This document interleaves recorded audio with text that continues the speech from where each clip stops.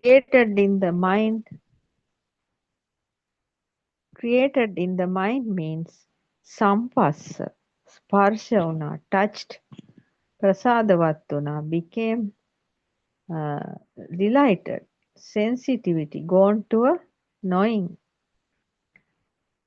feeling, recognition, and knowing. This is what happened with the touch. Feeling, recognition, and knowing is called skandha, aggregation, aggregates. Each and every thought has aggregates. Rupa Vedana Sanya Sankara Vijnana according to Dhamma. That means forms, feelings, uh, conceptions,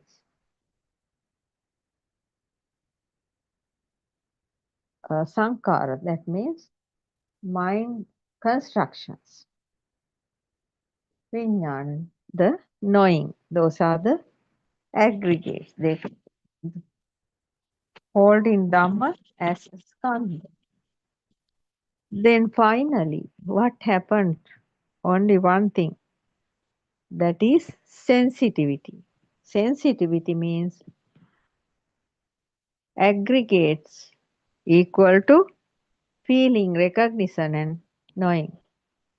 If we are sensitive to something, means behind it is skandha, that means aggregates, and aggregates means feelings, recognition, and knowing.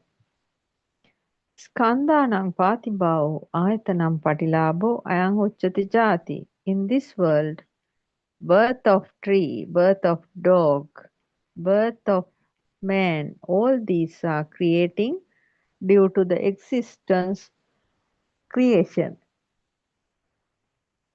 There is a arising and ceasing of these.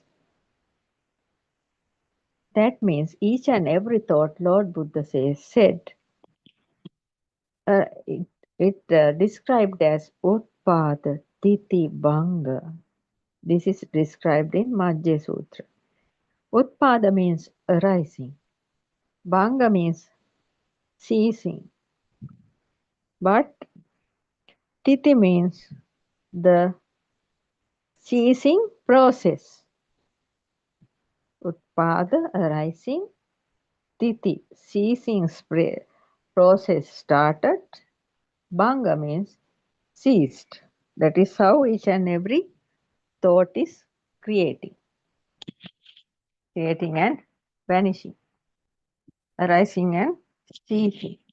When the two extremes, illusions, are not existing, middle is also not true. Yes. If there is no two ends, there is no middle. Can recognize this point of redeeming from the mind. This is the entrance of Arya Bhumi, pure land. The seeker who enters into this entrance will not fooled by the illusion of human realm. Yes, he will never ever suffer again in that uh, plane plane of worldlings. The seeker, the the seeker who follows this path will have a feeling at the beginning. It will open up slowly. Vijarito. That feeling of truth will become a big truth. That feeling of truth will transform into a big truth in their own minds. Truth about the outside, you may feel a very little, but even without your knowledge, complete awakening will arise in you. That is the greatest thing of this true Dhamma. You will mature in relinquishment. Even without your knowing, the Dhamma will fully realize within you. You cannot turn away from the truth. Your mind will slowly searching for the truth and indicating, signaling that that is the nature of insight. Pratyavantang ayam dhammang, nyayam dhammang duppanyassa. This dhamma is for the wise, not for the unwise.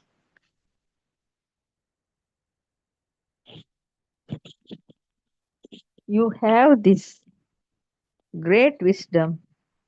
Great wisdom means seeing the truth of consciousness.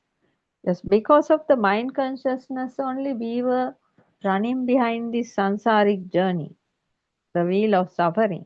When we understand the consciousness means, the sansaric journey will be over little by little. We are not getting caught by the mind consciousness. This fact may be deep until you realize that. In this you will find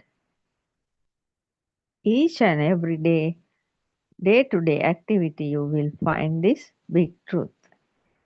You are working, your problems, you are facing problems daily. In that you will see the two extremes.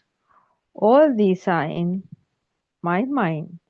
That man is scolding means also my mind. Everything is created in the mind. You will understand this world created in your mind. That is called Chittena Niyati Loko. At the beginning, this is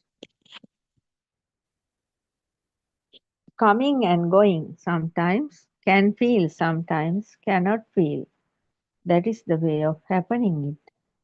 It is a starting point of a great path. You are very fortunate. Realizing this truth is not easy for a living being. You will feel how much fortunate you are. When you see this truth, you are not fooled by the illusion. You are not clashing or attaching with two extremes. You will not have any idea about lust, hatred, and ignorance thoughts. No problem, no idea. Those will dissolve. That is called ragaksho, deshaksho, mohaksho, nibbano.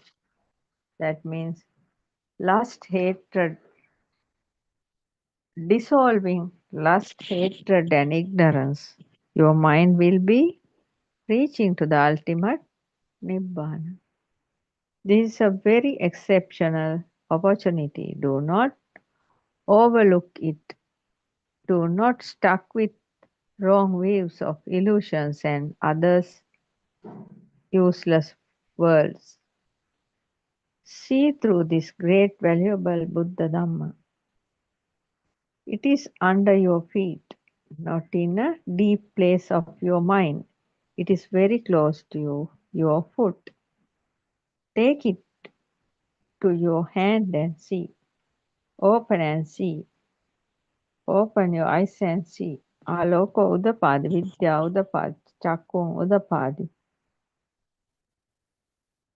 You are going to realize that Nibbana. Light arose. True knowledge arose. Dhamma I arose. You will realize the Nibbana. Lord Buddha done a great Dhamma discourse to Bahya Daruchiya Sannyas, a well-known sutra in that describes if there are no two extremes are meeting and then there is no middle, we are meeting. When we are not meeting anything, there is nothing for us to crave for. Seeing is only a seeing. Nothing seen and there is no seer. Who is seeing? Only a seeing only. Same as that. Nothing heard and nothing. Nobody is there, heard, no hearer, only a hearing. Nothing felt, no feeler, only a feeling. Nothing or nobody is meeting. Nothing or nobody met. Felt only, saw only, heard only. There's a big meaning here. Very subtle seeing is here. Actually, there is a blank seeing here. Can't see anything. Look at the eye that is going out for a moment. There is something here and someone here. Our mundane mind nature is like that. Lord Buddha is showing us the truth that there is nothing here and nobody here. Your intelligence should catch this. Seeing this is the wisdom. This Dhamma can be seen only by wisdom, only through wisdom. That is how the suffering is loosening and a person with wisdom, loosening in a person with wisdom. When nothing can be meeting outside and there is nothing inside, what is there to be happy or unhappy? Meeting something from outside means memorizing. That is going in the sansaric journey by creating thoughts.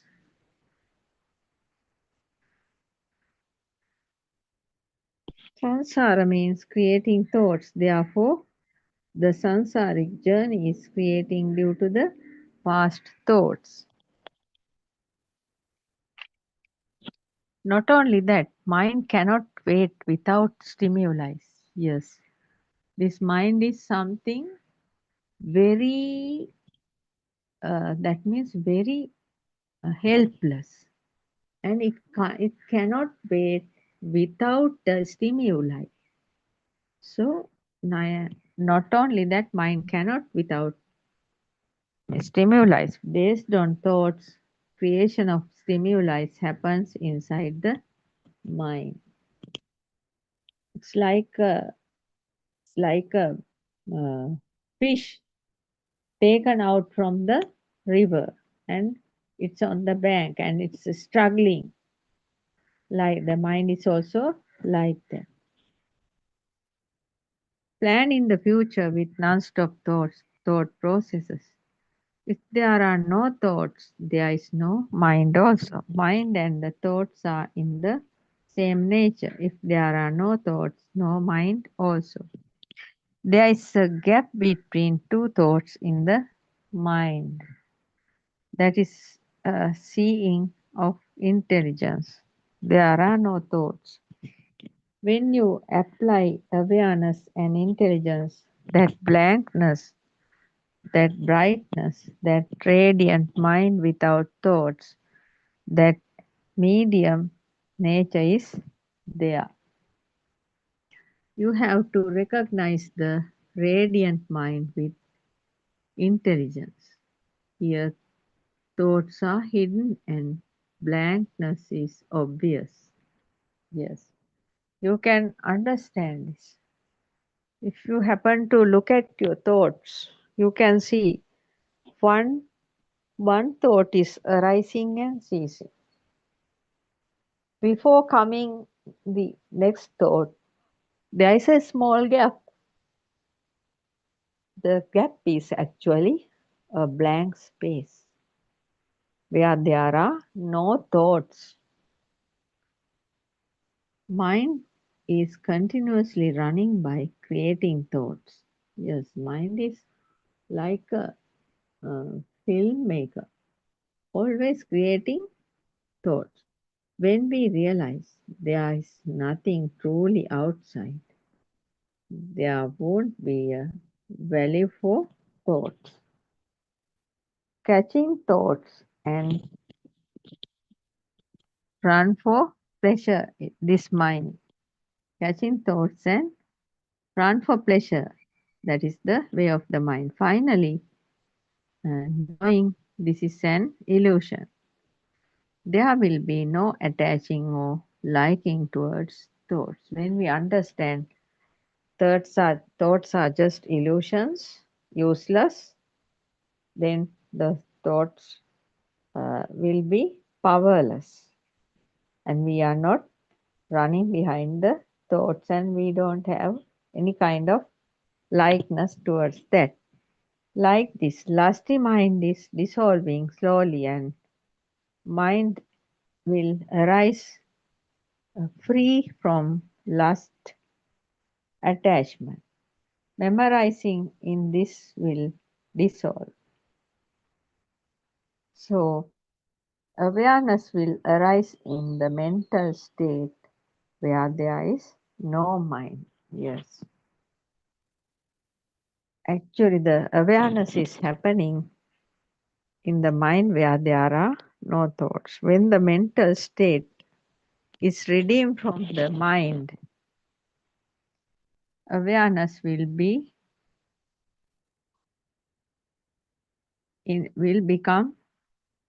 the truth. We are talking about the awareness of the awakened mind, which is redeemed from the thoughts.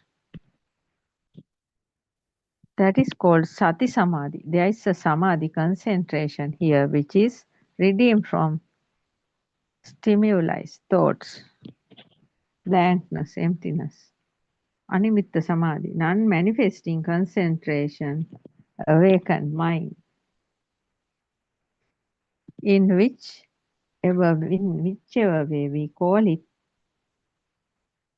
path to nibbana is opening up through this. True nature of the world can be seen by a mind redeemed from thoughts. Thoughts means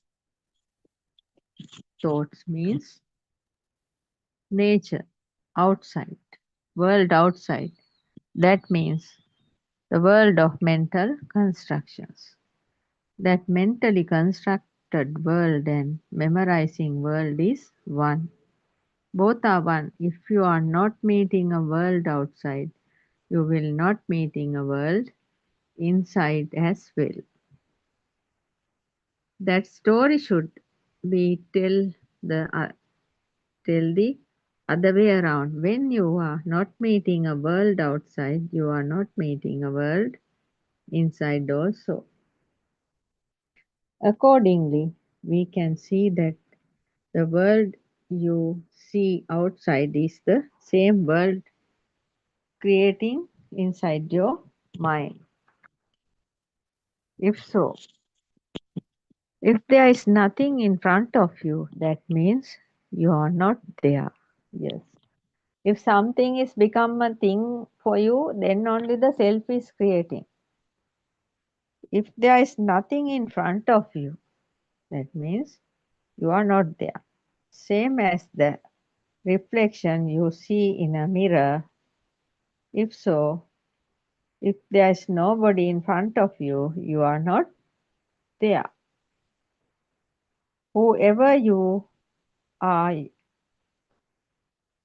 whoever you are, you will become a person in front of you, not a separate person. Yes.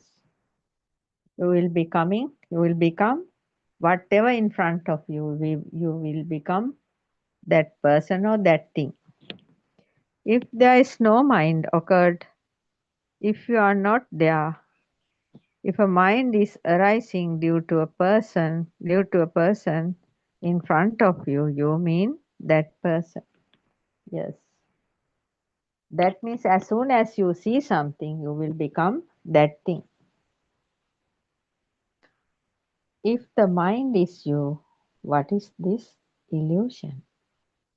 The reflection in front of you is you. You see yourself. When you see the outside, this is me. Then you will feel that the person scolding you in yourself, the person who is Laughing at you is also yourself because you are always seeing only your mind, nothing else. You cannot see only your mind. You are not somebody else. You are the person in front of you. This is a very deep story. See through your wisdom. What actually here is only the emptiness. If so, your reflection is the one in front of you. If so, to whom you are hating, to whom you are feeling jealousy, whatever you do is doing to yourself. If we look at this in another way, mental attention is completely the nature.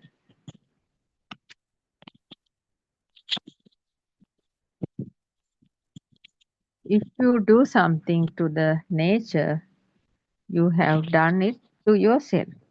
There is no mental attention without the nature. There is another side of this story. It, if the two extremes are equal, reply is zero. That is called Shunyata Vimukti, Apranita Cheto Vimukti, Animitta Samadhi, emptiness liberation, signless liberation of mind, emptiness non manifesting without desire, Cheto Vimukti, liberation of mind is in this mind, Nibbana is in this mind at this moment. You see the Nibbana now, all the time you are great. If you are sure that there is nobody here, if you are seeing everything through the intelligence, you are realized everything. We have to tally one fact here. What is the mind? What is the awareness? You have to practically see the language you are talking even. Language belongs to the mind. Language is creating with the mind. You talk good and bad, beauty and ugly, all these are language.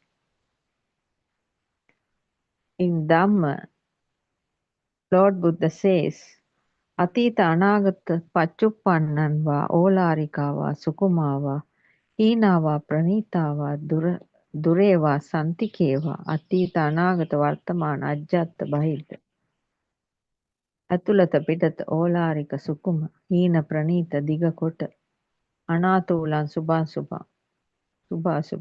All these are thoughts. That means all the duality. The words belongs to duality. All are thoughts. There is a duality which shows everything separately. This duality is the mind. Thought means only a duality. Relativity. There is how the illusion creates. Language is coming with the thoughts. Again, the language comes with the thoughts. Mind is an illusion, which is not true always. Its sensor is ego. Yes. Mind is based on the ego. Mind is a unsatisfactory nature, cannot completely satisfy. Always mind needs an end. Going to eat or going to do some work looking for an end. Therefore, when searching for Nibbana, also looking for an end. Mind is living with fear. Thought it is searching for an end because of the fear. Mind is searching for the self. It is always signaling about safety because it is insecure. You feel fear due to the self craving. Mind is searching for an established nature, the self, illusion, a wrong view. No use of hiding due to impermanence nature, but it feels the fear of losing. Mind is not satisfied with whatever you have, whatever the mind is, there is fear and uncertainty. Due to this, due to this, mind is suffering forever, arising and ceasing. In the nature of the is the nature of the mind, but mind doesn't like fear. Mind doesn't like for the cessation. Mind is skipping this. Even for Nibbana, you should have a clear knowledge about the mind, which is seriously for an end, death, the end of life. One's mind knows this. Mind is searching for what is happening after that next birth. Therefore, fear of death is coming again and again. This mind is dying and born in every moment. Mind is skipping that and going. At the last breath, end of the life, how can let go of life, feeling a deep sorrow at this point?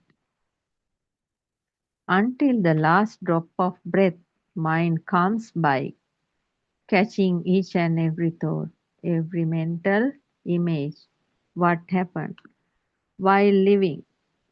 Contemplate this truth. If you can see through your intelligence that the birth and the death of the mind, there is no death at the point of this body becomes earth. You have to see the arising and ceasing of this mind at the moment. That means Utpada Titibhanga, Utpada Vaya, arising and ceasing. We have to see. You must see the birth and the death of the mind. Something created then, it has dissolved.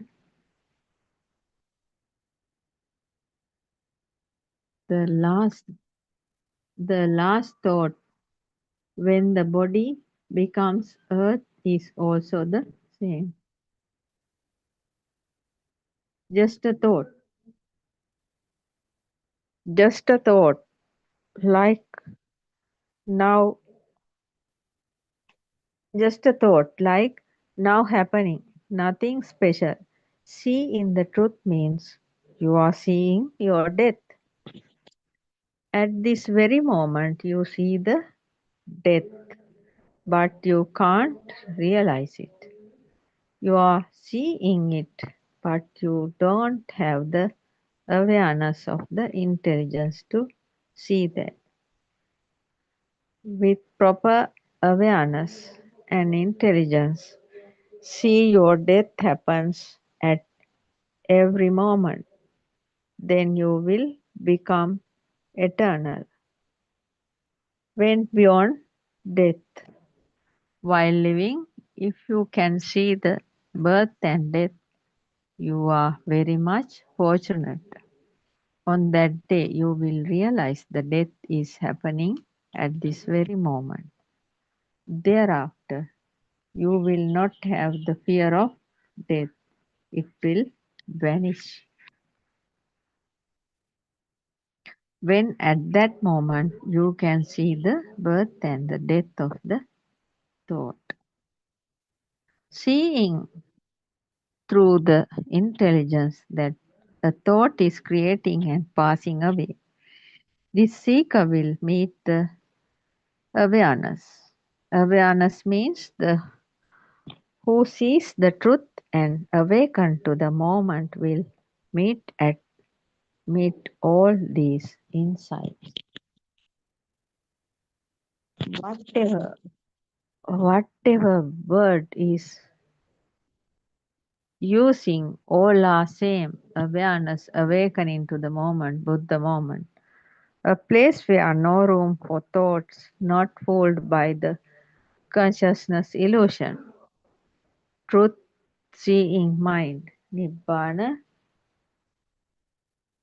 seeing mind. You may think this is a small fact, yes. Who realize this feel a very simple nature. All the problems will solve at this point. To this blank seeing for this moment, keeping awareness of the to the mind, he will be just there. That is all. Now you are with awareness at this moment, then you will find there is no time. Time is belongs to the mind, to the thoughts. Certainly, time means a thought, past, future, and present. Time is in these thoughts. At that fraction of the moment, that thought is ceasing. For the moment, I am going to conclude this session. Teruvan Saranai, I worship Triple Gem respectfully. Also, I pay homage at the feet of our Kalyan Mitra, Buddothpado Aryan Mahansa, the great sage of our era, the most valuable spiritual master with the highest wisdom. May Aryan Mahansa live long to spread this Dhamma all over the world, to end the suffering of all human beings. Teruvan Saranai, Dhamma friend.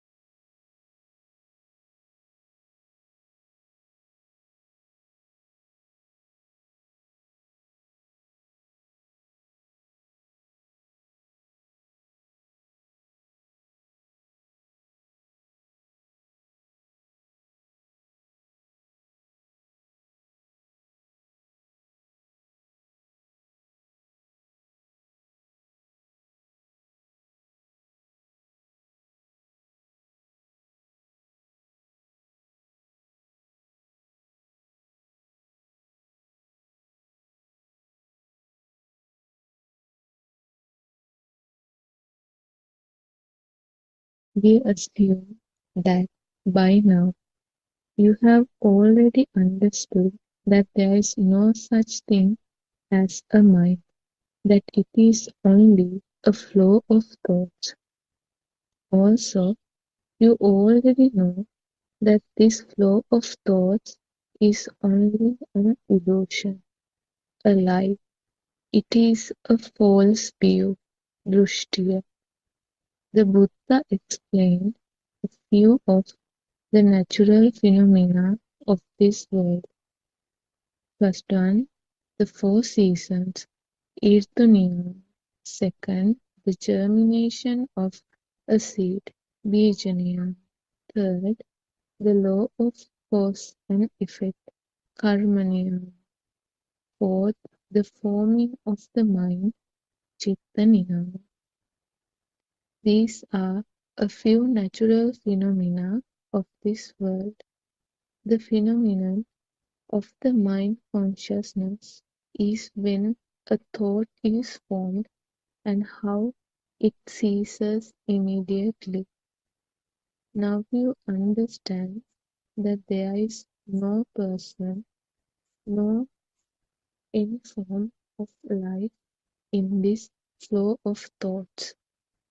You also know that according to the mundane world, Sammatiya, we say that when we are born with a pure and untainted mind, and this pure and untainted mind is called Prabhasvara Sita. Taints mean to contaminate, to pollute. Taints are Raga, Dvesha, Moha. If you have already realized the pure truth, you will always see beyond this illusional mundane world, Laukika Bhumi, and you will live without creating taints in your mind. But if you are still on your journey to attain nirvana, you have to realize that what it means by me in this illusional mundane world is actually the birth of your senses. The birth of your sight at this moment is the birth of you. Khandanam patubhavo ayatanam patilabho ayam uchati bhava pachaya jati. The above text says the same thing. Our birth means the birth of our senses. Due to the formation of skandha, 5 aggregates, these illusional senses are formed. And due to the formation of these illusional senses, this illusional I-ness is formed. You create your own senses. And as a result, you create your own birth or your own illusional I concept. This is the true story. This illusion is something that is created due to the ignorance of the pure truth. Therun Sanna, everybody.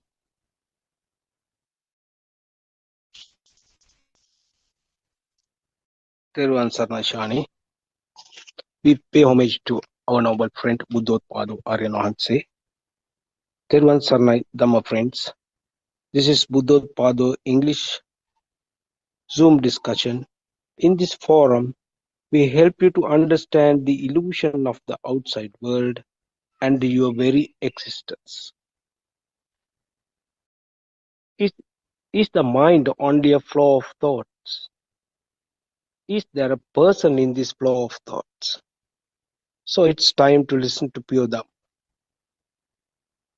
Pure Buddhism. So let's start our discussion. First, I would like to invite Dr. Kokila to start the discussion. Thiruvan Sarnai, Dr. Kokila.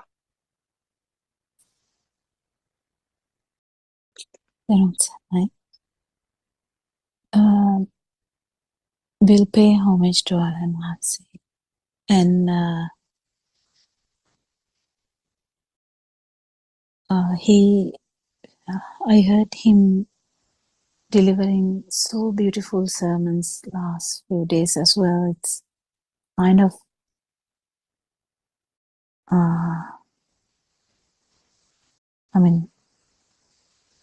precious kind of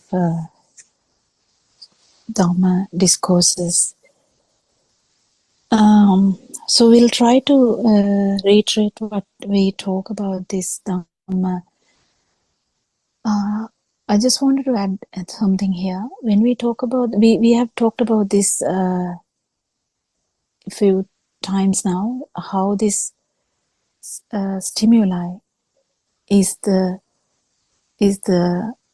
only thing that was there, and why we feel inside or outside is due to the ignorance. So when we talk about this, that there is nothing significant or nothing there, or there no one in the Sinhala word, when we try to talk about there's the stimuli, there's no value. I will again try to say this, all the time when I try to say this, there is a bit of failure from our side trying to say this, but I'll try to say this again. The stimuli itself, the chair, it's important to know the chair has those 3 layers in it. So don't forget, it's only the chair, it is there. There's no me who is perceiving that. But what happens is the chair value, because last time I think we kind of stopped there. We feel that there is some, like we were talking about value per se, but then this value, we can talk about this value in three different types. That's what we were trying to talk last time.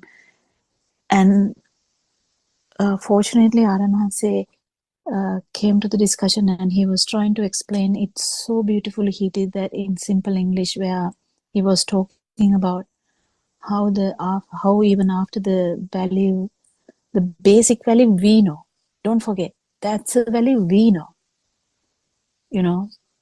um, uh, if we talk about a necklace, it's about 200,000 rupees, something like that. So kind of there are different value levels.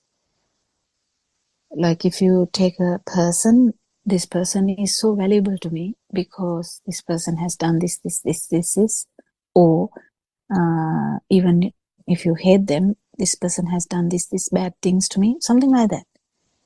That's what we know. That's the suffering in one level. So we shouldn't forget this, suffering in one level. So again, value in one level, that's the same thing. But underneath that also, there's some kind of another kind of value where the dream is real. Still, there is some kind of value there, but which someone has to feel that. And beneath that, even if someone peers this level, beneath that also there's a feel level where you feel like something is existent. And even that level, there is value. So the value, when we talk about value, don't just think about the value as in 200,000 rupee necklace. So the value keep changing. Value actually keep value become subtle, but the message is, even in the feel level, the self vibration is still there. So that is where actually even if you go to formless dhyana with some people before Lord Buddha, a lot of people were in formless dhyana or even form dhyana, whatever, they still had this self vibration because they didn't understand that formless dhyana can be a thing. That's how subtle this can be. Formless dhyana is a thing to that person if that person has no samadhi or right vision.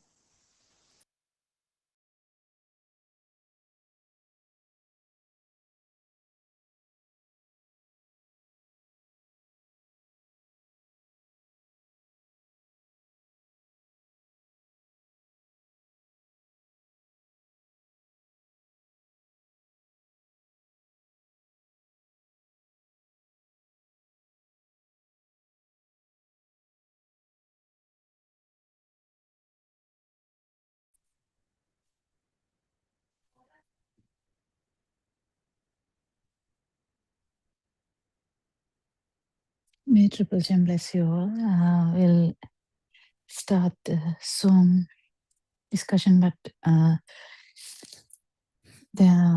friends haven't joined yet. So I will just start to talk to you. Buddothpado Aranhanse is unraveling the non-vibration or the Nibbana in such a beautiful way, so everyone can actually understand this. In any person with any ability can actually get this nicely. So you don't have to be a specific knowledgeable person. You don't have to have any specific abilities. You just can listen to Aranhansi and become non-vibration. It's just a matter of listening to Dhamma and trying to understand what has given us this life field. Thank you have come early today. Thank you. I just actually just started. I didn't even talk about anything yet. Yeah, I was going to start it off at 7. It's not 7:30, 3 o'clock Sri Lanka time, and there was a recording. So I thought maybe somebody had told them to play a recording. So I thought I'll check back in 10 minutes. Mm-hmm. Yeah. Did you listen to 7 o'clock one yesterday? I think you should have. Yeah. I thought it was so good because after a long time, Sunita also joined because they should all talk. Everyone should talk. Because I remember long time ago, I was trying to tell Sunita about this, that this is not a thinking one. You have to feel this. He actually didn't listen to that part. He had so someone has to tap to their system and open up their system, and which RNHC easily can do, which is fabulous. I thought, what do you think about the last night conversation between? Yeah, I mean, the feel part of it, of course, it's not something that we can sense. Yeah. If one is still on the path type of thing, that part is, I think, privy to only those who can feel, isn't it, the formless, and then are able to tune into telepathize and see whether the person talking is at what level. So to that extent, that part wasn't completely apparent, but some portions, yes. I mean, as the conversation progressed, when one continues to say, this is how the things go on, type of thing, then of course there is a realization that what our advanced and Sonamali are saying is in a completely different wavelength, and the person talking is on a different wavelength. So clearly that part has not been touched, isn't it? I mean, apart from that, this system is not even suitable to talk about the rest of it. But I think it was there was quite a few lessons to be learned. One is the importance of coming onto the Zoom and even exposing oneself to both, because both are advanced and Swarnamali. But the thing is, are advanced now we have, not that we haven't gone to Zooms and listened to him, and he has told us up to a number of times. True, the message changes depending on the place the person is, because different times the place where one gets stuck is different. So our advisor will, depending on that point in time, will give some advice. But the good thing about Swarnamali is actually, I think he touched on it this morning about the Parachitta Vijanana Jnana. And it is with that they are capable of being able to tune into and catch that wavelength and exactly say where the person has gone wrong, that system. So getting it from two such, I don't know what you call teachers, in one Zoom, so exceptional, isn't it? Yeah. And both tackle that problem, tackle the issue in two different angles, that it was such a beautiful 1 hour or whatever. Yeah. The Arupa thing, isn't it? Yeah. Yeah. Yeah, because if someone is in fully, because I remember in the past also Suneti was under the impression that everything is kind of stabilized, good, and this arupa side of it, or the do you know your power question didn't touch him. Didn't touch him. It didn't touch him at all, kind of. So that's the thing. This whole thing of actually 7 o'clock one is unique in that, as you said, the two teachers kind of thing, and also the extensive length that Aranwanse can go, because in a normal Zoom he might say yes, yes, yes, but here he is now determined to go beyond, right? Yeah, that is the good thing about the Andolanatmaka, isn't it? Because Yeah, it is the best thing about Andolanatmaka. that treading uncharted waters is the exact place where he called it the zooms where the things don't become real, right? The world doesn't become real, and in every sense of the word, it's now going towards that direction. And I think he himself is getting motivated with Swarnamali also there, isn't it? Yes, and also this Asavaksha Jnana is actually not properly established until you come to the feel of your own power. Then only you realize that power is coming down. So that is the thing that is important. So every aspect of this is very, very important, and everyone will hear usually, I think, about kind of all the people who listen to Buddothpado, I think, listen to 7 o'clock one. So everyone, at least everyone will get it, kind of. Yeah, there was even new ones. Yeah, there was that Arupa thing. One part that I didn't. Maybe I think I needed to clarify that was so. Now, the transcendence of all three realms when the Sakkaya Ditthi has been eradicated has occurred clearly. So then now the Arupa that Swarnamali and Aranwansa talks about there is now going towards the annihilation of the self-vibration, isn't it? The cessation of the self-vibration, which is why he brought up the Kemakatero's example. But there is a question there. Kemakatero knew that he didn't become near Arahant. That is the thing I'm trying to highlight, Sudha Surangika. Yeah.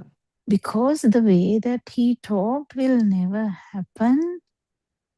I mean, it can happen to any of us. It can happen, but suddenly, as soon as something is brought up, he can change. He didn't. He kept on trying to say the Rupa things, right? It was very obvious. So in that he didn't come back to the senses. People can go to the mind and keep talking, and suddenly, as soon as someone reminds, you can come backwards, right? But that didn't happen there. So that's why I'm telling Kemakatero's example, Anandatero's example, this example, there is a very big highlight there. Kemakatero is fully aware that it hasn't happened. How come? And what is there to happen? So that part is they are fully aware.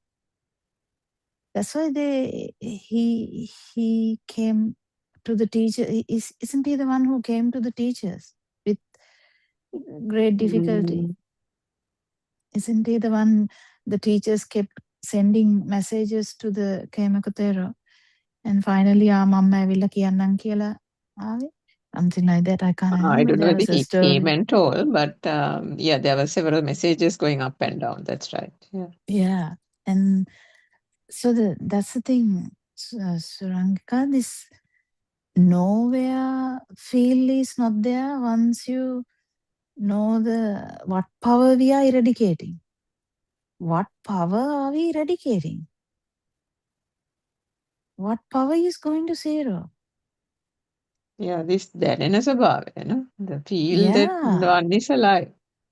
that bit has to be clarified, that power which is there initially, and then transcending that momentarily is at least for a moment. Even Swarnamali used that word, at least for a moment. හිතෙන් අයින් වෙලා තියෙනවා. Yeah, I'll Something have to like listen that to that he, whole thing again, I think, because even the day before, the second time I listened, more stuff got comprehended. That yeah. not Dilshan, yeah, Dilshan's one.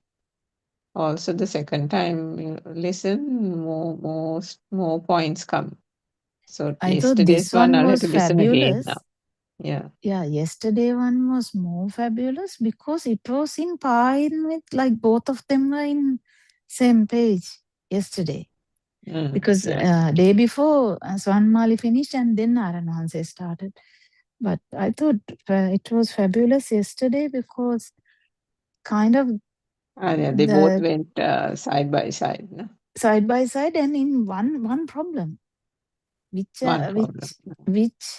is uh, which I'm trying to highlight to everyone, even though it is not heard, which probably due to our problems like delivery problems.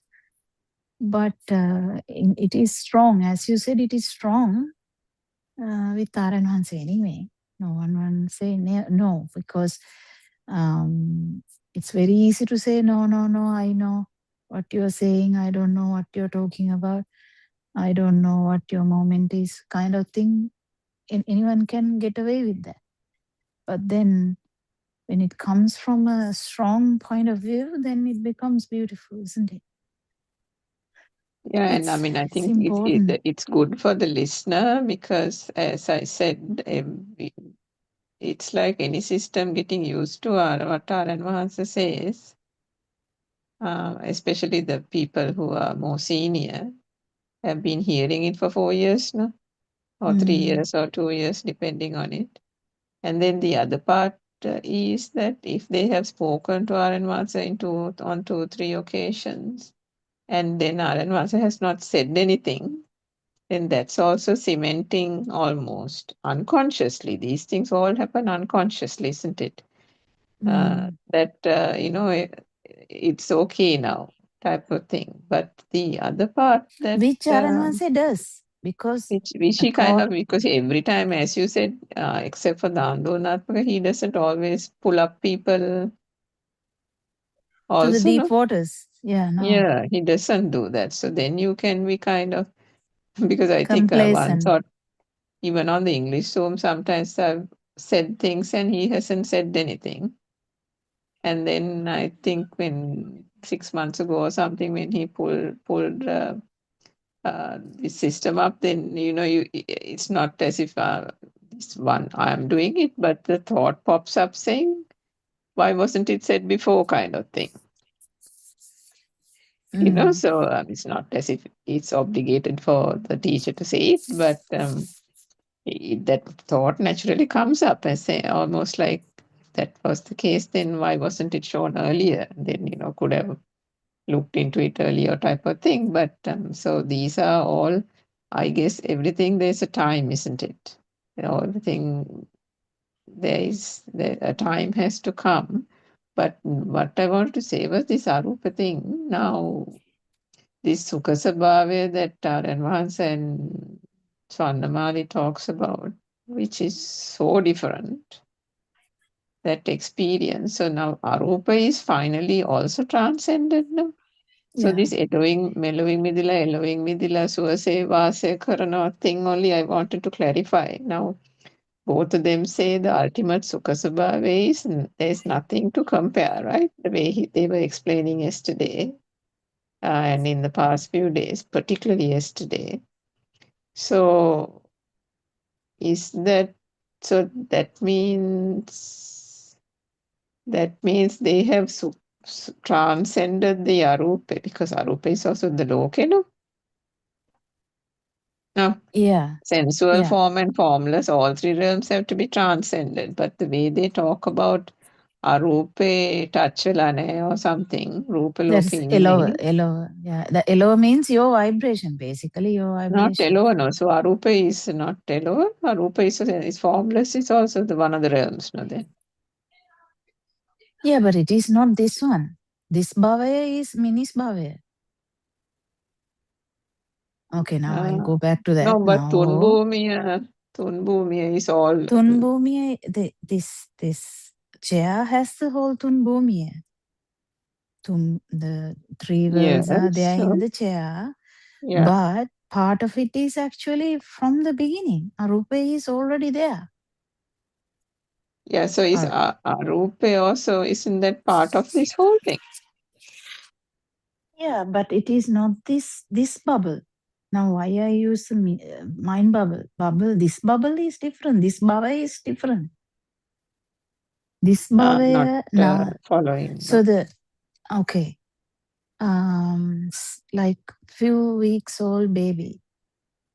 How can they tune to this bubble? There's no bubble no yet. Yes.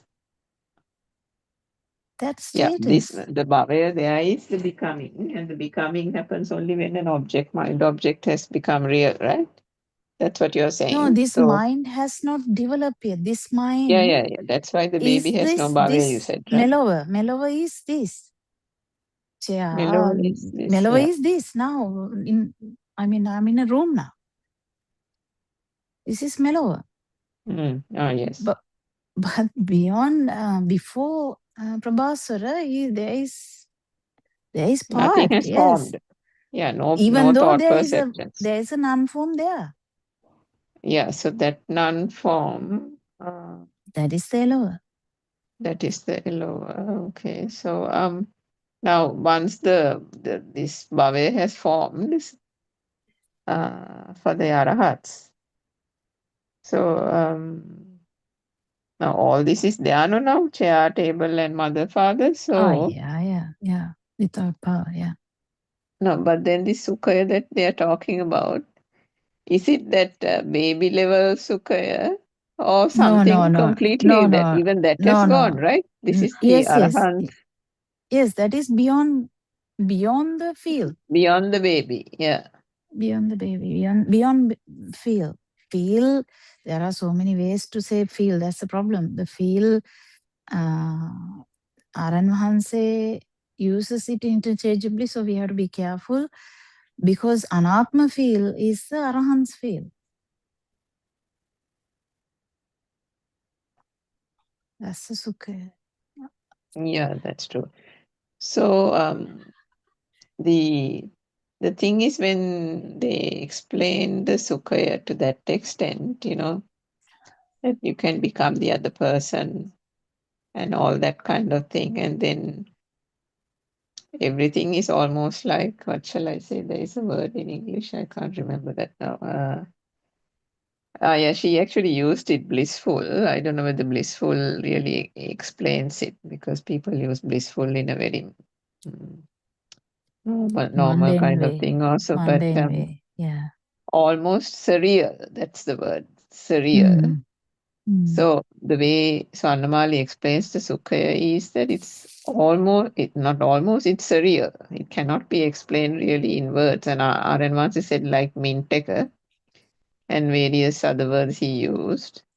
So my question to like people like, people like you, Dr. Kokila, a very advanced senior people is now when those two explain saying it's surreal and Sukhaya.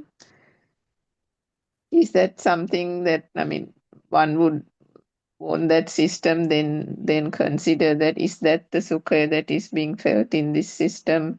And if it is not, then that means that that state has not been reached, like Kemakatero states. Yeah.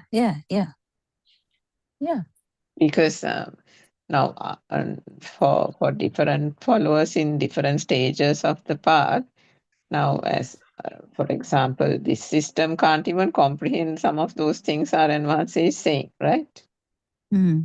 Because each one has a level of comprehension depending on the realization.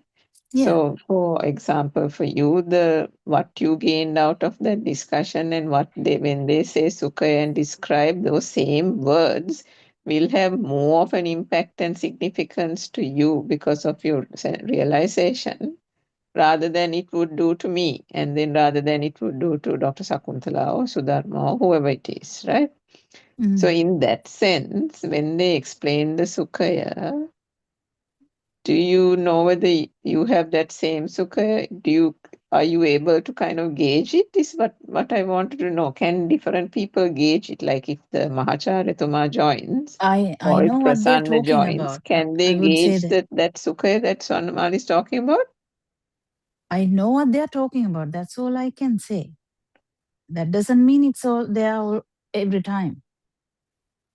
Right, okay. I'm not But you even. understand what they are saying I in the feel sense that you can have feel felt it. it. Is that what is the Yeah. experience is?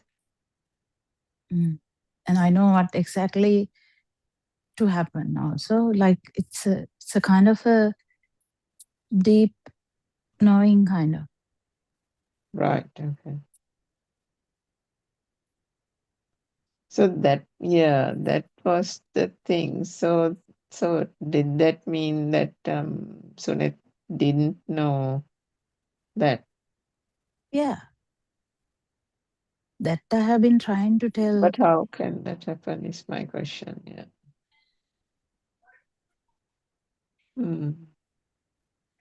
So then Narayan Maharshi said in the morning Zoom, I had listened to that again also.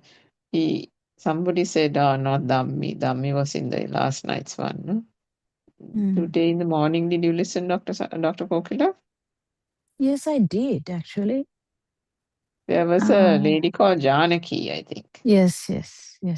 And then Narayan Maharshi came online because she asked some question about whilst in surgery, what happens, I think. And we discussed it yesterday or day before, didn't we, with Sudharma? Yeah. That same point. And exactly bang on. Narayan Maharshi said, තදගතිය දැනෙන්නේ නැහැ, තදගතිය විඥාණයට. Right? තදගතියත් Ultimately, all විඥානය, this is පේන විඥාණය. ස්වභාවයත් විඥානය, ඇහෙන ස්වභාවයත් විඥානය, හිතෙන ස්වභාවයත් විඥානය, විඥානය පණවන්න පුළුවන් ද තැනකට. This is the problem is with the basics. Again, that's what I'm saying. Consciousness can't be It's not a static thing. It's not a static thing. And also Lord Buddha nicely said to that Swamin Wahanse who asked that question, is විඥානය මේකට යනවද? Something like that. He asked that beautifully. Population, something. No, you said you listened to, and I listened, but I couldn't get half of it. But I listened twice, I think. I don't know if I it's a can't remember what Upaklesha that one. No, talk not the was. Upaklesha one. But One of the something. Upaklesha ones. Yeah. Four or five, no? Yeah. Yeah, something like that. Because this consciousness business is this you can't really say like that. That's why Aryan Wahanse said that there is no thing moving from a place to the other. But the Buddha explained, isn't it? And also when anesthetized, you can't impose anything on that. But the beautiful thing that has to be clarified is the self vibration is there. 100% the chance is there to appear again. Appear again in the sense හේතු හැදෙනකොට ආයේ ඇති වෙනවා අනිවාර්යෙන් 100%. That's the vibration we are talking about. That's the vibration Narayan Wahanse wants everyone to capture, and if it is not deleted, well, 100% it is going to vibrate at one point or other. After 80 kalpas or so, it can come. Come in the sense not coming from anywhere. The causes are there, the effect will be there. the spontaneous synchronizing will be there. Yes, it doesn't matter whether it is not appearing for 80 kalpas. Yeah. Because that has not been extinguished. Yes, once it is, the power is zero, company, I mean, Aranansi always say, this skandha means skandha parinirvana. Until that time, there is this field will be there. In the sense, the body. Sorry, the No, that's just the body. Sensor stuff will be there, but but the self vibration is gone now. Yeah, already. Power will not be there. Even we can't say vibration is gone. It's actually non-vibrating. That's go on. I mean, it's really difficult to say these things by the words. No, because so here the non-vibration. This is the thing. This is the thing. If there is no vibration, you can't find it anyway. So the vibration and the power coexist. If there is a vibration, power is definitely there.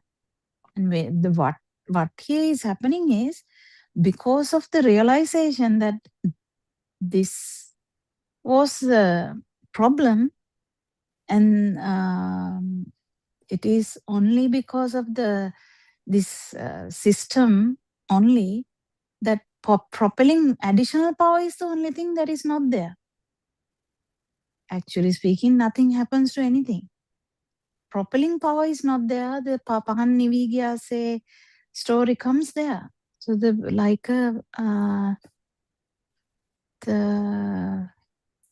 flame of a lamp. Because system, until the system is there, Vijnana is there. Even though it says. So you are talking about that whirlpool. What are you saying, that the whirlpool is still turning? Are you equating the Panchaskandha to the whirlpool, equating but not moving? The moving thing only you're talking about propelling power. Yeah. But somebody said, who was it who said that the whirlpool is also stopping, right? Whirlpool is stopping when the Rahatan Wahanse is actually passing away, right? The system has to collapse now. Yeah, I don't know in what context Aranwasi used the whirlpool example, because I thought the whole thing was the propelling power. Maybe he is talking about the self vibration. If he's putting it, because the examples differ.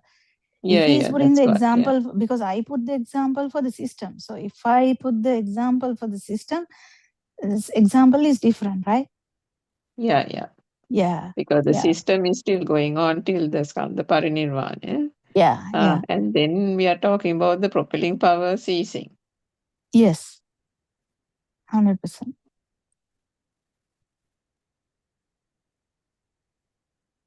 Because because even for this manifestation, is it correct to say for this man? No, that is also wrong, because then that means that you're saying that I'm saying that there is a thing. Because what I was trying to say was, for the skandha to work in the basic level, the vibration of the senses are still occurring now, which is why the manifestation is happening. It will happen. We are not tackling that now. We are tackling only one trouble. We are tackling the self vibration, right? Yeah. Okay. Then was it yesterday? Was it this morning or in the Maharagama? Maybe Maharagama. Today's one, halfway I listened to a little bit. He talked about the zygote level vibration.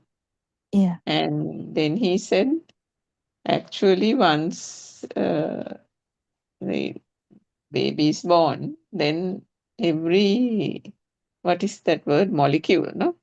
Every molecule of the body will have, is that correct to say, will have the self vibration? Yes, 100%. Can you explain that a little bit more, Dr. Popula? Well, even like every cell can have that. Every Oh. cell, because this is one cell which had this power, right? Hmm. And every cell has that power. That's how the vibhajana, not the vibhajana, the cell division is happening with that power. So it's almost telepathizing into the entire, all the molecules Yeah, it's just that because of that power only it is happening. because of the power. Okay. Otherwise, it will be just muscle, Yeah. Okay. just a clot. It will be just passed out as a clot. Yeah. Mm. So you know that the English term, when you say I felt something with every fiber of my being, you see this in the books, novels. Actually, that feeling of the sense of being alive and this and that all comes from that thing that Aranwaj says, no? Because every cell is now having the self vibration, the need, the compulsion to keep that sense of vibration and feel of being alive going is what keeps mankind continuing to get this, excitation from the senses, isn't it? They don't know that is the thing that they're doing. All they know is they want to keep feeling alive, right? Yeah. So this Itta Sanya is in the deeper level. Atma Sanya is also in the deeper level. Yeah, they're both there. They are both They are like both there. two sides of the coin, yeah. They are both there in the field side. That's why if you don't touch that part is unresolved, and definitely when this mind ceases, this mind is useless. No, it will maybe go for maybe 80 years or 100 years, right? And after that, what is going to happen? Definitely this synchronization is going to happen because you haven't resolved that part. You don't know. So you don't know means avidya.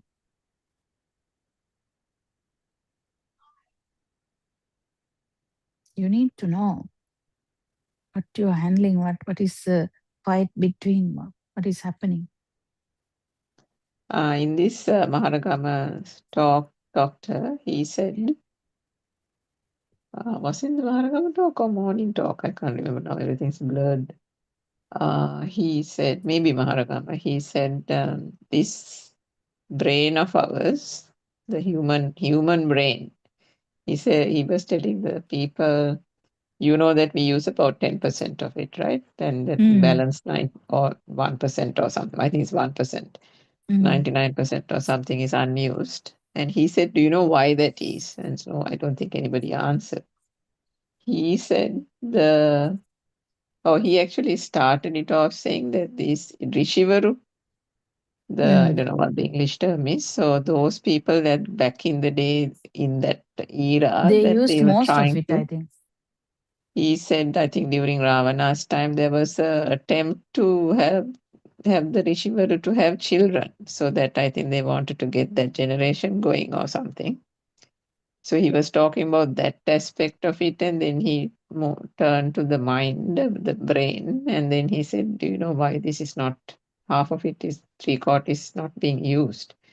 And he said, that is because there is nothing that has been awakened to telepathize with those, it seems. Yeah. I hadn't even thought of that actually. No, it has been No, I mean, discussed before. I had heard that when the jnanavadi venakota, those are working, but the telepathization angle I had not even contemplated. It's always telepathization. This Buddha status is Yeah. also a telepathization. That's why Buddha Shunya Kalpa is coming. Yeah, that was really illuminating because he said that That's it's why not he as if they are not highlights functioning. They don't have the similar vibration for them to start frequency functioning. Yes. functioning, whatever. Yeah, this telepathizing system is actually beautiful. Even Arupa, it's the same thing now. People start to, babies, they tell their previous lives. As soon as this bhava starts, this mind starts, you can't. It get erased. If you don't actually video it or keep it as a videotape or something, then you will remember. Otherwise, it is erased from the system. Why this bhave? This bhave starts. This bhave is a different story. This bhave is with the chair, the mother, father, that bhave. This actually, this mind is a dhvani, you know. So this is a different dhvani.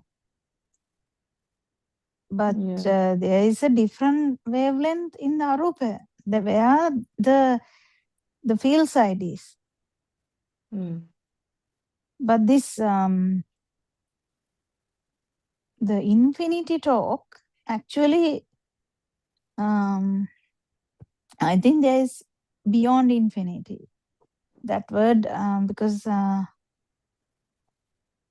is Nibbana. I think Swarnamali used the word infinity also, no, at some point. Usually Nibbana is beyond infinity.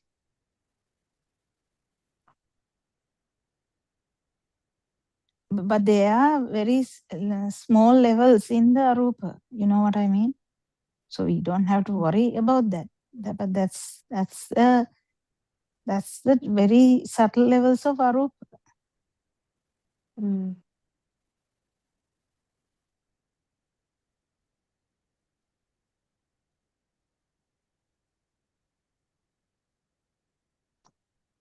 Yeah, so I mean, like very, there was a lot of things to take. Even this morning also, he was saying, what was he saying? Oh dear. Yeah, I think even the Vijnana part was, of course, very good. And then yes, so he also said again, bringing up last night's conversation and saying how important it is to not only know the Dhamma, but the practical application of it. Yeah, the practical application is not getting angry or not doing everything with the cool mind. That's not the practical application. Practical application is going through and trying to find out what the vibration, what is this vibration, which telepathized to the zygote, because that kind of similar vibration is the one which is going to telepathize elsewhere again. If we don't capture that, what is the use? Or Swarnamali beautifully put that. It's in vain, she said. Did she say that? I think I missed that part then. No, she said aparade. Yeah, aparade. That is, did she say vidarshana karanda? No, she didn't say that. She doesn't use those words. She doesn't use those things at all, no? Yeah, that's what. Yeah, she said මේ වගේ අවස්ථාවක් අත්දකින්න ඕනේ නැත්තම් අපරාධ. Yes, something like that, yeah.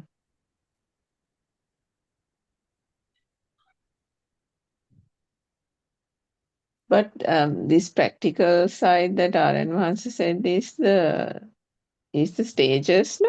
The kamatahan, right? And then with that one understands how the defilements are fading, no? What is that sentence? What does that sentence mean?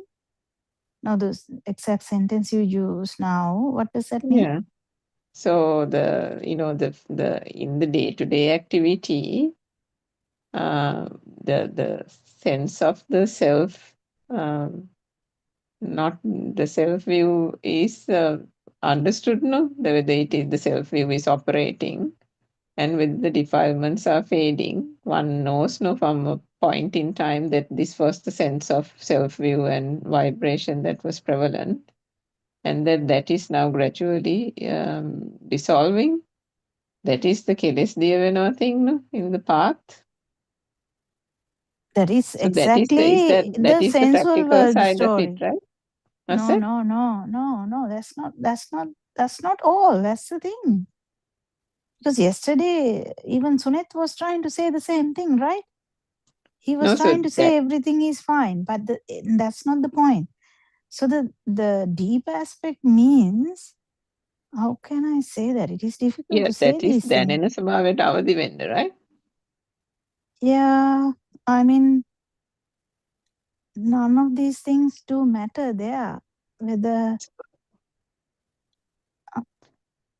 I don't know, for the moment, the things that things depending being what Aaron Master also has advised on a couple of things. I don't know if it's correct, but the way this system understood it is, one thing is on one side the defilements are fading gradually, and then things that the things that had power are also are dissolving, and then things where the tendency of the mind to put the I into various things when something happens, good or bad or whatever, the tendency of doing that is also now continuing to dissolve and almost cannot be found. Very rarely one comes across, and then also it really can't be found. But that was the last few times our advances said about the mano sensor.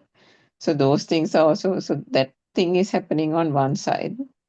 Then on the other side, if I take the just practical, doing the sakmang walking meditation type of thing and doing the 4 kamatahan that our advances said, so that is happening not obviously in the walking meditation only, but as he says, in the day-to-day activity, the observance of things happening without a me here is happening on another front. And then, whilst listening to the Dhamma and doing these discussions also, there is a reflection also on the points that you say about the basic, the light, the sound, whether, whether there is a me and that kind of thing, the self-view, self-vibration. That kind of reflection is also there on the philosophy. So those are the 3 things that are occurring. So if you can say now what's wrong there, Doctor? actually there's nothing wrong, maybe actually So unlike those days, sorry, I'll just say one more thing. Unlike those days where everything was happening in there's everything was happening with what shall I say, a stress, almost like a stress. All 3 things, all engines were firing. No, those days. Now, no engines are firing, but they're all still happening. yeah, we The can't do contemplation is anything there. because even Yeah. for Harshi, Ranwansi said no. So the Yeah, I think Harshi is we different. Harshi can't has do gone anything. through that moment, I think, already. Yeah, I mean I can't understand that.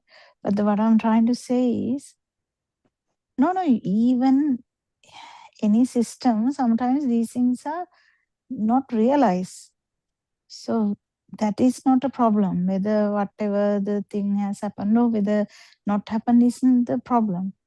Problem here is actually it's a art. Not do anything at all and just still be with Dhamma. It is a difficult thing. I actually got that advice recently. And after getting that advice, there was an enormous relaxation. And actually, after that, only I think there was a further almost, actually, the entire system kind of relaxed. Relaxed to the point where the Dhamma is still, I mean, you don't think about it as Dhamma actually. I mean, of course, we know Dhamma is Dhamma, but it's almost as if everything is part of it. Yeah, just keep doing normal things that you do. Be with the nature. Just you can't really do much, can we? Because coming out of mind is a very, very it's a very rare as well as very unplanned thing. No, not a planned thing. If you You But, can't really plan anything like that. Very random thing. So I think what we can do is to support the causes. So the causes would be relaxation, as you said, and be with the nature. That's all you can do. Nothing. No thinking. Drop the thinking. Because if anyone has idea that you can have this moment with thinking, no. Because this is a moment that we exit the thinking. Exactly, yeah. හිතෙන් මිදෙන එකක් ගන්න කියන්නේ. හිතෙන් මිදෙන්නේ කොහොමද? හිත බෑනේ. That's it.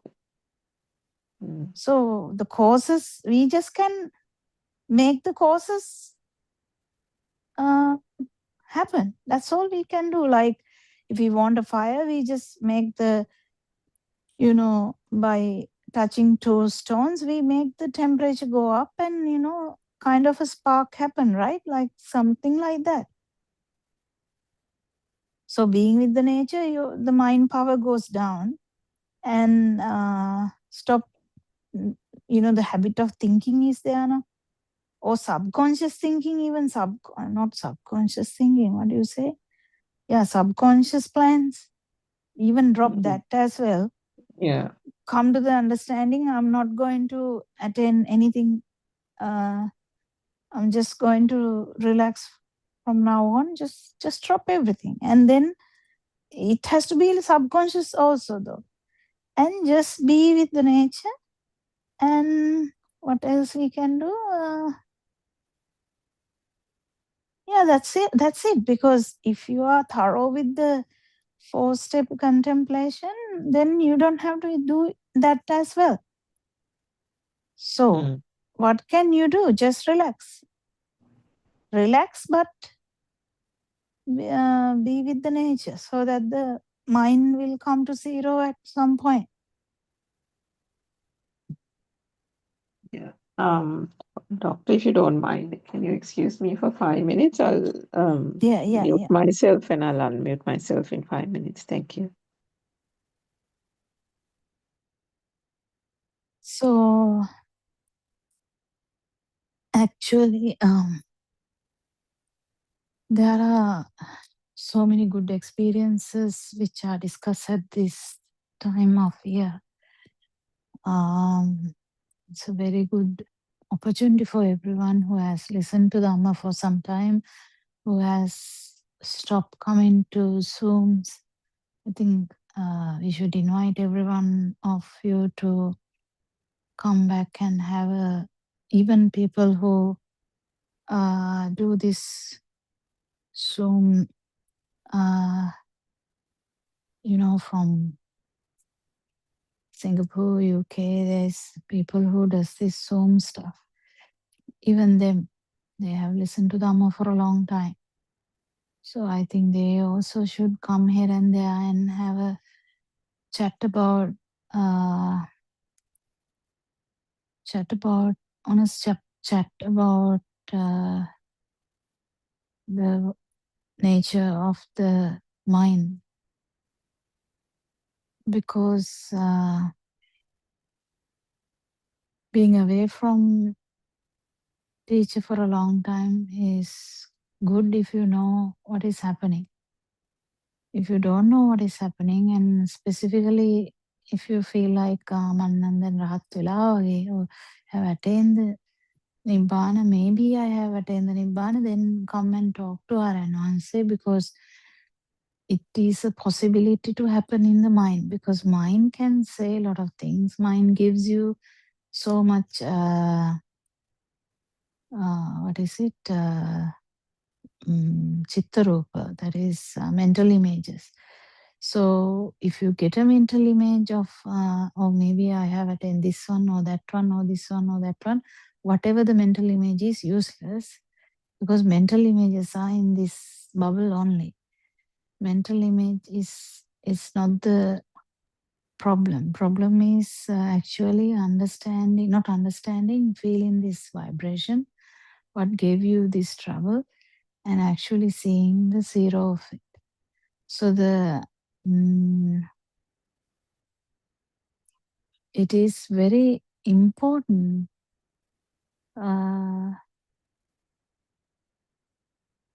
to keep track with this Dhamma. Otherwise, the mind might say something. Whatever the mind says is okay, but you have to just have the idea that whatever the mind says is just a mind production only. Even subconsciously is also the same thing. It is a mind product only. This mind bubble, whatever said and done, is just a part of these 5 sensory organs. But this vibration, the sensory organs, actually the production of the sensory organ depend on this vibration. So it can be another different vibration level next time. It can be any vibratory level at any time. Even with this human body, we call it, that even with that, this vibration can actually have this vibratory level here and there changing. You can feel it if you are tuned enough to do that.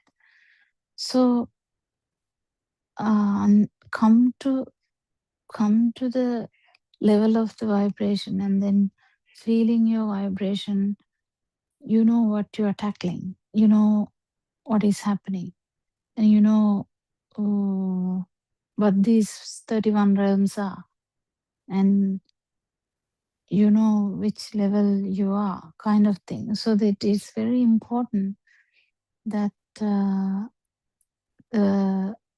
understanding all this, understanding, actually you can't use the word understanding, I think feeling, all these things, it's not magic, it can be done.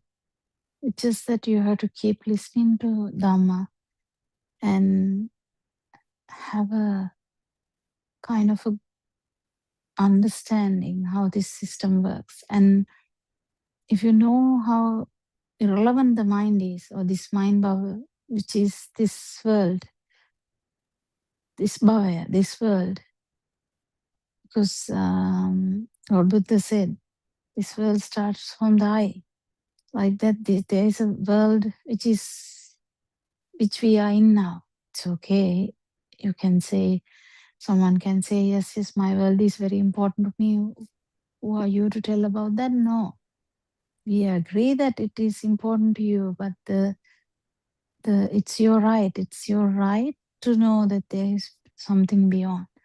It is your right to know that this is very narrow-minded, maybe maximum 85 or 95 year mind bubble, or a human bubble, we can call it.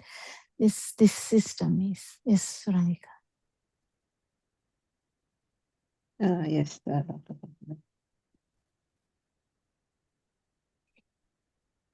Yeah, it is so beautiful where the 7 o'clock sermons are going, which is great, because everyone who has listened to Dhamma for a long time, I think, should tune in. Everyone who is doing the Zoom connections and all that, who have been backbone of this Buddothpado for some time in the background, everyone should be coming to 7 o'clock one and talking. And actually, if you have an idea that I have done everything, just talk to Aranahanse. If you have the idea where the problem is, then you don't have to. Yeah, I think the issue, not that it's a big concern, because as I said, the system seems to have relaxed quite a lot, and there is no stress as a result of, the usual things used to say even on this Zoom. I don't feel that, I don't feel this, why am I not feeling, kind of thing. But so taking the I out of the equation, still, because of the issues that have come like this, for very senior people not kind of understanding their rupa, there is that thing, but then our advances, clear directions have been to stop doing any of that. No, Mm. so one thing is he says to people like last night that you know, you have to come and ask the question, you have to talk, and then only the advice can be given. But then at the same time, before asking the question, that maybe it is that because of the way he describes the feel, and Swarnamali describes the feel about feeling the other person, can only happen when the self view is gone, isn't it? So 100%. Yeah. if that feeling the other person is different from feeling that there is nothing here, right? And when they are known about Dhanana Swabhava is not what we are talking about here, no? That is why, as you also rightly say, that it's all confusing because there are a lot of Dhanana Swabhavas that are being talked about in the Sinhala Zooms and everywhere. So there are two things. One is when the self view is ceased, because there is no one here, it's the other one person, right? And that's why about a Patana thing happens gradually. And I suppose with the Arahants or the Anagami stage ones, the intensity or the feel of the other person is greater, isn't it? And that is probably something that gets stronger and stronger as not only when the self view is eradicated, but with the dwindling, diminishing gradually of the self vibration as well, the feel of the other person must be getting greater, isn't it? And So, Narayan in that says no. sense, Yeah. so yes, sorry. No, tell. So, in In that that sense. sense, the question is that if there is no feel of the other person, but things don't become a thing, and the thoughts that used to become a thing, meaning the attachment of a thought, good or bad, to the I is also no longer happening, at least to a great extent, but the feel is not arising still, like, you know, feeling the other person, that kind of thing is not happening. Is it timely to ask that question, or is that also left to be left alone? Is the question, is the thing. That's all. Now it's brought up here only because of all these fields and arupa that are being talked about, but otherwise, there's no plan on asking even that question, because if everything is left for it to happen at whatever time, because this is not in anybody's control, no, these things will happen when the time and the system has cleared the initial preliminary things, isn't it? Yes. No, if the system is aware that there is some level to be transcended, that is also good enough. Because yesterday when Sunit was talking, it was very evident that he didn't know. I mean, once reminded also, he didn't know, even though he said, am I? I'm 100% sure he hasn't put any attention to that. This who am I question. That's the thing. This who am I question, why it is important? That's a beautiful question. Now this dream, this here bubble is nicely going and doesn't feel anything. Yes. Then the talk is like an arahant, right? So nothing is a thing to me. But then who am I question? Has he resolved that question? One has to fully resolve this question. Yeah, I'm sure it has been resolved to a great extent, but there is that the reason why the sukha is not surfacing has to be considered, isn't it? because I think definitely. Yeah, but that is in the Aranhanse starts that talk from the beginning for a reason, because this whole thing that Keles Aduena Kata is not needed for you to feel this for a moment. Yes, the one he recently brought up, it's Arnamal, isn't it? It's a very well understood thing even from Lord Buddha's time. Yeah, exactly. I mean, otherwise, Angulimala won't get it in that Mama Navatila Oba Navatenda, no? Yeah, there are so many aspects now. So the one has to be open to that. If you're open to everything, then it's fine. If you know what Aranhanse is saying, if you know that if you haven't come to your vibratory level, you don't know what the vibration which you are eradicating. Basics. Yeah, that actually is the point that I was trying to also raise. The fact that there is no compulsion in this system to any longer ask that question, why even to put the word I there, not that there is a need to put it anymore. Those days there was. No, now I think because of the newer talks and all that, you have actually stopped. You have actually stopped and you are actually now aware, which is great. You are actually aware that there is a level now. One has to know that. That's what I'm trying to say. I'm not seeing any problem with your problem. In the sense, I don't feel that there's a problem in your case. If someone is aware that at least because of the teacher, you are aware that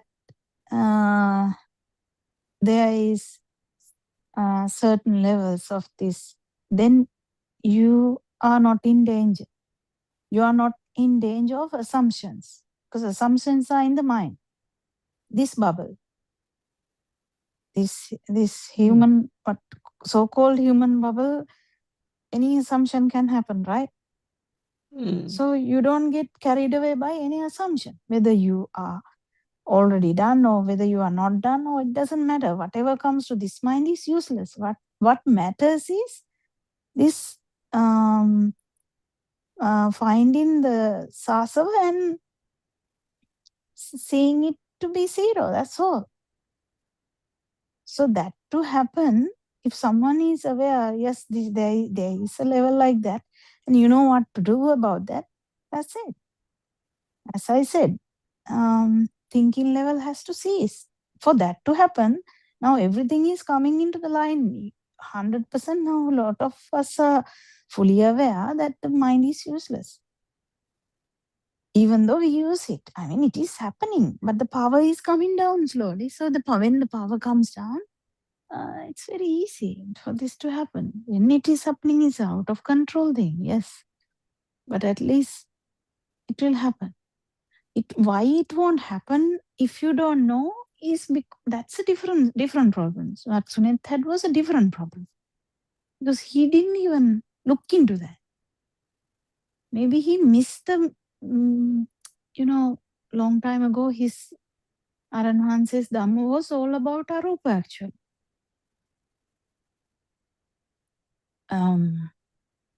So maybe he missed them, because sometimes the Zoom discussions are mostly about the sensual or the form. Now this non-form is coming more and more, right? So but Aranhanse's Deshana from the beginning, where he talked about Nirvana, is like full Deshana. And he has told me, like long time ago in the discussions, he has told me like it's an experience, Kokila, nothing to think. And these are like magic words which we take with so much gratitude, right? I remember that during your 5 a.m. Zoom those days, how he, came and said that famous word, Mongol business, which we used to laugh after that. Yeah. There also, I remember how he kept saying, what are you putting words when this is a field? No? Yeah. I actually must find that talk. I think I saved it down, must have listened to it again. But he kept saying, why are words being used to describe something that can only be felt? I think that was the theme of the discussion that took Yeah, place but at that time. it is difficult. And actually speaking, Aranhanse is now trying to say something about it because everyone is otherwise not paying attention to that. Yeah. That's why he's trying to say about that. Otherwise, you don't have to. Tadapi passapachaya, Lord Buddha said. Okat tadipita passapachaya, okattitano, okattitano, okattitano, okattitano, කිතින් කෙලවරක් යන්නේ. Yeah. හිතලා ඉවරයක් කරන්න බෑ කියලා තේරුණාම තමයි ඔක ටික ටික අඩු වෙන්නේ ඔක පවර එක. Yeah. And that example was absolutely beautiful, no? The one he said about how the crow is trying to teach the eagle baby to fly. Why did he say that? I forgot that. He actually said that in Dombagoda also, I think. Oh, has he said that before? I thought the first time I heard it anyway. Yes, he said that he. just day before Dombagoda, not far away Dombagoda. Oh, really? Okay, maybe I Yeah. missed that part. Yeah, okay. Just He said day it before. he said it to say that how the mind is such a feeble, trivial, absolutely trivial thing, because although we use the mind as a tool, at a certain point, the wisdom surpasses the mind almost to the point of crushing it to non-existence. Because what awakens through the Yoniso Manasikara is something absolutely far, far greater, which is the Ukusa. And the mind that actually started it off was relegated to the crow. That was a beautiful example. Yeah, actually. It is a very beautiful example. Because that Mahajnana pahala venawa is, when that wisdom awakens, that is the complete non-vibrational energies, isn't it? Wisdom. Aloko Udapadi and Vidya Udapadi type of thing. Yeah. Yeah. It's amazing, isn't it? It's amazing, but the thing is, this system also realizes, Dr. Kokila, that probably not even quarter of it is going in. That there is far, far more of a depth in what Aryan Maharshi is saying than this system can kind of understand. Even that is realized. Although what it is being missed is not realized. The fact that there's a lot that is kind of getting missed is realized. It's a bit odd, but yeah. And that you can easily see that, isn't it, when you listen to all this and how one understands more. And then now when he talks to the likes of Prasanna and Mahacharituma, and he says various things, then the rest of the systems know that, okay, that we can listen, all we can do is listen, but it's going over the head type of thing. Yeah. Yeah. But the other good thing is, yeah. The other good thing is, like he says, why has everybody tuned into the Buddhothpado? Because at some point in the samsaric cycle, a similar non-vibrational something has been touched, isn't it? The synchronization is the same thing. Synchronization or telepathization.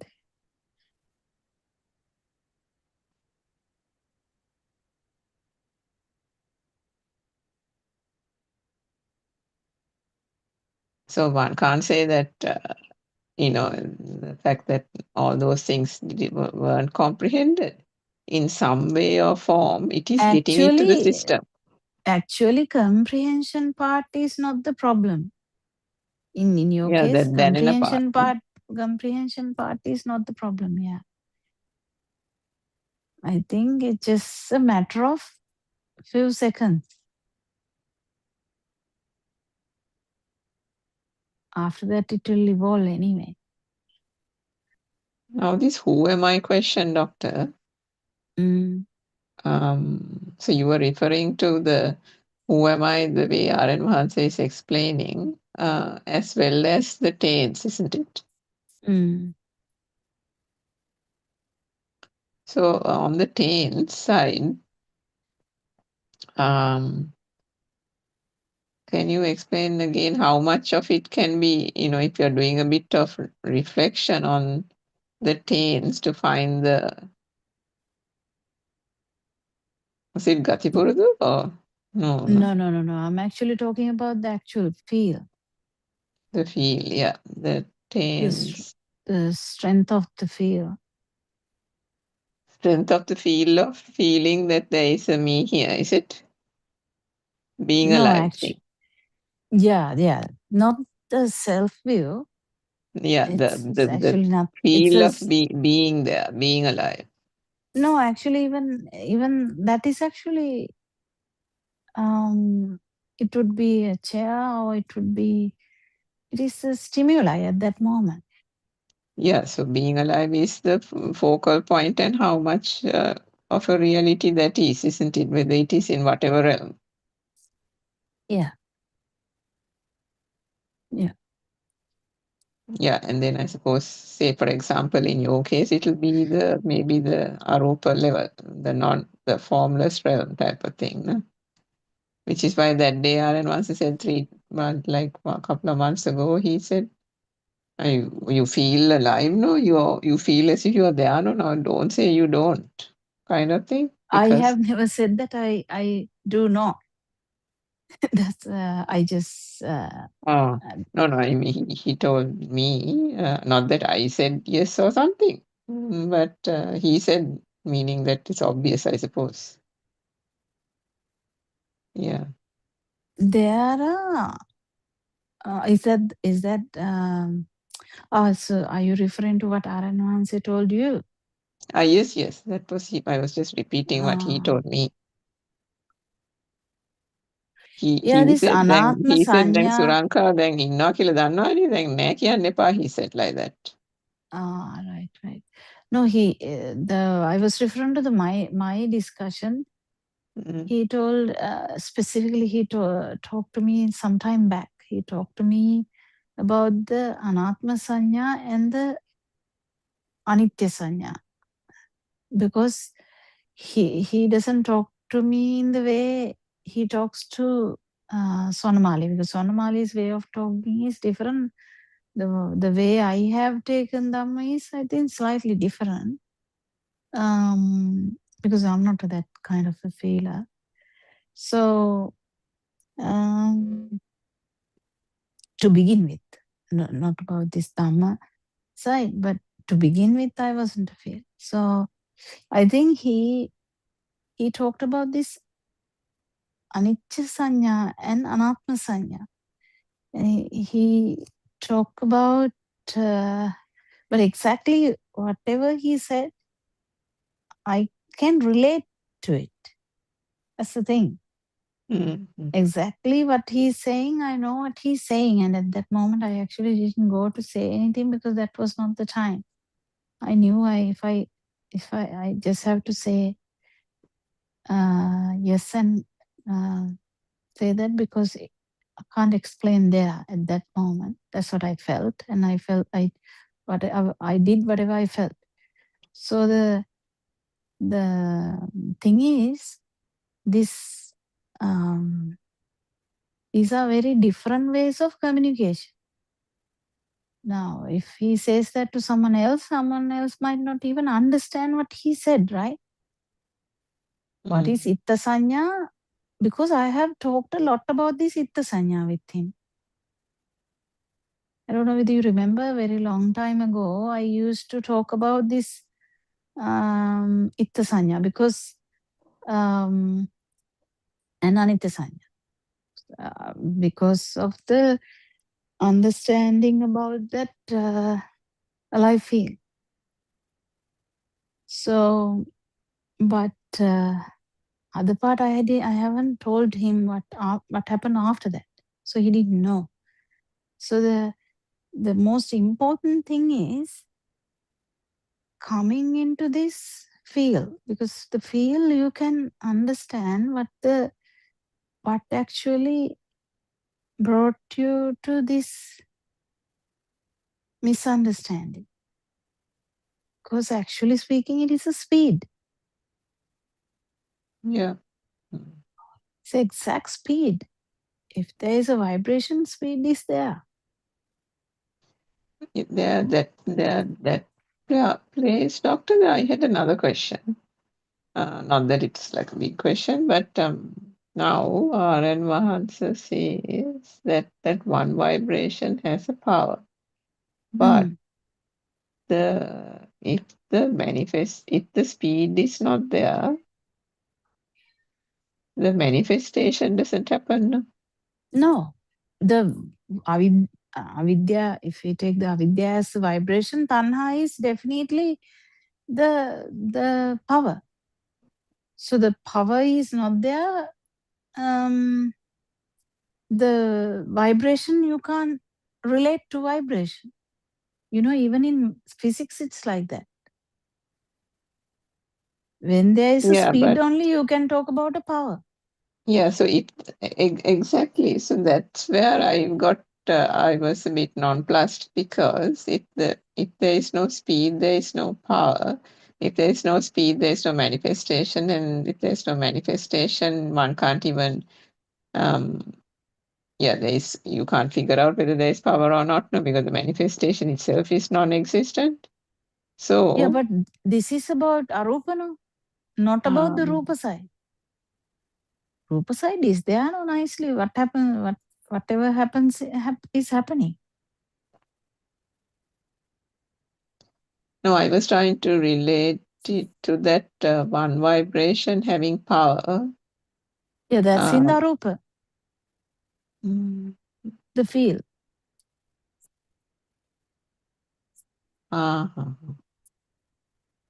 Right. So the speed only helps for that arupa feel to get into a rupa form and then to the sensual form. Yeah. The speed helps, but otherwise it's not as if the No, speed... the speed actually gave us this misunderstanding But also. I thought it was the speed itself that gave the arupa the feeling that it takes something is there. Yes. So so that means for anything, for any of those realms, the speed has to be there, no? Yes. So if the speed has to be there, then if the speed is not there, how can maybe I got confused. How can there be power in that one vibration? But the one vibration can't do anything now, because the one vibration is happening speedily, no, only the power starts. No, The Rahatan feel Hanse is starts. like a dead person. But the one vibration, why does he say it has power? How can maybe there is, I don't know, I can't kind of get it now. No, this is about only one self vibration. So self vibration, if the power is not there, it's like a dead person, like a tree. I don't know. Like a tree, no? Yeah. That example, exactly right.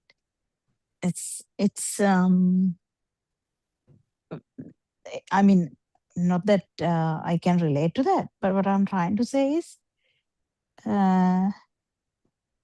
it's exactly right though, because this is all about the self vibration. ඉන්නවා තියෙනවා කියලා දැනෙච්ච එක විතරයි යන්ට යන්නේ. So that one vibration is the feel. Yes. And that just like the dawn example, where the first the sky is lit and everything else is a dark outline. So the Yeah. sky is lit is the one vibration feel. Yeah, whatever the Aranhanse says, yeah. Because if because Rupa comes, then Rupa comes. When it is defined as trees and all that, then it is a sensual world, right? Sensual, yeah.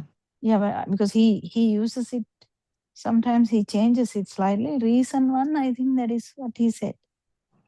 Yeah, so first the sky is lit and the sky is like endless, no? So that's, I think, the Because Arupa. long time ago, he used the word darkness also there. Ah, really? Okay. Yeah. And then the outline of the treetops Because is actually, Arupa, there is no Aloka Sanya. Yeah, I mean, I don't think the sky was meant like an Aloka Sanya. I think it was just meant as if it's like this kind of infinity field, I think, there. Yeah, that's the thing. And then because it's akasa, no, space kind of thing, no? And then because I suppose as we always discuss, these examples have limitations also, no? And then the black outline of the trees was the form realm. Yes. And then once the But sun do not goes up, forget, and yesterday, Aranhanse was trying to actually highlight this a lot to Sunit also. Still it is the form, still it is the form, still it is the form. Even when you come to the light, smell, basic outline also, it is the form. Because Arupa can't have any of those things. Because yes, Arupa is only like the cellular level, kind of it's a feel.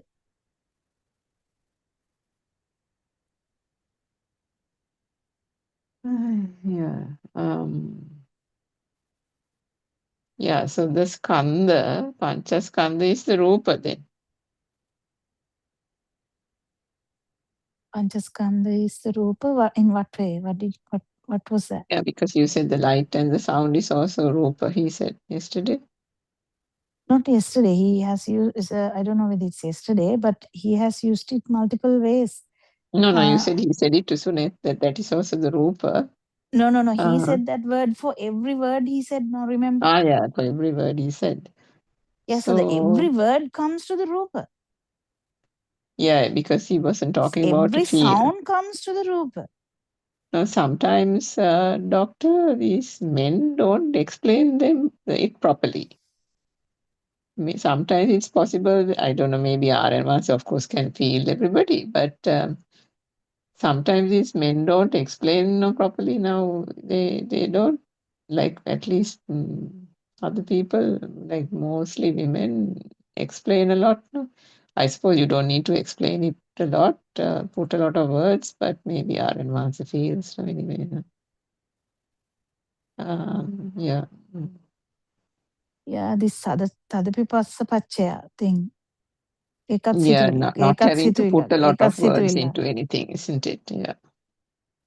No, that was about to find out whether he is aware about anything underneath. But he couldn't come out with that. He couldn't come with the feel. Yeah. Because this field also has so many variations as we discussed before. So because Aranhanse also had this the tendency for Arupa. So it's a very unique cohort. Not everyone is like that.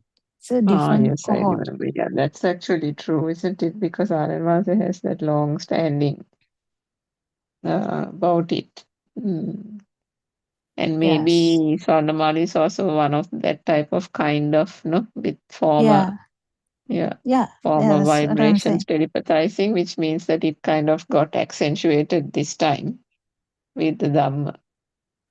Yeah, so the appreciation towards feel, not the form, is a different aspect. But this Dhamma brings the no self-anger. Only that thing which Lord Buddha didn't have before attaining Nibbana, and which begins after attaining Nibbana. By Buddhatva. So what happened there? What happens උල උඩ ඉඳලා මොකක්ද උනේ? මොකක්ද? It's an experience, right? That's the important thing to know, that it's experience.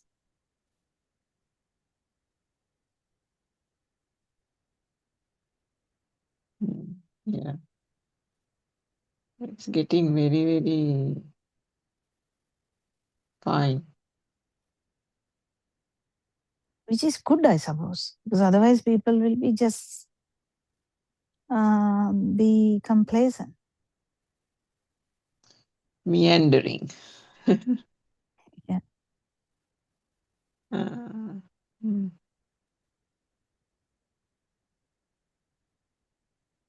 I think Kavinda is also now getting into that field, which is probably why what Aranwasa said, that she feels a little more than others.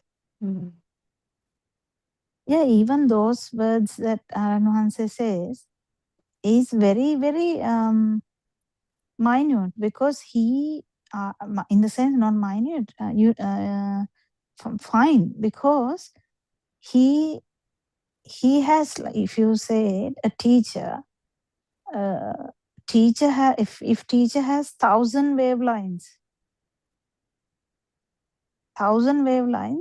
if we come to second one also, he can feel it. If we come to the 500 one also, he can feel it, right? What about the 999? That also he can feel. Yeah. That's what I'm saying. So he's, because he recently said to Swarnamalina, like, specifically when she talks about this infinity, it is very unique. At the same time, it is also still having a slight boundary, right? Yeah, like that. They are very subtle things. So 999, if it is beyond 1,000, 999 also still Ranhansi can feel that. But one or two also actually, he would say very good. That's actually really unique, isn't it? And the thing is, and I mean, if you take her example, then she would have spoken. Say if she has spoken 20 times, 19 times, he has not said a thing to her. Right? And then that day, he chose to say it to her. Yes. Yes. So, yeah. Because most of the time, he knows that there's not much to go anyway. Oh, and then the other thing is, you can be in the field, but then at that point, whatever time you speak to Aranwasa, if you are in the mind, he'll catch you then. Because, I mean, that's the point in time there. No? Yes, yes, yes. Yes, that's what I'm saying. So, for that, every moment to become a field moment has to be, one has to be really advanced. Otherwise, you're just going back and forth from the mind, isn't it? Yeah. But, I mean, this path is a beautiful path. Everyone feels so much calm. Everyone feels, some peace with the system, peace with everything. It's just that a matter of time, I think. Not time. I can't even say time because there's nothing called time. But yeah, a matter of, I don't know. Yeah, I mean, because I think for lack of a better word, we'll have to say time. because as someone to not to feel that හිතෙන් හිතෙන් මිදෙන තැනක්.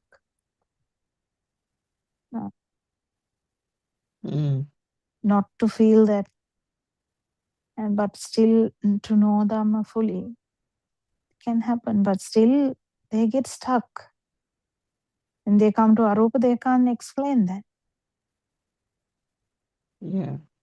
And that happens to Asanti, that happens to a lot.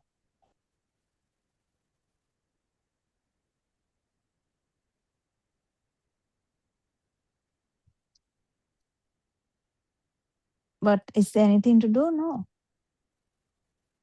Can't do anything. Can Aranwansi do something? I don't think so. But actually Aranwansi is doing, because Aranwansi is clashing with them, kind of doing stuff, right? Yeah. So you said you listened to the morning one, isn't it? Where he talked about how, lots of things that he hasn't shared still, especially about the, me becoming you kind of thing. Mm. And He said that it happened in Askiri the temple Mahanayaka also. experience. Yeah.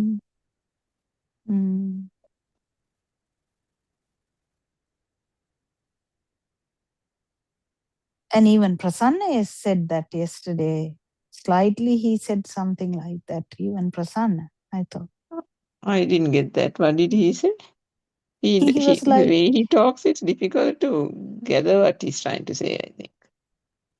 I think he was trying to say he felt uneasy with Yes, he felt uneasy, but in terms of experience, I haven't really heard him say properly. Any experience, although Aranwan's, yeah. Yeah, because some of these things are told to Aranwansi privately, so we never know. So Yeah. that's why I don't know most of them. But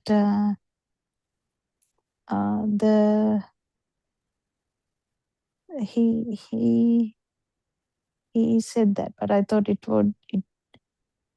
it's not that appropriate to say that, I thought, but it can be in the mind too. Yeah, I actually thought that as well, that it wasn't appropriate to say it just because it was an uneasy feeling. It had that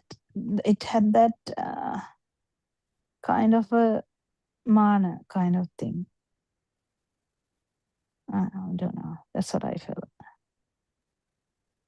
I don't know whether he said it for hoping Aranwansi would explain it, why he felt it. I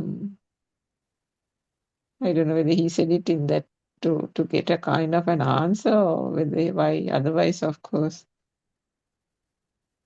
Yeah, because otherwise it doesn't serve any purpose, isn't it? The conversation has already been had. The advice has already been given by two teachers. So just making that statement after everything is done, of course, in this Zoom, there can't be anybody who has hurtful feelings, isn't it? That is what this Zoom is about. But the thing is, now imagine 5 of us go to the Zoom and start talking, right? They can get a headache. Teachers can get a headache, right? Because of the vibratory nature of the wavelengths. They can get a headache, of course. But they don't say that, right? Yeah. I mean, most of the time, Aranwansi keep listening or saying or laughing or something like that. Yeah, then how much should he say, isn't it? Yeah, that's what I'm saying, Mahakaruna. Yeah, that's of course true.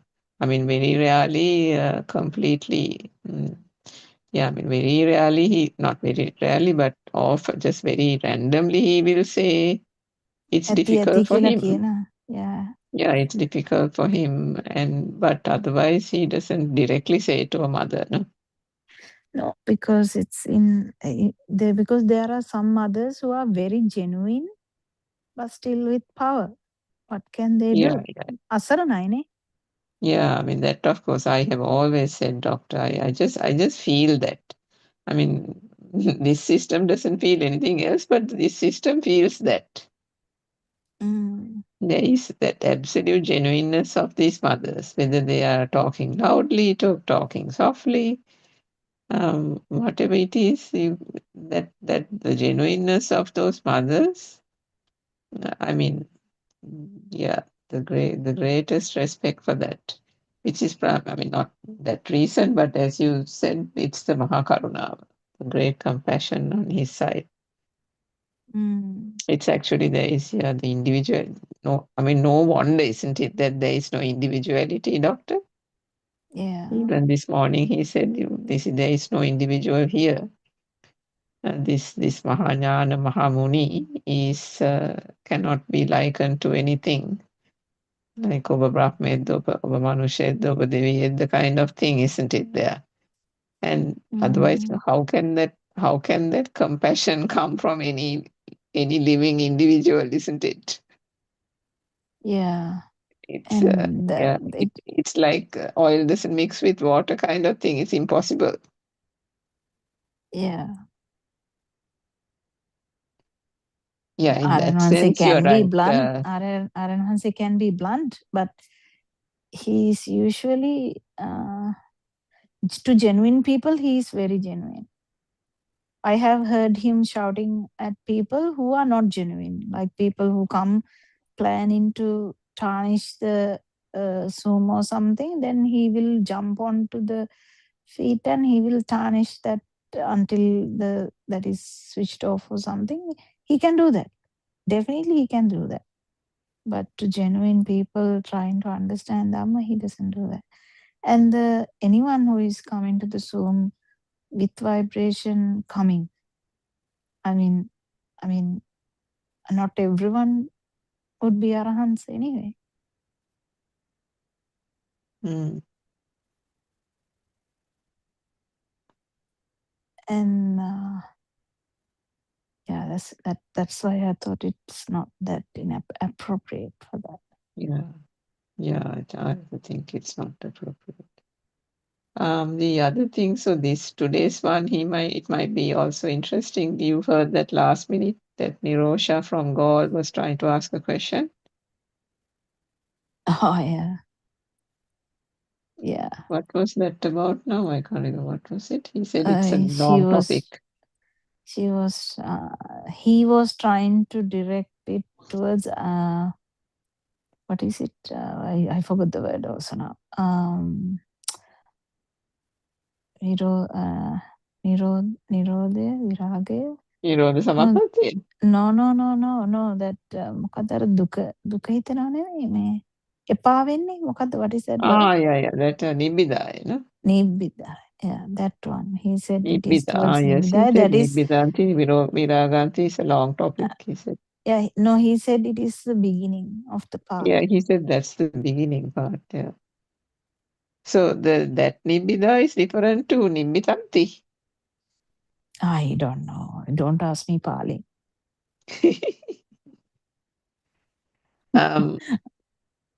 Yeah, because Sankitena Nibbitaya is the Avabodhen Nivan Dakina thing, Nibbitaya. There. Then the Nibbita, the beginning thing is where everything you get thoroughly depressed and you want to give up everything and then go to the jungle, no? Yeah, Aranwanse uses these words interchangeably, so I don't know. No, there's a clear distinction, Doctor, even in Pali. All right. Yeah, there is. So that Nibbitaya is the Kalakirana business, the depression that comes when that immediate reaction. If you can remember, Dr. Ravi also asked a few questions with R.N. Mahansa some time ago. Is there any point, R.N. Mahansa, in this life? Is there any point in being in doing the job, this and that and all that? And then R.N. Mahansa explained the whole thing to him. And then later on he said, what a fool I was, type of thing. Yeah. So that was Nibbida. Actually, I remember as soon as I started listening to Aranhanse Dhamma, I was thinking, Ayo, Mahanunana Hari Wage, kind of thing. Yeah, that kind of thing. Yeah. Yeah. No, and the thing with that is, because one gets so fed up of all this, one feels as if these walls in the house and the the commitment to family, the work and the stress that it brings, all those are shackles. That's how that initial reaction comes. And then one thinks that, oh, if I can get rid of all these things that are holding me on to this crazy world, I can go and, attain nirvana type of thing. And then along with that comes resentment. It can turn to that also. I think there was a certain amount of resentment that the system felt as well about when are these Yeah, there is obligations no ever ending. guarantee Yeah. that it would happen just because of you change the surrounding or the clothes. Yes, but the thing is that that feeling comes at that time. Yes, 100% it comes. No, definitely no guarantee, but that is why R&1 stops it most of the time. But he tells beautifully, if your work is over, you come. Otherwise, you just do it and try to get this done properly. Otherwise, you will be nowhere. I think even to Shanika, he said that, and Shanika was also explaining that recently, how R&1 gave that advice to her so many years ago. The lady from where? US or somewhere, Canada or somewhere. Canada. US, I think. I think Canada, because Was it Mahesh is the Canada? US. Okay. Yeah. And I saw Champa in Domagoda. Oh, was she there? Yesterday? Yeah, was it yesterday? Yeah. Yesterday talk, he used this crow and the Rajali. I think, if I'm not wrong, I think he used that. I didn't listen to the whole thing, but I listened to part of it. Today one is so long, I don't know. Today, did you listen to today one? Yeah, yesterday what happened to the Domagoda one, but today I started listening, the Maharagama one. I'm still halfway, I think. Tomorrow he's somewhere. Where is he? Panadura. Panadura, and then the following day at Battaramunda.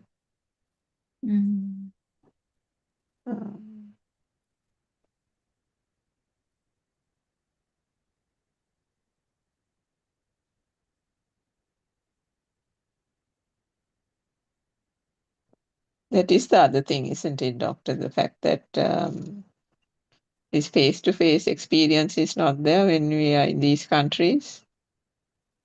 Yeah.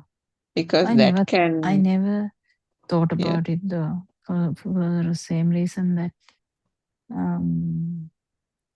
because I'm kind of bound, so I never took it as a barrier.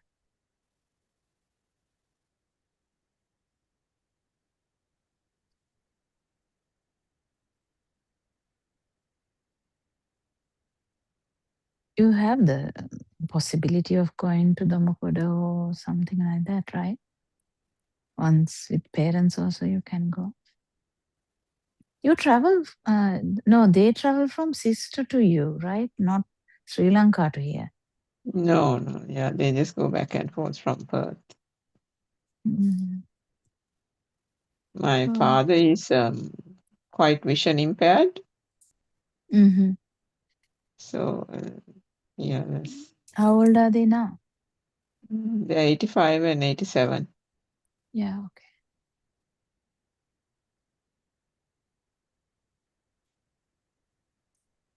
It's not easy looking after elderly parents.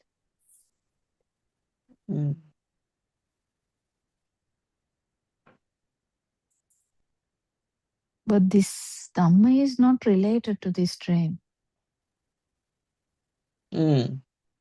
Yeah. even though it looks like it doesn't. That's the thing. Aran says Dhamma, not Aran says Dhamma, actually, this Dharmatave, or the philosophy, or this Buddha status is nothing related to this dream part of this dream. Yeah. I mean, this is just But only funny. humans can actually capture this. Yeah. Because This is human mind, all part of the dream, isn't it? It's so. yeah. So you should not be bound by that. Mm. The responsibilities, and we know it is there. We know according to the dream, there is a kind of a law, right? Mm. Law or whatever. Responsibilities, yes, but it's actually a temporary thing. Yeah. We didn't know Dhamma, so we have so much responsibilities, so much bhavaragya had been there, so a lot of things are there to help out or do, but that should not stop anyone understanding or feeling this Dhamma, feeling the sasava and feeling the nibbana, or the Buddha state, or synchronizing to that. It is easy through Aranwanse because Aranwanse, I mean, I have told this from the beginning. Keep listening to Dhamma, it will happen. I don't know why I kept telling that. I have told that from the beginning. Like from the beginning, I have been telling that. Just keep listening to Dhamma and let the system change. But you have to release the system, that's the thing. It is an art, I think. Yeah, that is where the fine art is after. Because the listening to the Dhamma also, I don't know whether it just happens. The ability to let once, even for this it to be understood as a system can take years, depending on whether it's Neya Pada Parama type of thing, type of awakening also. So one thing is to understand that it's a system, and the I is nowhere kind of thing, because as long as that thing, it's tied on both sides, isn't it? Because to get rid of the self view, there has to be the relaxation, but then the relaxation also won't happen because the I can't be separated out of the thought. Like that Dilshan was saying, because Swarnamali said that his problem was he doesn't want to give the thought a rest, because he thinks by giving the thought a rest, or the mind a rest, or allowing the mind to have a thought without him examining it, because he might think the Dhamma will be lost.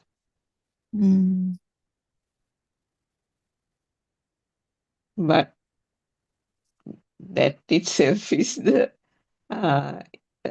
issue, isn't it? Yes, The his more issue the was mind that, is being held, thought is being held on to, the further away the Dhamma is getting.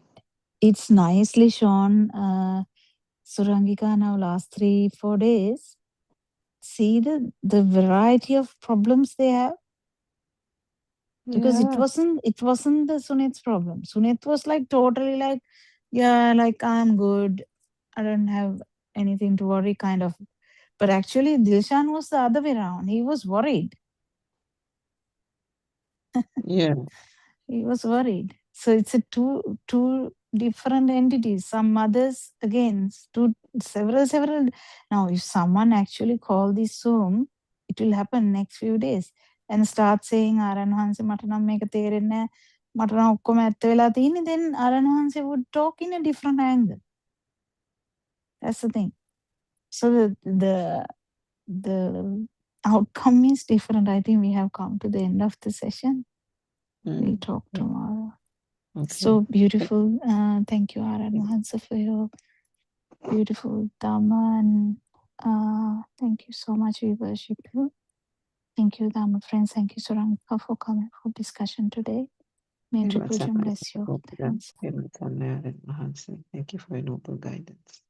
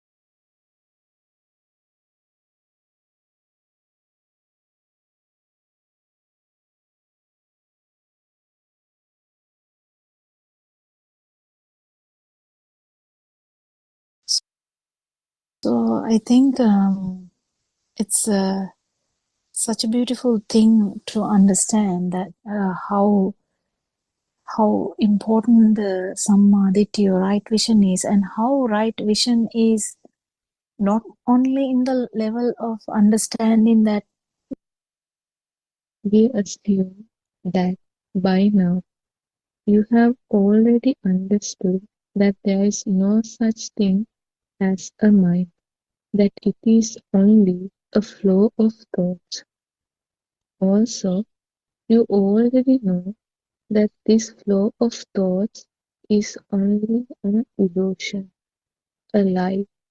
It is a false view, drushtiya. The Buddha explained a few of the natural phenomena of this world. First one,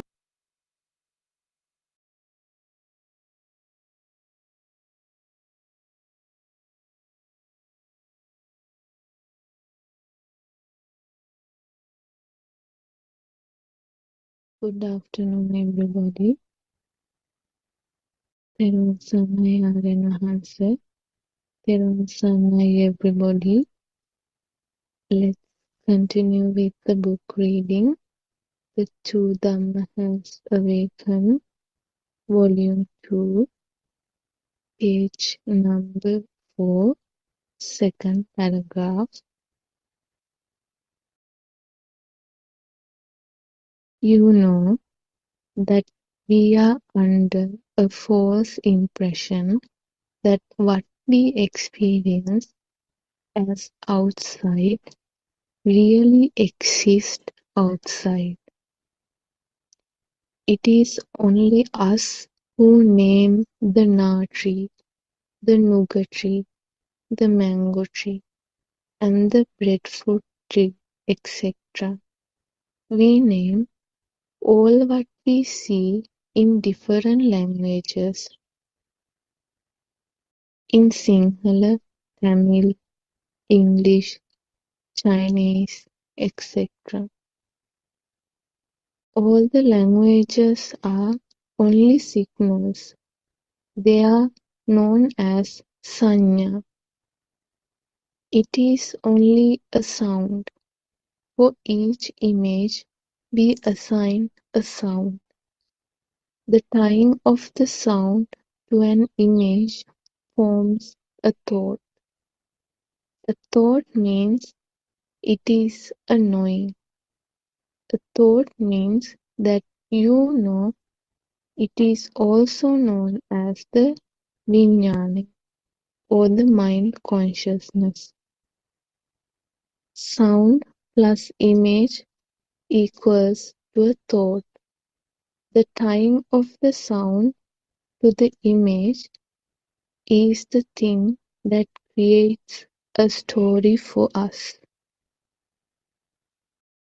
If the sound is regarded as only a sound, and if the image that you see is regarded as only a color, then a story cannot be formed. Then a thing or an object will not be formed, and there won't be any more problems for you. Ditta means seeing, or chakku vijnana, sight consciousness. Sutta means hearing, or sota vijnana, sound consciousness. Apply the same thing to other senses too. Mutta means all the other three types of senses, feelings. Smell or gaha vijnana, smell consciousness. Taste or jivha vijnana, taste consciousness. Body sensations or kaya vijnana, touch consciousness. Let the smell be only a smell. Let the taste be only a taste. Let the body sensations of heat, cold, and the touch feeling be only a body sensation. Then A story cannot be created for us. Therewal Saranai, everybody.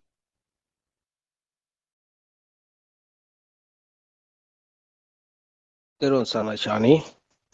We pay homage to our noble friend Buddothpado Aryan Vanse. Theruvan Sarnai Dhamma friends. This is Buddothpado English Zoom discussion. In this forum, we explain the pure Buddhism and help you to understand the illusion of the outside world and your very existence, and also guide you to understand your defilements and to diminish them. Our goal is to assist you to experience the freedom of mind. Thiruvan Sarnai. First, we invite Sudharma Gamagire to start this discussion. Thiruvan Sarnai Sudharma. Therewal Saranai, Mr. Bernard. Therewal Saranai to all Dhamma friends. Let's once again worship Aryan Mahanse's feet for sharing this unique, beautiful truth, pure truth with the entire world.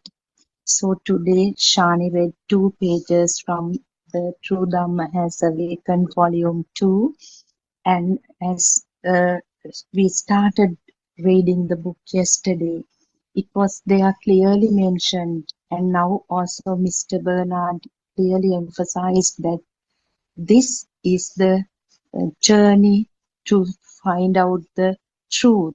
What is the truth of life? What is the truth? What is the meaning of this life? So earlier, we actually were in kind of illusion in terms of Buddhism also, because the true Buddhist philosophy was distorted over the time, and we were like a stray. We were going here and there without uh, looking for this true Dhamma, this beautiful thing. Fortunately, after 2500 years, through penetrative meditation or insight meditation, Buddothpado Aryan Vahanse has reawakened the true Dhamma of Gautama Buddha Sasana, which almost disappeared from the world due to numerous reasons. So very recently, Aryan Vahanse also questioned, what is this truth from the disciples? What is this truth? When earlier we used to say it is actually non-existence of the world. This external world is an illusion. It is not, but it is an incomplete answer. It is not the answer. What he wants us to understand is it is not the fake or the illusionary nature of the external world. It is, the truth is that there is no self, there is no person, there is no person as such, there is no self as such. Isn't it surprising? Can we believe it?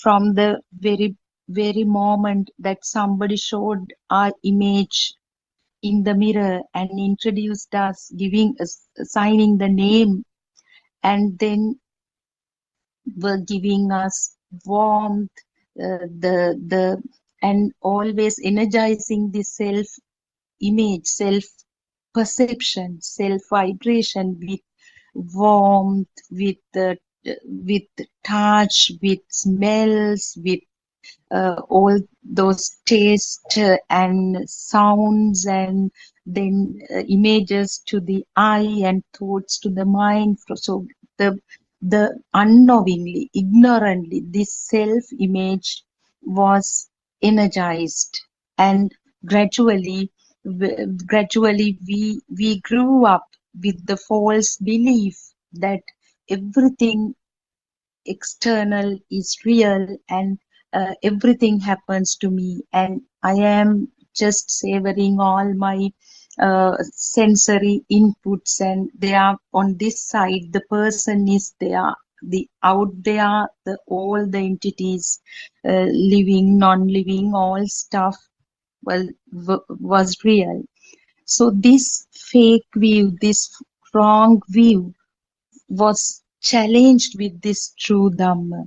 The moment we heard this beautiful message, this true message, it was at once very difficult to believe.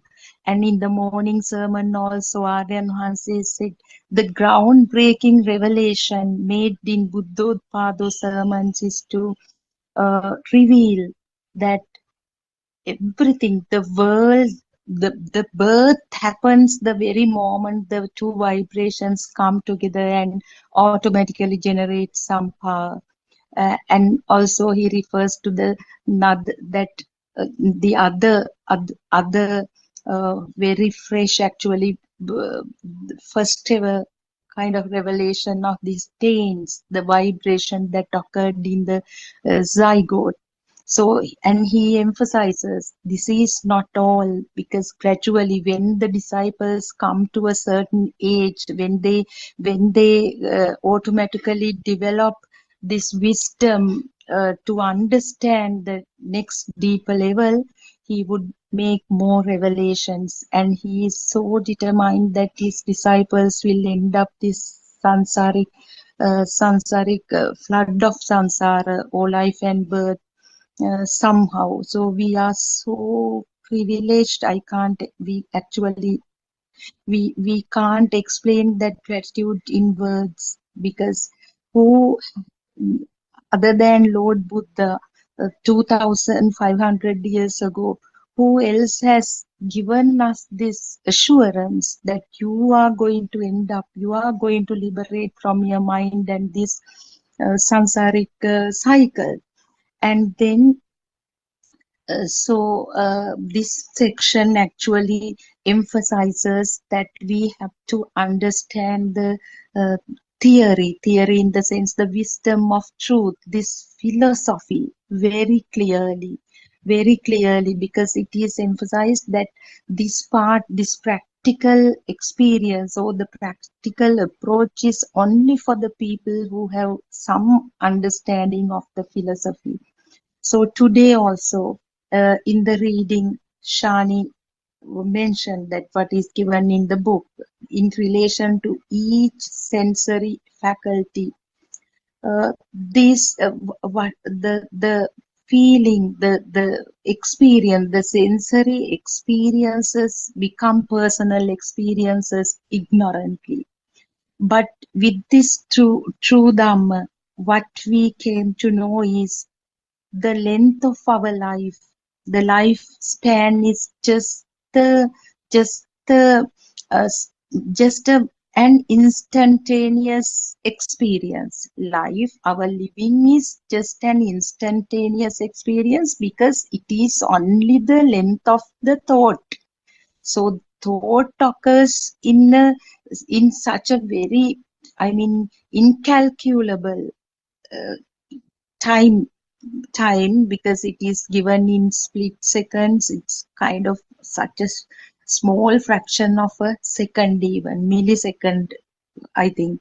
So, and what happened is, as it is mentioned in this section today also, we have a feeling of continuity when the shape of a tree, or when the shape of let's say the image of this particular system, the self system we call, appears, we ignorantly get the feeling, this image was there 40 years ago or 50 years ago, and it has grown, now it's we have a mature image. It's the self. From the day when we went to the school and the teacher asked us to write an essay on myself, so we wrote, I am so and so, I have these, my parents are all, my things. We have like fertilized in a way, that like energized, we have strengthened that. So but the beauty is Now we have the weapon.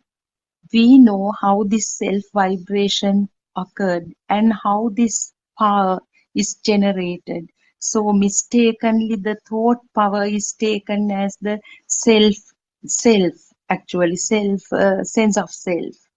So, and on top of that, there is this story of the taints also. But however, now we know the magic, the strategy is used by the magician to create this illusion of the self. I would rather say not the external entities, illusionary world, but the illusion of self. That is the focus. And then, so when we understand this, later we'll come to realizations, we'll experience certain things then and there, we'll, as our Dhamma friend, especially Dr. Kokila, every day explains this about this instantaneous, actually not the instantaneous, instant of liberation. A disciple should at once experience that. And yesterday it was questioned by Dr. Sakuntala, and it was beautiful to know that the system is unaware of this instant of liberation, because it is not a familiar experience. But fortunately, it might telepathize in the journey at some point. When we get stronger and stronger, not as a person, this realization gets stronger, and we understand in and out, I mean, all these concepts properly. We all will be able to experience this non-self instant. Today, then again, now all Dhamma friends have joined. It is again, we are going to discuss practical approach in the next section. So this section also dealt with the wisdom of truth, this message, the mechanism behind the sensory faculties, especially the mind consciousness, how it acts as the main magician to give us the feeling that we live in an existing world and the self also exists. There's continuity. Teruvan Saranai. I just have to add something there. Yesterday, Dr. Sakuntala's question about whether someone may not be aware, it is may not. It's the word may is very important. It's may. It may or may not be. It's not everyone. Lord Buddha's time, it's only like rarely there is a discussion where some people coming back and asking, Lord Buddha, are you sure? Like that, and Lord Buddha reassuring, yes. So that was not a straightforward answer given yesterday. It was that rarely one may not exactly know what happened. That was only not all the time. Usually it's a very unusual experience, or it will be felt. And also the definition of what the experience may not be there unless there is a noble friend to understand what happened. So I just wanted to add that it's not all the time. Don't take things as a like 100% things. Yeah, and we can continue discussion today. So I actually missed the book part. Sorry about that, but I can see that it is the same parts we were discussing, isn't it? Same Dhamma points. Teruvan Saranai, Dr. Kokila, yes, in this section, Aryan Mahanse mentions that this is actually we are going to talk about the practical experiences in this book, but it is basically for the people who have a thorough knowledge of Satyajnana or the philosophy, and this bit actually reiterates the mechanism of the six sensory organs, with special focus on mind consciousness. Was there any specific Specific terms, Dr. Kokila, the truth, definition of the truth, actually it is, earlier we thought the truth is the nothingness of the surrounding or the external world. Actually now that definition also, through understanding now, actually the truth is the non-self, that there is no self, that is the truth.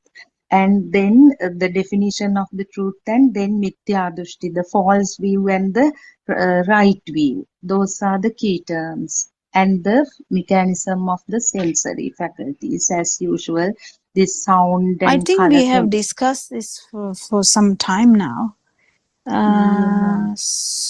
over and over again and again.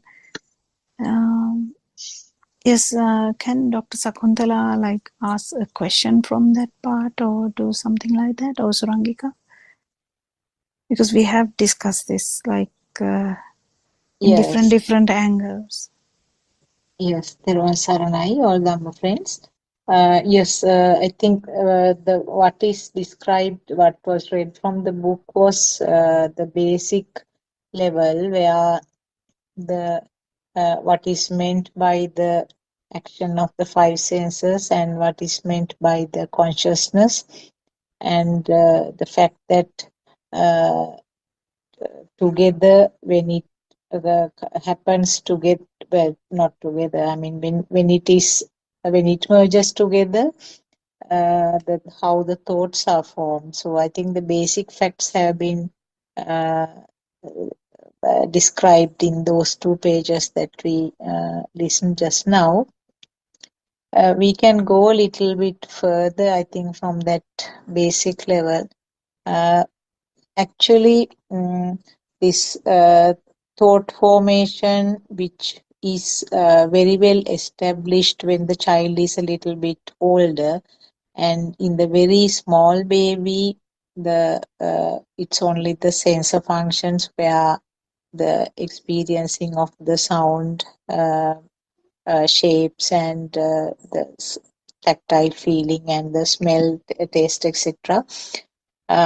In between these sort of clear-cut areas, that means a very young baby and the older child, maybe about 6-7 years, there is gradual transformation of things happening. When things means gradual transformation from the pure sensor level to the well-established thought level.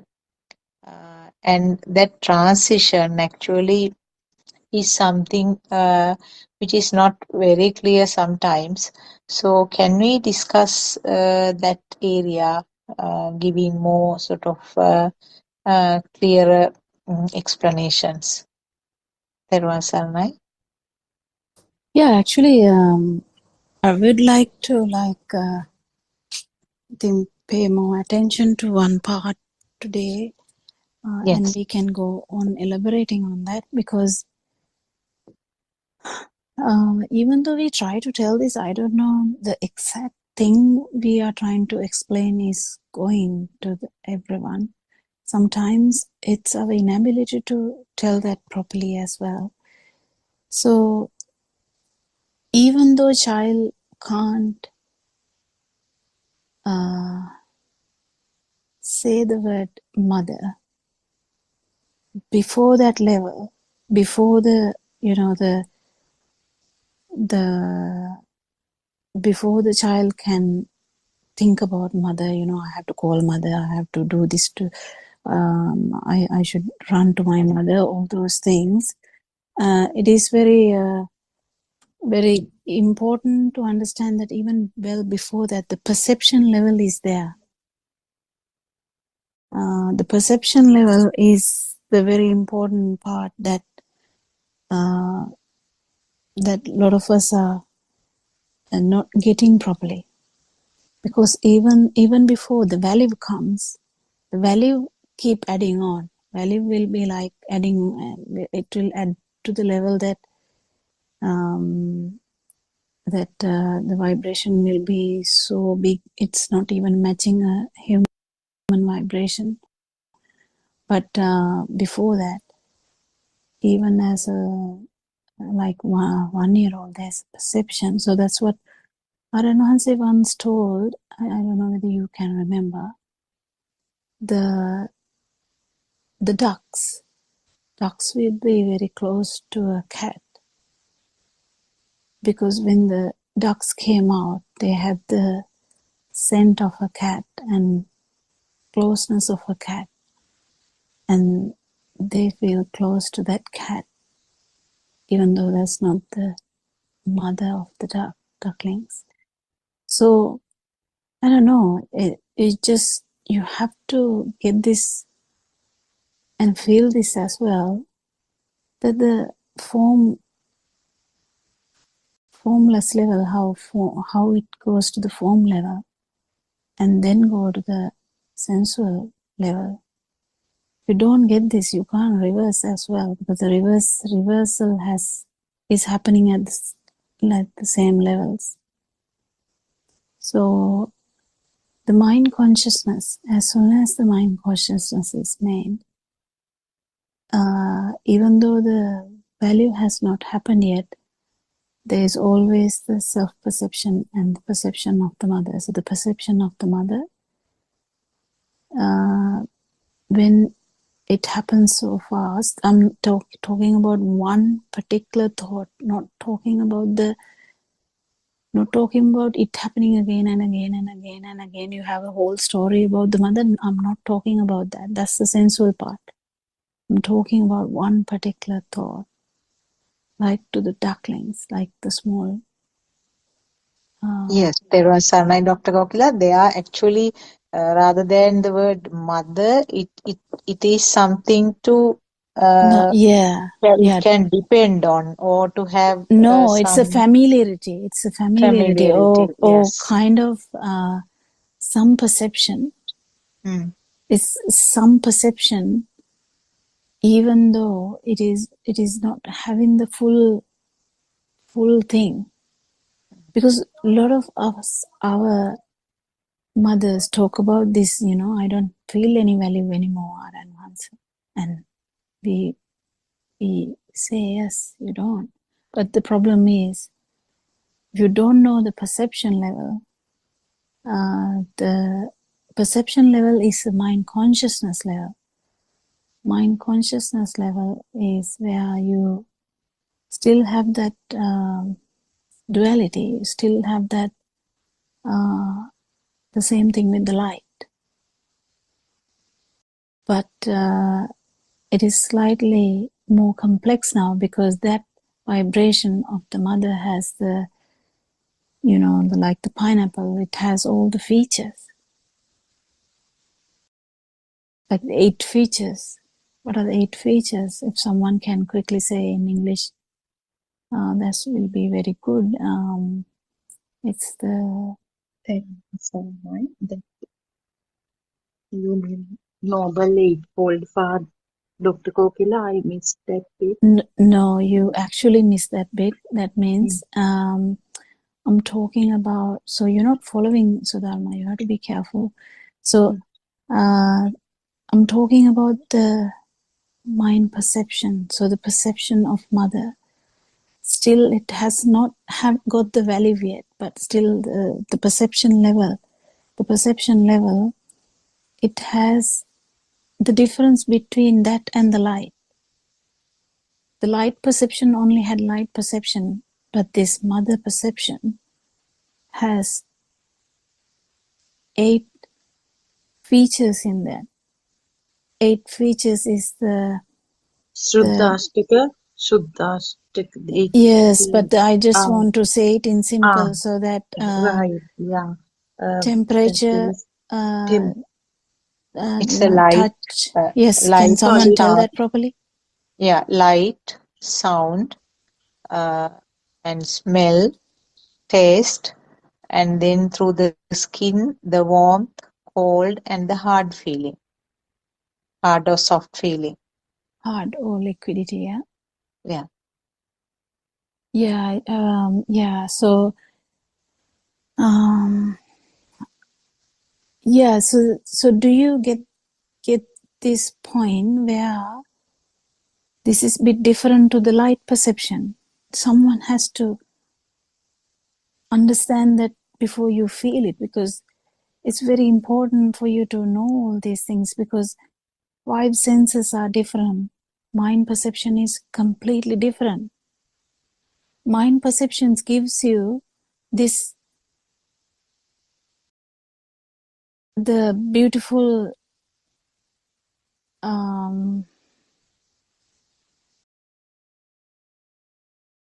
manifestation of the world, you know.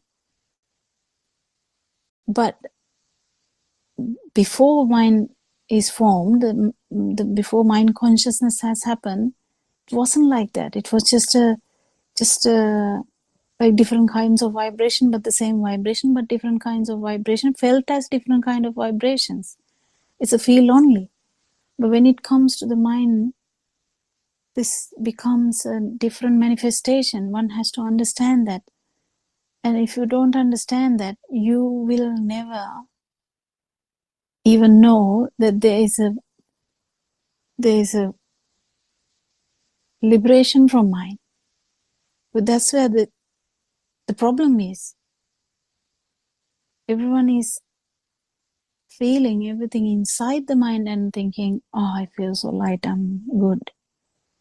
But that's not the point.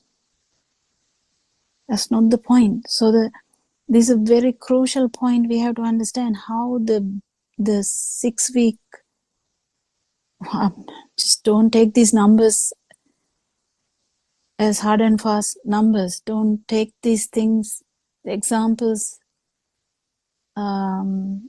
straightforward into your head. These are just, none of these things are true. Whatever I say is not true. So it becomes really tricky to say these things. But what I'm trying to let you understand is, from the little baby where the mind has not formed, we, for an example, say few weeks old baby, even that can be wrong, because as soon as you combine two different modalities of senses, you might have a new perception. That's how the worm is. Worm has only few perceptions, but still his world is that. But it's only few vibrations. So it's not a mind. It's not the mind, the beautiful world the humans see. But different animals have different worlds. So the world, the sensual part is when the value comes to that. Before that, there is a layer that people has to understand that there is something like that. But they are not. They're just examples for you to feel what happened to the baby, what happened to actually this vibration, the self vibration. The self vibration, you definitely understand that there won't be any Dr. Sakuntala or anyone talking here if there was no vibration which telepathized into some kind of zygote somewhere. And then what happened to that? How did that come to the mind level? As soon as the mind level comes, the manifestation is different. But the sensual part, where the value comes, happens later. Do you get the point, Dr. Sakuntala? I'm trying to reiterate this because everyone seems stuck after like understanding that, okay, I don't feel any burning anymore. What now? That Yes, I think question. yes, I Yeah. think the value comes gradually, little by little. If I say like that, is it true? Yes. Yeah. Yeah, very gradually. Yes. But there's a level after the value also. When people say, I don't feel anything anymore, I'm really good, then it's either an arahant or someone who hasn't understood Dhamma. Mm. So there's more to understand. Yes. Those are the only two things that can happen, isn't it? Yes. Yes. Yeah. Yeah, anyone can add on to this discussion. So it's very important to understand these layers of how this baby happened to be a feel level, mind level, and sensual level.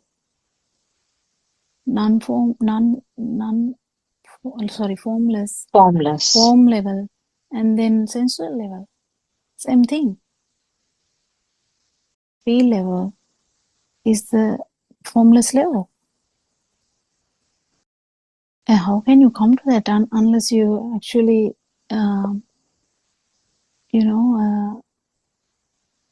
understand there is a form level too, and there's a form level with that vibrating again and again.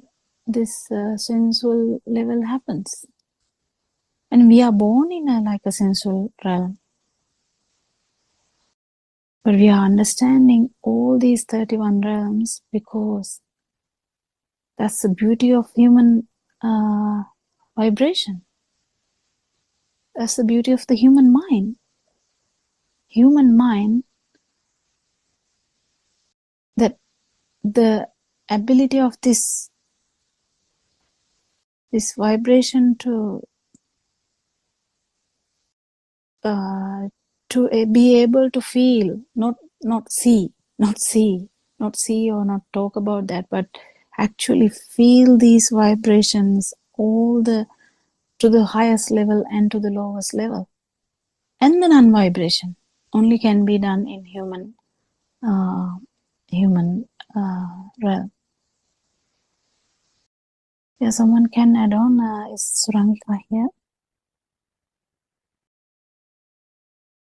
It's very important because I feel sometimes it's difficult to tell, and we also stutter in telling that, and it's not the message is not going properly.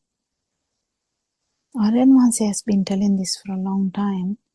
It's just we struggle with that, even understand how deep this truth can be, because we keep telling, Everyone, Saranai, Dr. Kokila. Now, when we talk about this, isn't it all these layers are anyway different levels of attribution of value to self?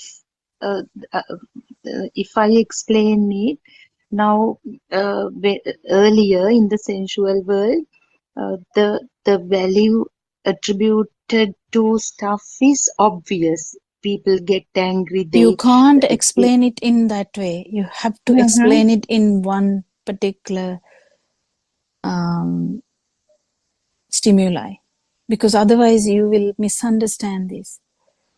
All the layers in relation to all the layers are in one stimuli. So don't even talk about in a different ways, because it's even the non-vibration is felt in one stimuli, one particular moment. So if you deviate from that, you actually might not catch this.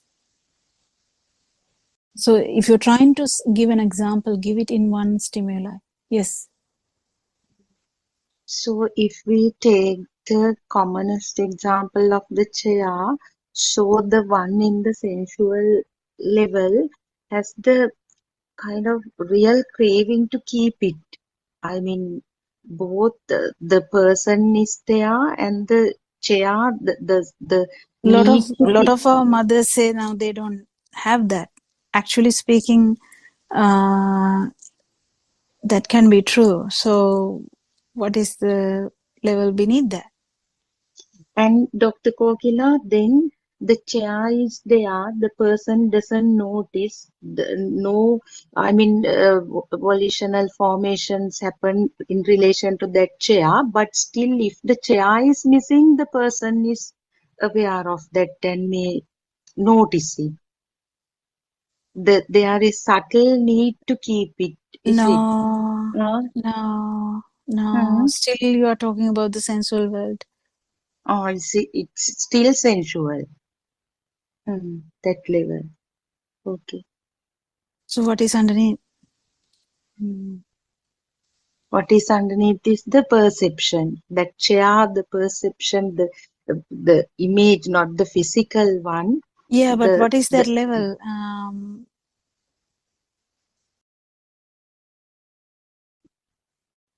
underneath is the form level, no sensual level. Then the Yeah, form. but I'm not asking about the theory. I'm trying to take you there. So the chair. So can you go in through That that? sound and that image, they get connected. Then the image, the perception. No, that is theory again. What is in front of you now? Yeah, you see it as a chair. No. What is in front of you now? And now I have a dressing table. So In dressing front of. table, don't you feel that it's there? Yeah, I feel it's there. Yes. So that's the form level. Existing. You felt it when you opened the door, and you didn't know that. You were talking in a different angle that day. You opened the door, the shoe eaten by the dog was there, but Yes. you didn't even realize you are inside the mind. So this is True. the thing, that the message is not taken. Each time I have told you now about 5 times the same thing.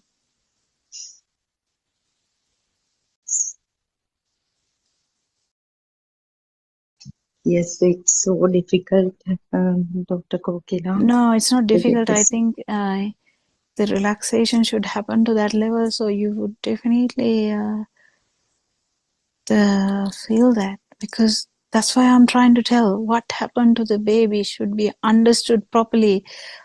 Unless you do that, you don't have the whatever that jhana thing, the understanding.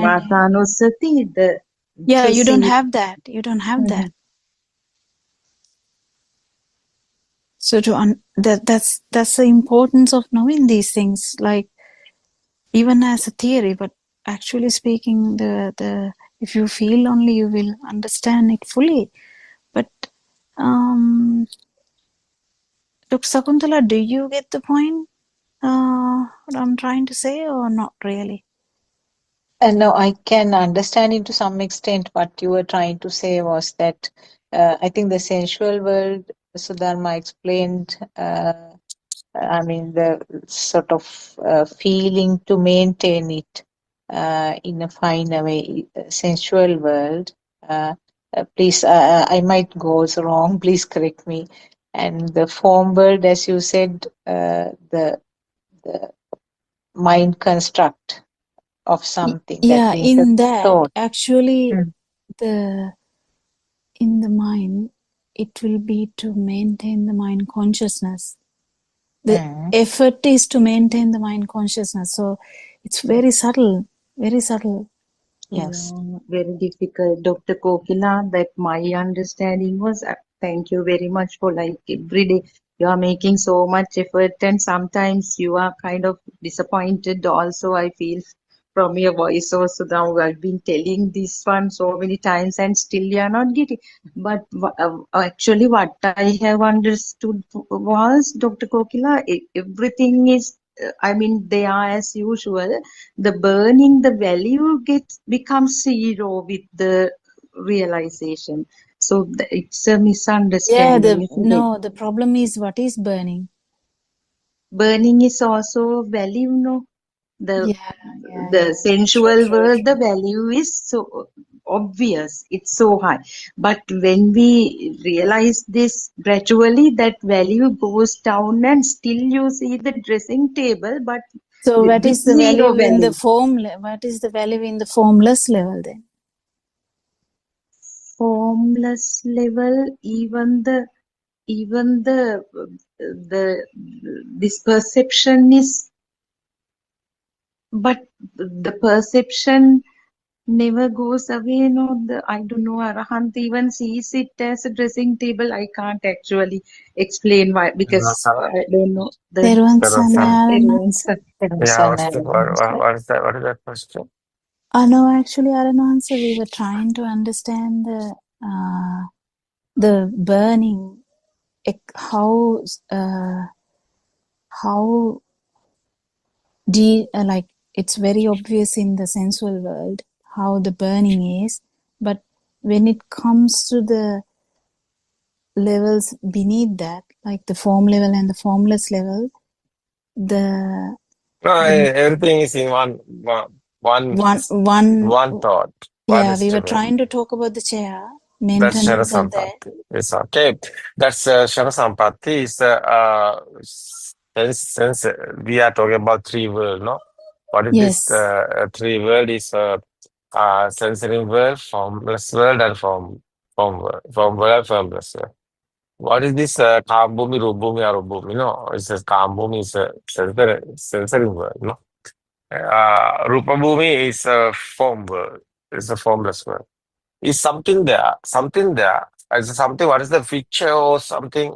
Is a sound or picture, smell or taste or something? It's of sense of creations. Is something is a perception is there? Sound is perception, no sound perception. It's a light perception, no? And the smell perception and the taste perception. The hot and cool, smooth and rough is a body. It's a feel. It's a perception, no? It's a rupa means that one, no?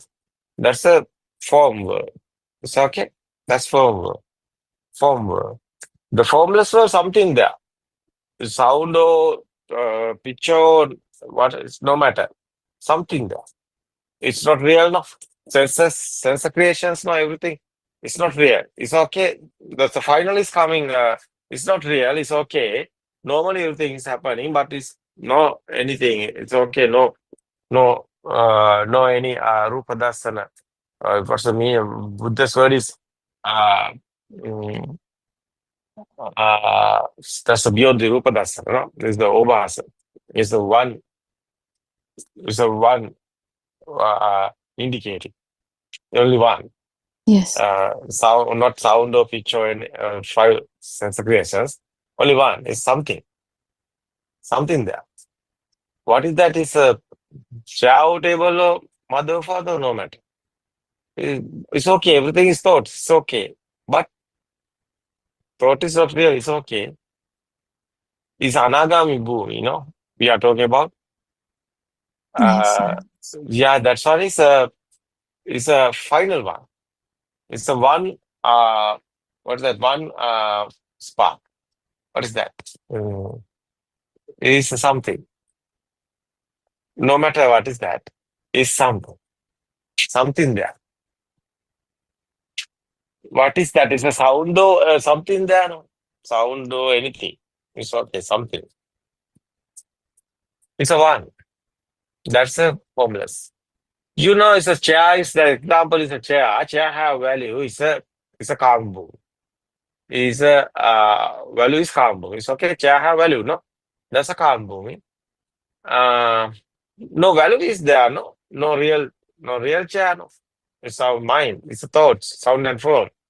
It's okay. No value is coming. That's a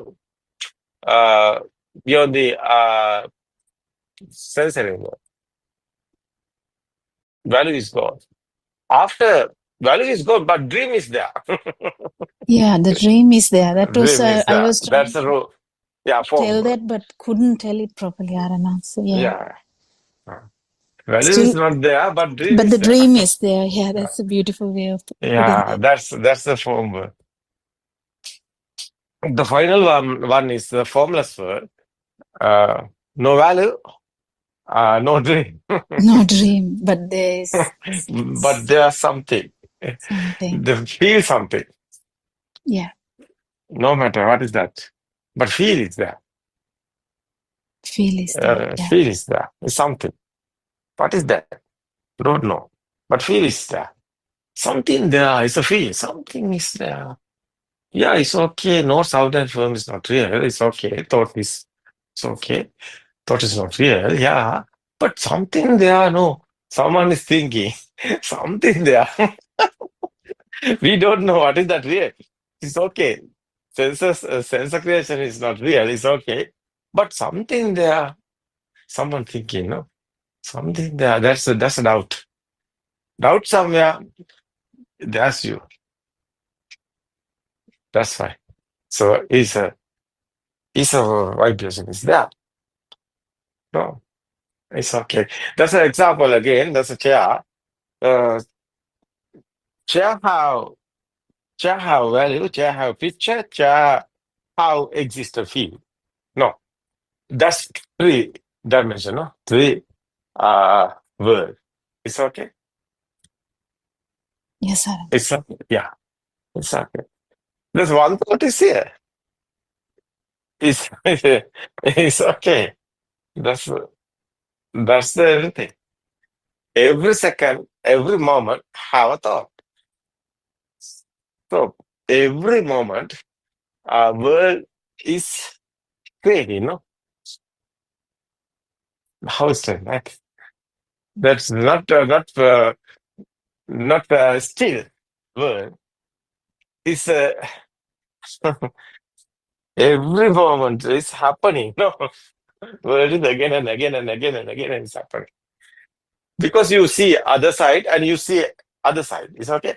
You see in France. After wow, you see what happened in this present moment. Where are you?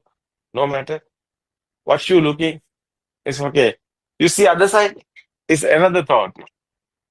Is you hear something and sound is another thought. No. Yeah. Oh, that's the world is again and again happening. No, it's Yes. happening. Unbelievable. Every second you birth is coming. Is there? That is why every time birthday, happy birthday. Yeah. And the Aranas, even the craving levels that changes, because the craving is initially it was for the chair. I mean, we wanted the chair. Yeah. But now the craving is changing and it's getting subtle, and when it comes to the form level, it just to kind of maintain the mind consciousness kind of like thing. It's like next level. Like we try to maintain this dream even though there's no value. Yeah. No value. Yeah. No value, but still try to maintain that dream because you don't actually. That's a form world. That's a form world. Yeah, that was the one I was struggling to. You have world. You're coming again because you have world. Yes. That's why dream is there. Dream is real. You are real. Dream is real. You are coming again because you have dream. Dream. Yes. Otherwise, dream is the you. Yes. Dream is the you. It's okay. What is this? It came out nicely, Arana. So now when you just said that. Yeah. But you see, it's okay. Dream is not real. It's okay. Someone understood. Yeah, dream is not real. Now, after what happened, dream is gone. After no dream, no value. It's okay. But normally you can see, no, it's happening. No, senses are active. No, senses are sensor creation is happening. No, we can't stop that. You can't see. You Yeah. know, this is a chair. It's okay, no problem. Not inside coming value. It's okay. First step is over. The second class, no chair. It's okay. After, no, no, you don't care. No, no, no. You're not caring. Not Yeah. anything happening. It's okay. But chair is there. It's okay. No problem. I mean, inside changing, no? Your side. Inside changing, no? Yes. Yeah, internal transformation. We are talking, no? Yes. It's happening. It's nice. So normally everything is happening after finally. Yeah, also it's okay, no problem. Now you are in cool mind and tranquility, no? It's a peaceful because you are not in anywhere. That's why you are not otherwise there. You are not here. I was Yeah. telling this. Yeah. That's the real emptiness. And importance is Aranon's cutting at least one mangosteen. That is the problem. Oh. Just cutting one stimuli through and through would do this. That's Yeah. just Yeah, one, at least one mangosteen. Yeah. Yeah. Mangosteen? What is that? Because why Aranon's you have given us a Mangoes. yes, in English, isn't it called mangosteen? I don't know. Sorry. It's okay. It's a mango. Are you getting the example? Change mangoes. It's okay. Mango. Yeah. It's okay. At least cut through one stimuli. Yeah. Yeah. I want to ask you, how is your Zoom nighttime? Last days, I don't know. I'm not there. I haven't muted it again, Aranon's. I managed. It's okay. It's okay. No, the day you came, I was talking, but the Zoom was muted. So they didn't hear me, but it hasn't happened again. It's So okay. it's going good. It's okay. You see, Kopila, I have feel. I'm talking, I'm explain this Dharma. I'm giving others the message. It's an experience. It's okay. Otherwise, it's my fee. I given others. It's a Yes. nothingness fee. Yes. So it's very nice. Yeah, I'm talking simple English. It's okay. I think it's very nice. You It's did very much nice. better than us, Aranon's. Yeah, but it's a feel. So it's a feel. No? I'm given the others message. Not only the knowledge. I want transferring the signal. Nobody's here. Yes. No one is here. Normally, everything is happening. The system. I try to explain. So the system is working. How is system working? How is this sensors creating? How is this mind sensor, especially, how is working? So nobody is here. System is working. Very difficult to understand. How is this system working? How is these thoughts are coming? How is this value is coming? How we are worried? How is sadness coming? How suffering is here? It's very difficult to understand. So every moment we are thinking we are doing everything. Doer is here. But we want to explain, no doer is here. System is working. Very difficult to explain this. Yeah. Because experience. Very important. So someone haven't experienced, he not believe this. No. He not getting this done because he haven't experienced. He's saying, no. It can't be happen. How is happen that? How much? No, how people tired? No, working. They are doing many things, and after they are thinking, I'm the big guy like that. I did this. I did this. You not did anything. Anger is coming. Don't tell me. No, no, no. It's simple. You are in radiant mind, like this present moment. It's now just your birth. Yeah, What? it's It's not it's unbelievable. Yeah, it's unbelievable.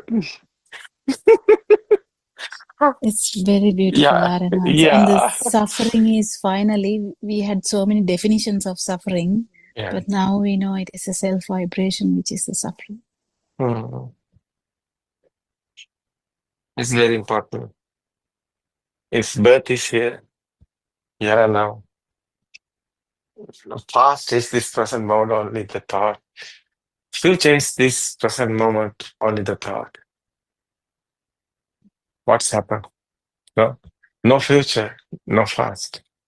We are living only this moment. What is this? This present moment thought also not real. What is this? That's why unbelievable. But normally system is working. Normally we are thinking. No, normally we are focusing the planning. The everything is doing. But system. That's why it's a system. Systematically coming. What we are eat tomorrow. No, where we are going. It's okay. It's okay. You have plan. You want plan because plan is gone. Plan is normally going, but it's nobody's there. No one is doing. No one is planning. But plan is the system is coming. No, mind sensor is working systematically. Plan is coming because you feel you have experience. Is normally it's normally that that path is going. So, normally Yes, lifestyle is yes, going. yeah, yeah, Lifestyle is normally going. So your mind is coming. So like a sensor, your eye is not blind. It's okay. You are not blind. You can see. It's yeah, happening. We can't stop that. Like that, you can hear sound is coming. It's okay. You know that's a crowd. No problem. It's here. System is working. That same. Uh, so everybody have experience.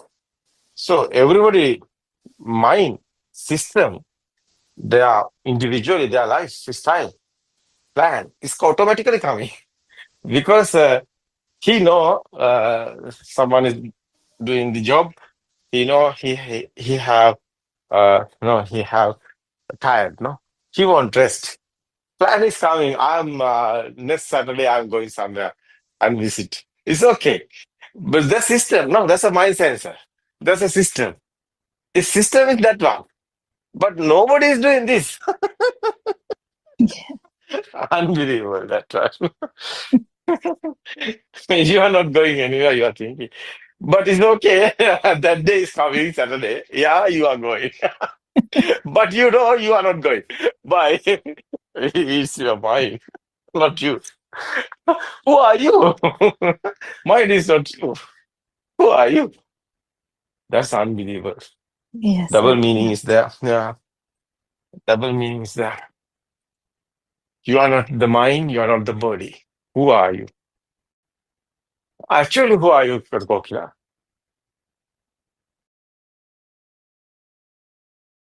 Mind is not you. It's okay. Body is not you. It's okay, Kokila? Yeah, it is to Yeah. feel that Who are you? the You're not a Kokila. vibration. You're not a Kokila.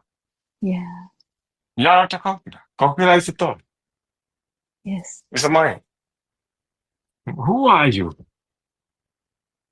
That's the interesting. yeah, Who are the Kokila? Oh, wow, what's this? No? What's this? You are not Kokila. Kokila is a mind. You are not a doctor. Huh? It's okay. Kokila is a doctor. It's okay. You are not a doctor. No, who are you? So your child, your children is talking. So you have children, you are the mother. You are not a doctor. It's okay, children talking. No, no, mom, I don't want doctor. I want my mom. It's okay. Mom, you are not a doctor. To me. You are Then our mother. yeah. The president husband, wife is talking. He's not my president, he's my husband. Yeah. So what is this life? What is Yeah. this life?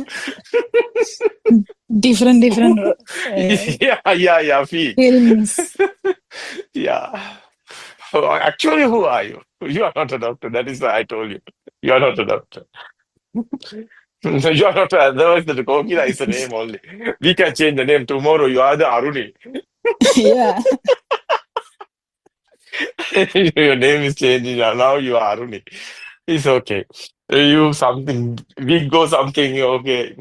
You can use and your face is changed. It's okay. You can plastic surgery or you can do anything. It's okay. Now you are Yes. not that picture. You are the Aruni. It's Yes. okay. Who is this?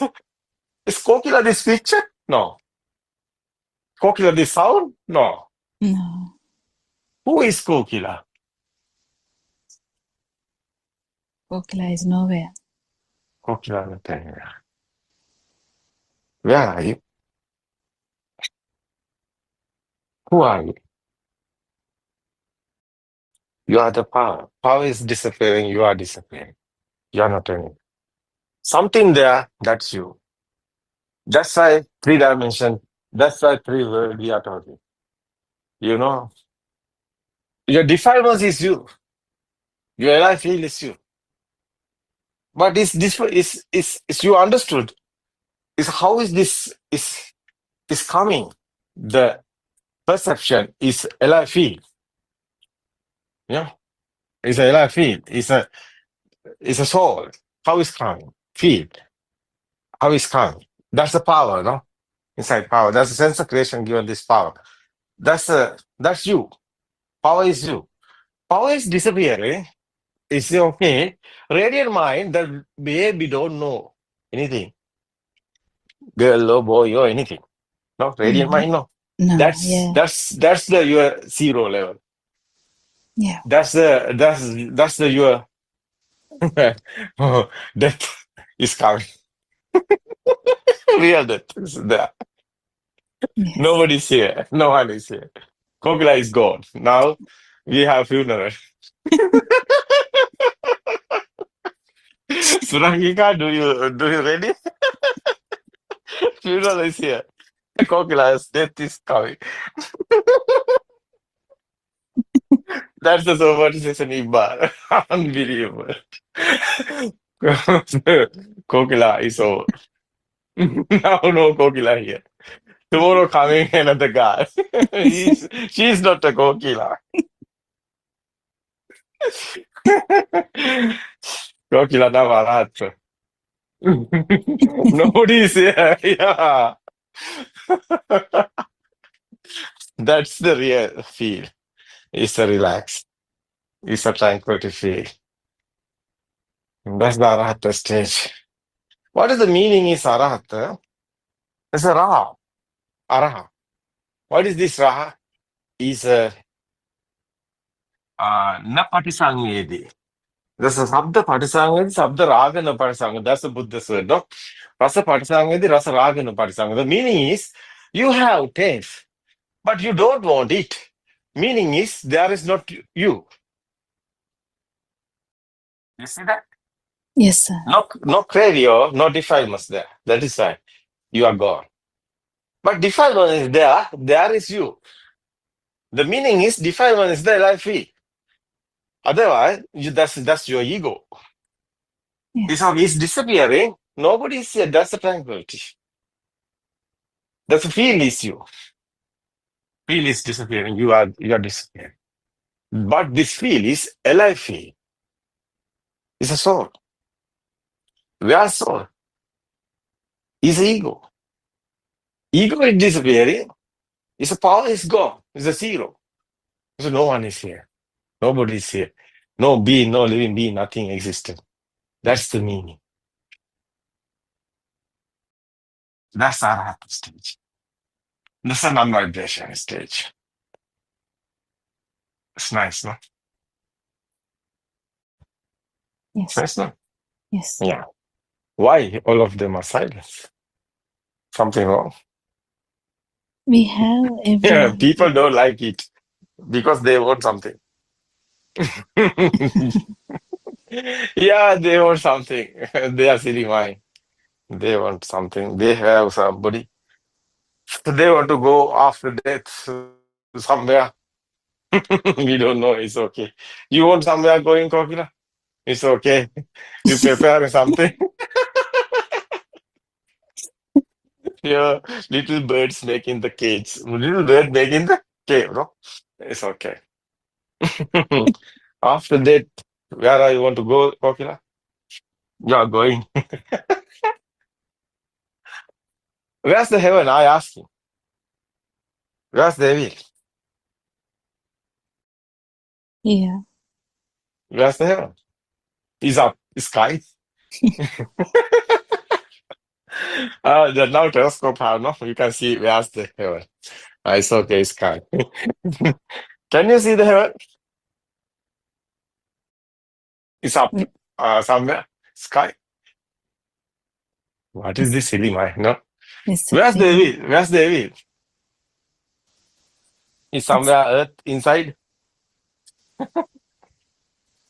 Where? Where? Nothing anywhere. No anywhere. No anywhere. Everything is this present moment. Everything is this present moment. Awaken to the moment is you're not anywhere. No? Yeah. Yeah. Awaken to the moment. That's our topic, no? Our headline. Our book's name is Awaken to the Moment, no? Yes. The meaning is this present moment is not here. That's the wake up in dream.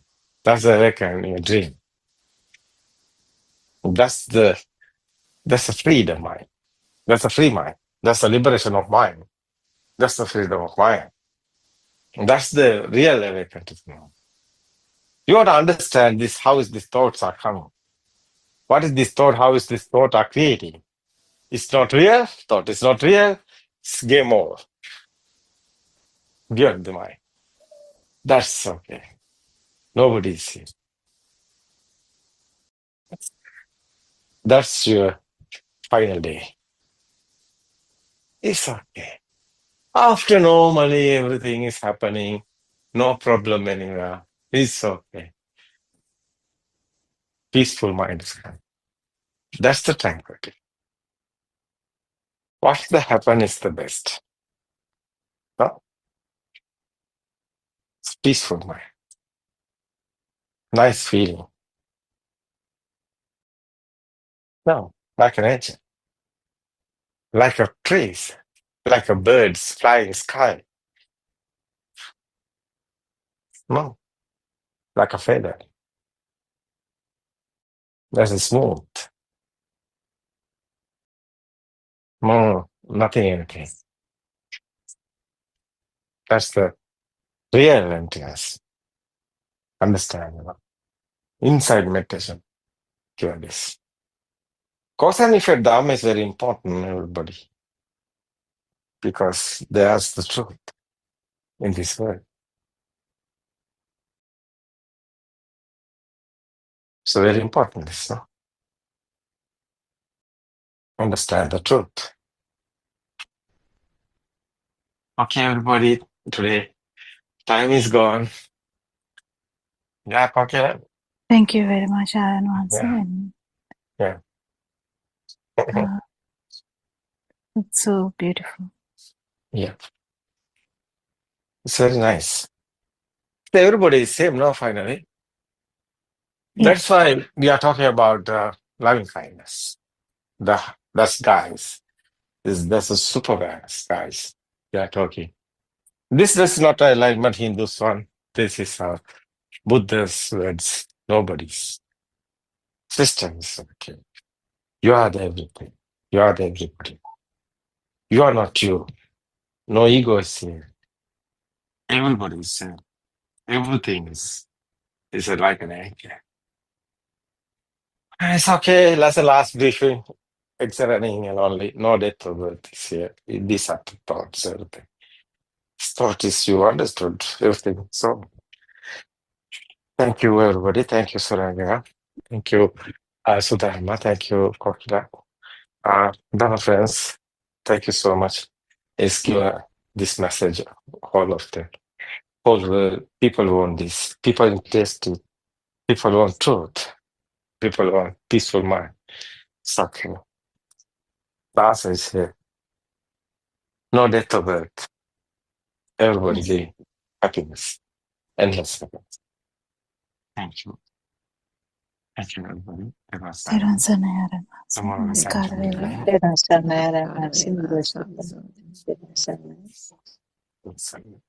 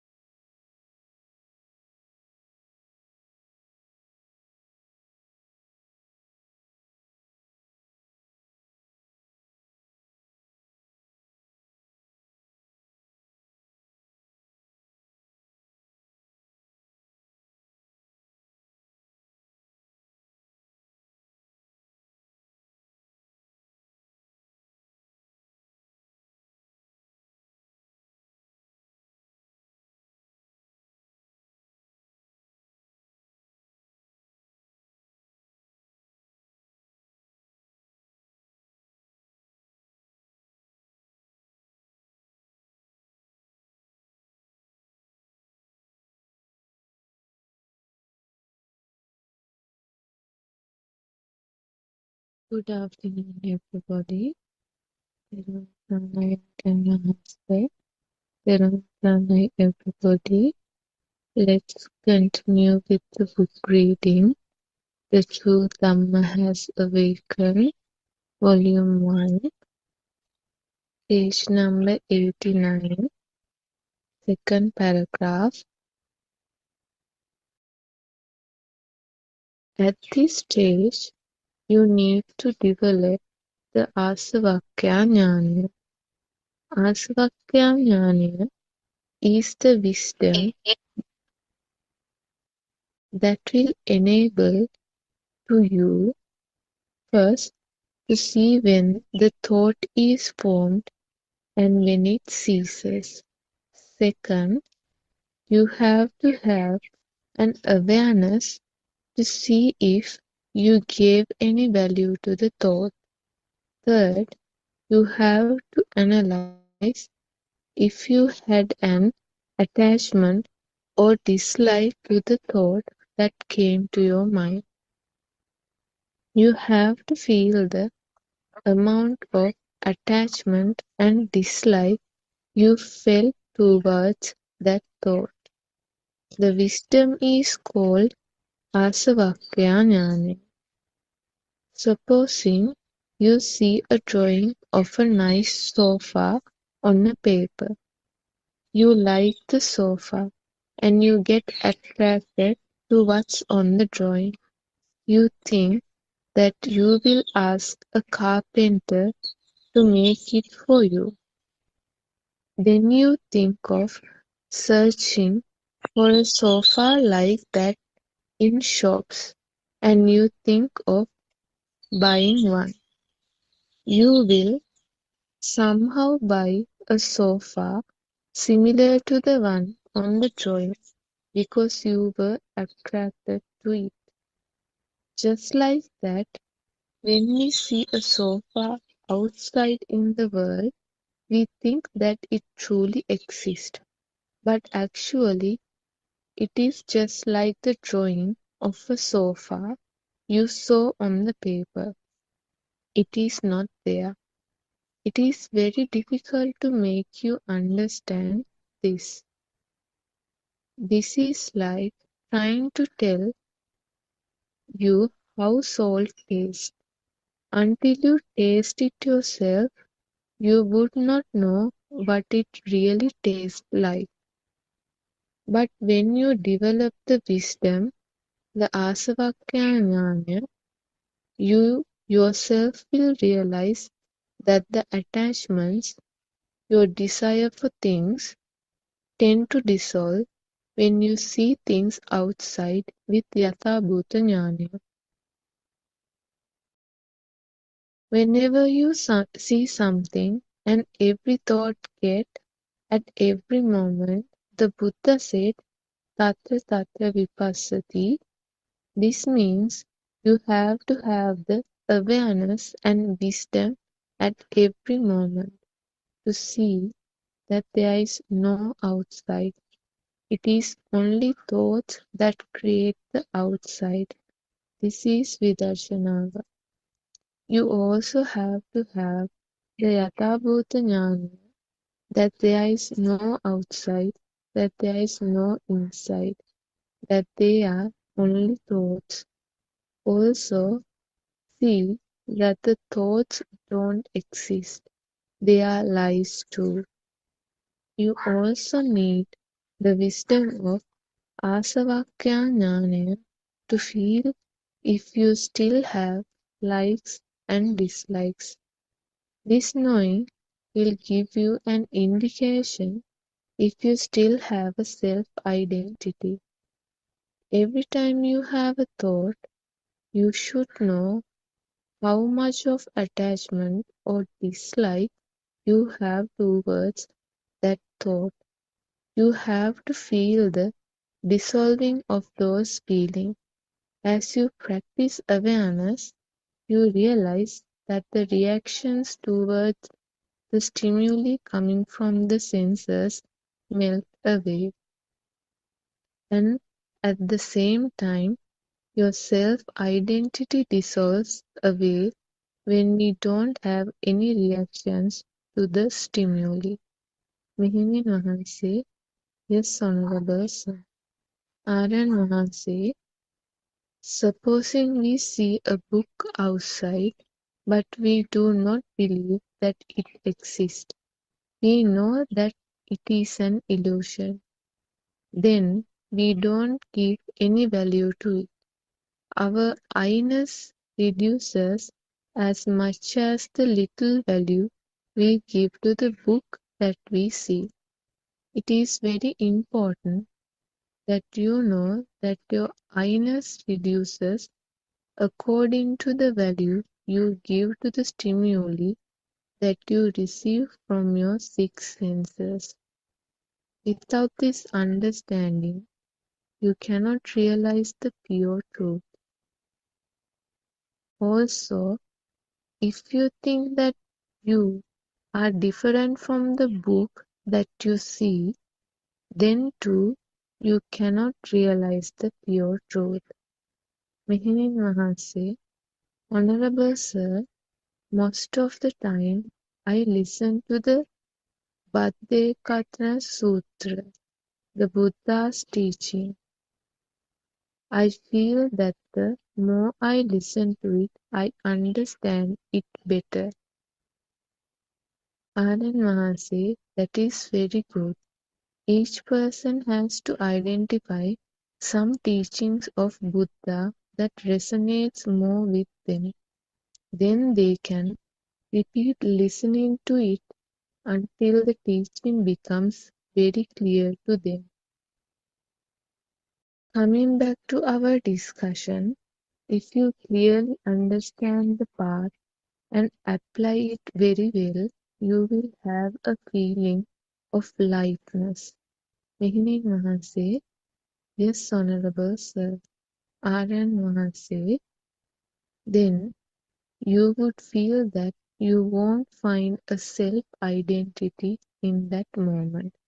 You would be awake to every moment without the self-identity. This awakening gives a blissful feeling. Mehimin Wahanse, yes, Honorable Sir. Aryan Wahanse, you have to have a very good understanding of the path. You have to have an awareness and wisdom to go on the path. Contemplate on all that we discussed today. Every time you taste food, don't own the taste as yours. When you have food, when you look around, when you feel a nice smell, see if you are there in that thought. Then contemplate on how to experience that feeling without the self-identity. You cannot experience anything without the self-identity. Then contemplate on how to look at that experience and find you in it. Mehimin Wahanse, Theruvan Saranai Wahanse, Aryan Wahanse, Theruvan Saranai. May the blessings of the Noble Triple Gem be upon you. Theruvan Saranai, everybody.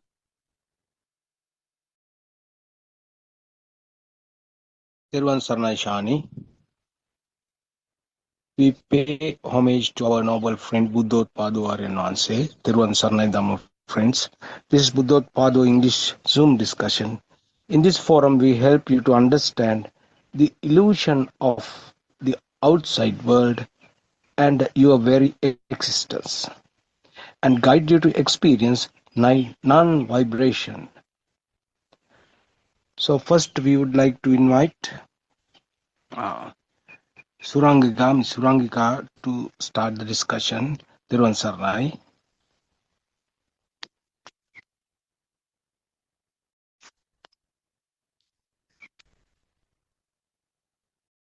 Tirvan Sarnai Sudharma, are you there? Yes, I am there. Please start the You said discussion. okay. Theruvan Saranai, Let's start the discussion. Theruvan Saranai, Yeah. Yes. my friends. Yeah. Go ahead. I just joined now. Mr. Bernard. So, Dharma, if you don't mind, Yeah. can you just Okay. summarize what Shani Okay. mentioned? Yeah, Okay. Sudharman. All right. All Yeah, right. sir. Teruvan Saranai. Teruvan Saranai, Mr. Bernard. Teruvan Saranai to all Dhamma friends. First of all, let's all worship Aryan Mahanse's feet for sharing this beautiful knowledge with the entire world. And as usual, Shani read the 2 pages from the book. Today it is the last 2 pages actually. And so far we have been discussing how or how should we see through the stimulus, in order to uh, in order not to be deceived by it, because we all have made from the birth, we have all made this world a reality due to ignorance, and with this true Dhamma we are going against the current. Actually, we have been going with the current, and now we have started to go against the current without the person, of course. So today the main point of the discussion is asavakya jnana, that is the ability, the knowledge one should have to uh, discern or to self-realize that destruction of defilements occur or the diminishing of defilements happens. So this, when we discuss asavakya jnana, we cannot take it by itself, because it is one major component of 3 great knowledges, as we know, the Kubbe Nivasanussati Jnanaya, then the Chutupapada Jnanaya, and the Asavakya Jnanaya. So, if we discuss it in relation to the stimulus or a thought, so, as we know, the due to the automatic functioning of the sensory organs, certain manifestations happen, and at once this name and form combination, we naturally, not we, as a natural process due to prior perceptions or the prior knowledge we had with that type of formations, uh, naturally a name comes, and this name and form combination happens, and that is the formation of a thought according to Dhamma. So this Kubbe Nivasanussati Jnanaya, Aryan Mahanse has explained very well. It is also called as seeing the Perasit Kandapillivela, or actually, if we try to translate, it is to go back to the moment of first exposure to that particular stimulus in one's life. That to say, the first time that if we take the example of mother, let's say it's a perception or the thought is the mother that occurred right now. So going back to, according to this Kubbe Nivasanussati Jnanaya, we should have that knowledge to understand this is not a real entity, but uh, one day, once in our life, at some point, somebody introduces this particular shape along with the label, and from there onwards, that thought as a perception um, came to our life, or was there kind of ignorantly we believe that the existence of that perception. So what happens is, so this effort, all these efforts are to understand that this world is not a real entity. So due to this lack of awareness of Dhamma, we used to believe whatever the entities, people and the objects and all other entities, maybe places, everything existed in our life. So with this Pubbe Nivasānussati Jnanaya, or the knowledge of going back to the very first thought, and through wisdom see the reality that it was non-existent until someone at some point like introduced this shape along with the label, and then onwards we ignorantly believed the existence of that. And that is the Pubbe Nivasanussati Jnanaya. So when to talk about Asavakshya Jnanaya, we need to have that aspect also, that awareness, that knowledge also. Then the Chutupapata Jnanaya is the knowledge to see the truth in the stimulus that occurs at that very moment. That is for that one should have the proper mindfulness or the awareness that has been highlighted in these sermons over and over again by Aryan Vasi. One should have that awareness. If you are not able to see that it is a stimulus that occurs right now, it is not something that is perceived by an existing sensory organ or existing person, but it is an instantaneous manifestation that happens due to these similar vibrations coming together. So that knowledge one must have, because this is actually we are discussing the volume 1. So these are the basics of this Dhamma, this doctrine of Buddhism, and the effort is to enable a beginner to uh, gain the skill, gain the knowledge to see the reality in the thought formation. So, and then with this knowledge, when one actually gets the thorough knowledge of this, how the first thought occurred in the life, and how and also the skill to see the rising of each and every thought, I mean consciously, because as beginners we have to do it consciously. Later it will come spontaneously. So one experiences the diminishing of the defilements. So here in this description, it was very well explained. Aryan Hase explains how can one understand the diminishing of defilements.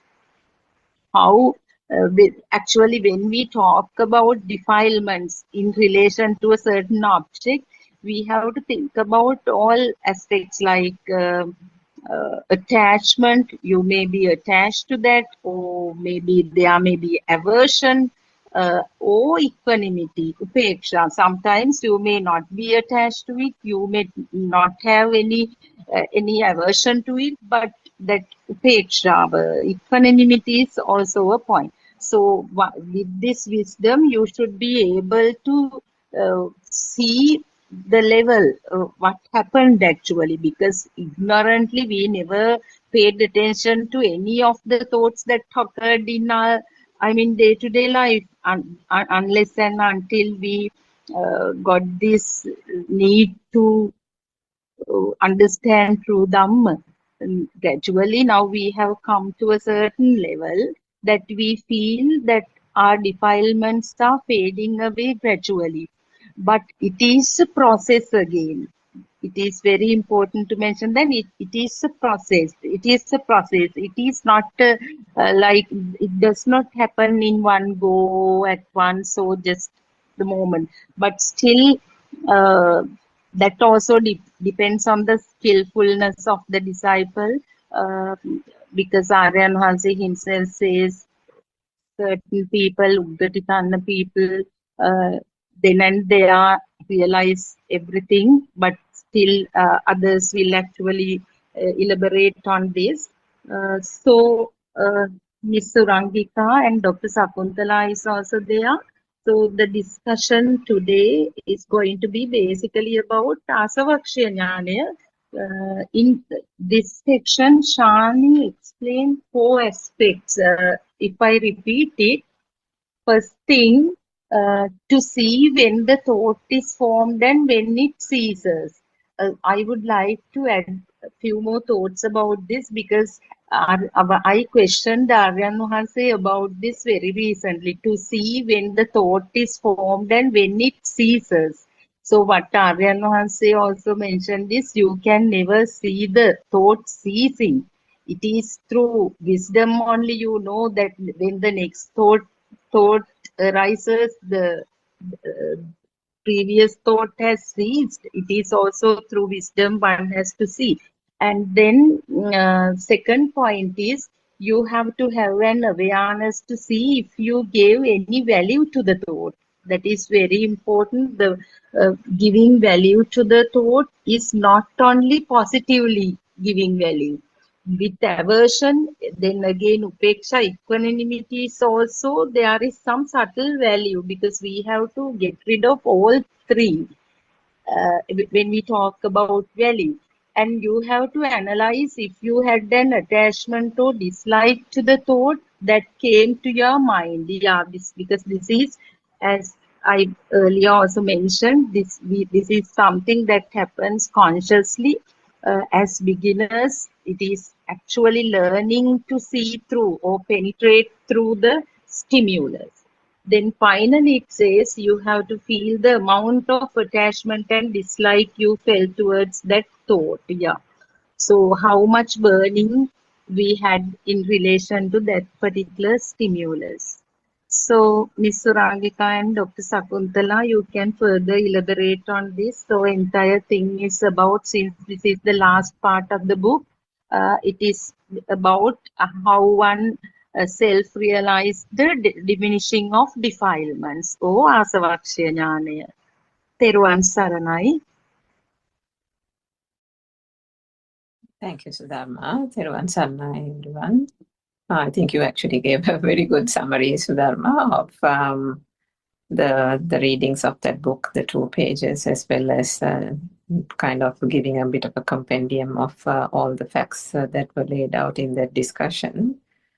So just to elaborate a little bit more on that, so you're right, and Aryan Mahansa has also explained so many times when mothers come onto the Zoom and say start off somewhere in the middle and or catch a hold of the word Asrava and say, now are my Asrava or defilements fading? How do I find that out and that kind of thing? So then he always points the person out to the 3 jnana or the 3 types of wisdom and says that, you can't have one without the other. And all 3 are interlinked. And in order to come to the point of being able to detect whether the asrava or the defilements or taints, as we call them, are gradually dissipating, one has to understand the 2 types of wisdom that comes before that. And that is all to do with, obviously, the thought. And the first one is, as you quite rightly said, the Pubbeniwasa Anusati Jnana, or the wisdom of seeing how the thought came about. So to do that, one has to go to the ins and outs of the mechanism of the thought process, and that means right to the very beginning, the core and the very start of the entire process, which means it's from the speed of vibrations.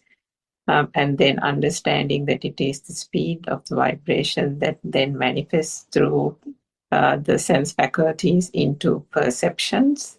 These perceptions, which are not that are there only in a kind of a basic consciousness level in the form of the light consciousness, sound consciousness, taste consciousness, smell consciousness, and so on at the stage of the baby, then gradually develops at the point of maybe say 2-3 years of age when the child goes to Montessori.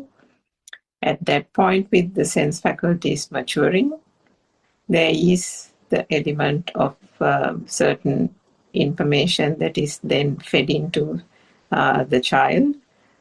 As you already mentioned, images are then associated with sound, taste, and touch and smell. Each of these varying perceptions are given a label, a name, and in that sense reinforced repeatedly to the point that then the whole mechanism of how the mind consciousness works starts to operate.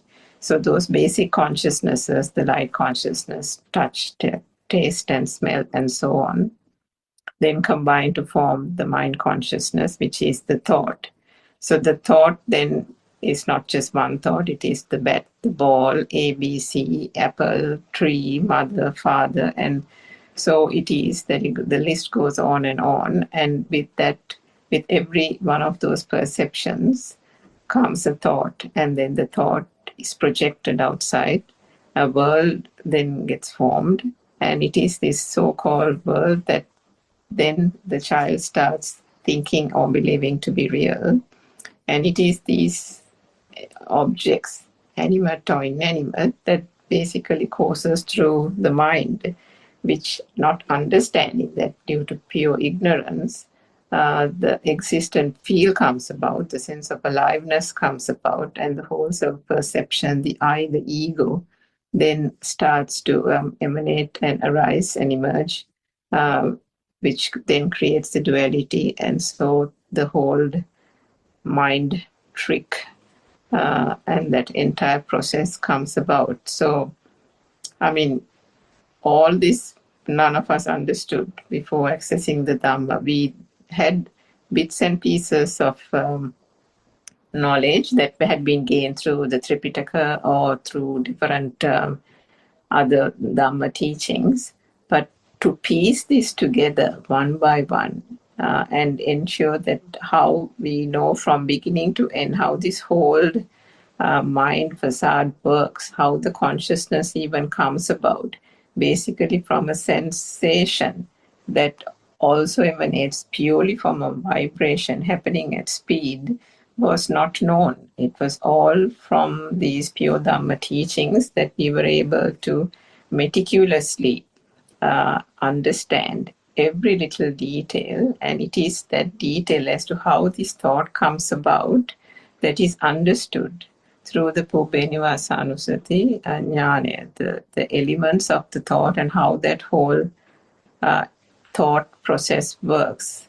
So once that is understood, then we come to the Chutupapada Jnana, which is the understanding of the thought or the stimuli that is occurring at this very moment. So we understand also that, this so-called memory that we call in the conventional term is just merely perceptions telepathizing at this very moment. Past perceptions, we call it that way, just from a practical aspect, past perceptions and new perceptions. But it is, if there is a vibration that is happening at this very moment via a particular stimuli occurring in this moment, then to that extent, if there is a similar vibration or an equal vibration, then that telepathizes in this very moment. And it is that experience that is then understood or experienced in this moment. So if one does not know the mechanics of that whole process, one will then believe that stimulus to be true. And it is not just known as a thought, is it? It is put out into that real world, and they consider it a real world. They consider it an object of attachment, as you said, an object of craving, an object of desire, or it can be an object of ill will or hatred. So if one, for example, thinks about, watching something on TV, like a cricket match, for example, or some really nice film. So then sometimes you can, we've all come across this situation where people, sometimes your mother or father or your husband might come and say, and talk to you behind the sofa where you're sitting and watching the TV, but you don't even hear them. You don't even know that they're standing next to you because you're so engrossed in the film. So what happens there? You have completely identified yourself with the watching. That whole thing has become so real to you that you are immersed in it, which means that is where the becoming is. That is where the bhava is. And that's what is mentioned by upadana, or identification with stimuli, because of ignorantly not knowing that the object is not real, one has then become the object because of the attachment or the craving. If we take another example, for instance, and this is something that we have come across, like, if there is for example, a dead serpent on the road, you will find the people gathering just out of curiosity to look at it, and then you are passing by, and then you wonder what's the big crowd about, and then you go and peep through the crowd and see what's this whole thing that they're staring about, to see it's some dead serpent, and it's probably stinking, isn't it, on the road, and it's not a pretty sight. I mean, how can a dead serpent be a pleasant sight? And yet people get drawn to it. It's aversion, it's distasteful, and yet there is a kind of a attraction to even the most unpleasant of things. There are so many other instances where we have seen that things that are not nice, things that are not pretty, still people want to see it, still people want to comment on it, still people want to go there and make a comment and say that they were disgusted about it, and so on. So this attachment doesn't mean attachment through craving or attachment through desire. It can be, the attachment is what we call the binding power. The binding power either through ill will, hatred, detesting something, or through the point of actually wanting something, or even the upeksha, the moha aspect of it, the equanimity aspect of it, of being non-committal about it. I mean, sometimes you can have a policy in a country where people feel strongly about, another group of people can feel, some people might like it, another group of people might not like it, and then you sit here and you'll say, I don't know why those people don't like it and these people like it. I, of course, I'm fine either way. And you can express a feeling or a statement like that. But then what happens? Even to the point of being having that sense of equanimity, there is still that thing that one feels non-committal about. And then there is that thing where there is a person here feeling non-committal about a particular object. So in all those three instances, there is that identity with the object. The stimuli is real, the duality is still present, and the I and the ego, the self-perception, is still here, happily existing. So the understanding of the Pupenivasānussati ஞāna leads one to exercise prajna, or penetrative wisdom. And when that stimuli occurs in this very moment, there is no betrayal, there is no misunderstanding, there is no getting caught or trapped with that stimuli and getting carried away with that thought through attachment in the form of raga, desha, moha, in whatever form it comes, because one has understood that how the thought process works. And with those two jnana comes the gradual dissipation of the defilements. So we spoke about raga, desha, moha, the defilements and the taints which originates through the zygote level at the shashava, or the taints, the self-vibration, and that is the thing that projects itself through asrava. And by understanding how the thought and the elements of the thought come together, and then understanding this stimuli that occurs in this moment, one will find that by continuing to understand this true Dhamma or Satya Jnana, the things that you have in your life been attached to or suffered from or got worried about or stressed about, one would experience gradually. You can't put a time on it. You can't really put your finger and say when it happened, isn't it? But gradually, whilst listening to the Dhamma, 2-3 months go by, 6 months go by, 1 year, 1.5 years. And then you turn around and think, actually, something that I had really got upset about 6 months ago, it doesn't really faze me so much now. I mean, and then something that really worried you, when somebody calls or, your son calls or something, now it's just an incident, or, it doesn't matter whether he doesn't call every day, or it doesn't matter whether he doesn't come to see me once a month, or, things like that. So how did that happen? So that happening is because the thought, that is the thing that has kept us bound to the samsaric cycle, which we didn't understand. We thought it was the son, we thought it was the mother, we thought it was our job or career or something else. But ultimately, through the Dhamma, we understand it is the seeing is a thought, the hearing is a thought. All the so-called perceptions or experiences that we have gained was only just a thought. And when one understands that, comes that gradual realization, the gradual awakening, and the dissipation of those defilements, slowly and slowly. And to the point that you mentioned, Sudharma, about the beginner stage, how do we put this into practice? I mean, through Dhamma, one listens to it, one does the penetrative reflections about it, but then together in parallel, one has to be practical. And in that first stage of considering that this so-called external world is not true, it is only something that is occurring in the mind, one starts off by, devoting 5-10 minutes of one's time or attending a practical program where you will devote a certain amount of time by taking by understanding every perception that comes through, and understanding that, if one hears a sound, it is the mind that says that it is a crow sound. If one gets a smell to the nose, then it is the mind that says, or it is the thought that says that it is the smell of jasmine. So when one puts this gradually into practice, it is quite difficult. It can be quite exhausting at the beginning. I'm sure followers of Buddothpado talks will understand that initially analyzing the thought was quite challenging.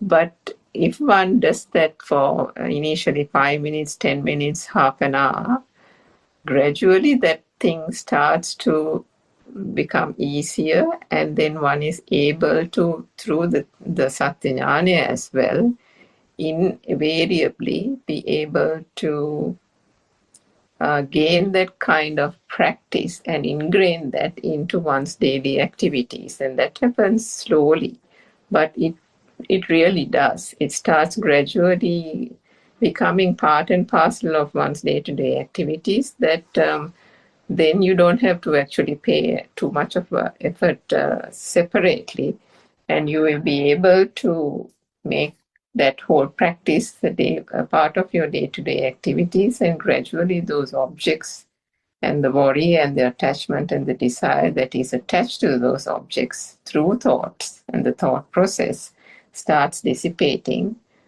so that gradual awakening will arise. So maybe Dr. Sakuntala can add to that more. Thank you, Ms. Rangika. Thank you so much for the beautiful explanation and the examples also. And Dr. Kokila is also here now. Teruvan Saranai, Dr. Kokila. The main topic today is Asavakshaya Jnanaya. That is, yes, we discussed basically about, as it is one of the three great knowledges, Trividya, Pubbe Nivasa, Nusati, Chuttupapata, and Asavakya Jnana. So Dr. Sakuntala is also here. So we can discuss. Teruvan Saranai. Sorry, I got late because one of the kids got injured. So actually, when we talk about the Asavaksha Jnana, it's very difficult to judge when you are in the mind, but when you are in the field, that's the only way to talk about the Asavaksha Jnana. So it is a bit difficult sometimes, because sometimes we can be in the mind and then we can judge, we can judge. So judging is in the mind, but actual feel has nothing to do with the judgment. So that's the most important aspect of the Asavaksha Jnana. The feel, how the feel has no explanation, how much vibration you get, how much power, the way the power has dissipated, power has reduced. So that's the only guidance we have. But we can't talk about it once while in thinking. Thinking always has a bias. Thinking always has a judging person there. So the judgment is always biased. Judgment is always biased towards the judging person, kind of the self. So this bias can be good or bad. I mean, someone might say, I don't understand this, or might say, I don't feel it, or someone might say, yeah, I feel it a lot, sometimes, something like that. This judgment, when you are inside the mind, is not the best way to ascertain what kind of power you have inside you. The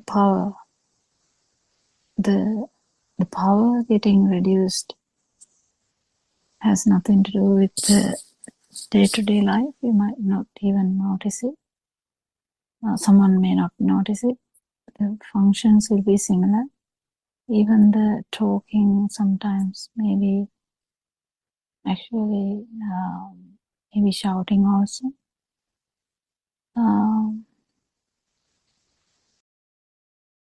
But still,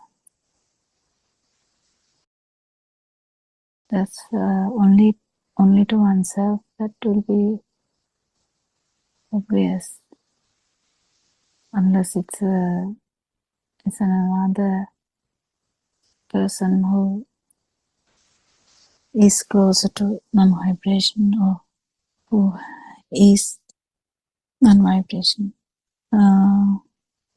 Yeah, I think Dr. Sakutala can add something to Thiruvan Sannai. Thiruvan Sannai, all Brahma friends. I think Surangika and Sudharma gave a very detailed description about the three wisdoms that that was read from the book. I remember Aranahase mentioning that the term wisdom is not the exact word for this one, because for the jnanas, jnana is the Pali term, and also in Sinhala also we use the same term, but it doesn't actually interpret what is meant by jnana, because it is something that it's not a knowledge, it's not a book, something that you can study and achieve, but it's something that blooms from within the system. So as you all mentioned, now the Asavakhya Jnana, or the feel that the defilements are sort of less or getting faded. It's not something that you can achieve as a thought. It's something that the system will feel with time, and especially when the same stimulus occurs, same kind of situation is faced with, the system will feel that the fire which used to erupt at those instances is less. So in other words, we use the word fire, but actually it's the defilement. So in other words, it's a self-perception, the self-feeling. All are sort of used to describe the same thing. The current which comes up. This is actually part of the system, initially starting as sensor function, and then automatically in the older child, these sensor functions will merge together and the thought is formed. And it happens within such a sort of fast speed. Older child or the adult will automatically experience the thought. So this thought is the one that we take as real because of the ignorance. Now everything is a thought basically. What we do, what we think, what we talk, everything are thoughts. So when you sort of open it up or stretch it and see, it's the cumulated effect of the sensor functions, where there are forms of shapes, forms of sound, then forms of smell, taste, and the skin feeling. So these are the components of the thought. And when you go a little deeper, we know now that as people who have been listening to these discussions again and again, we know that they are actually the result of fast vibration that happens at the sensor level, or the creation of the sense faculty means creation of the sound or creation of the shape or creation of a taste, smell, etc.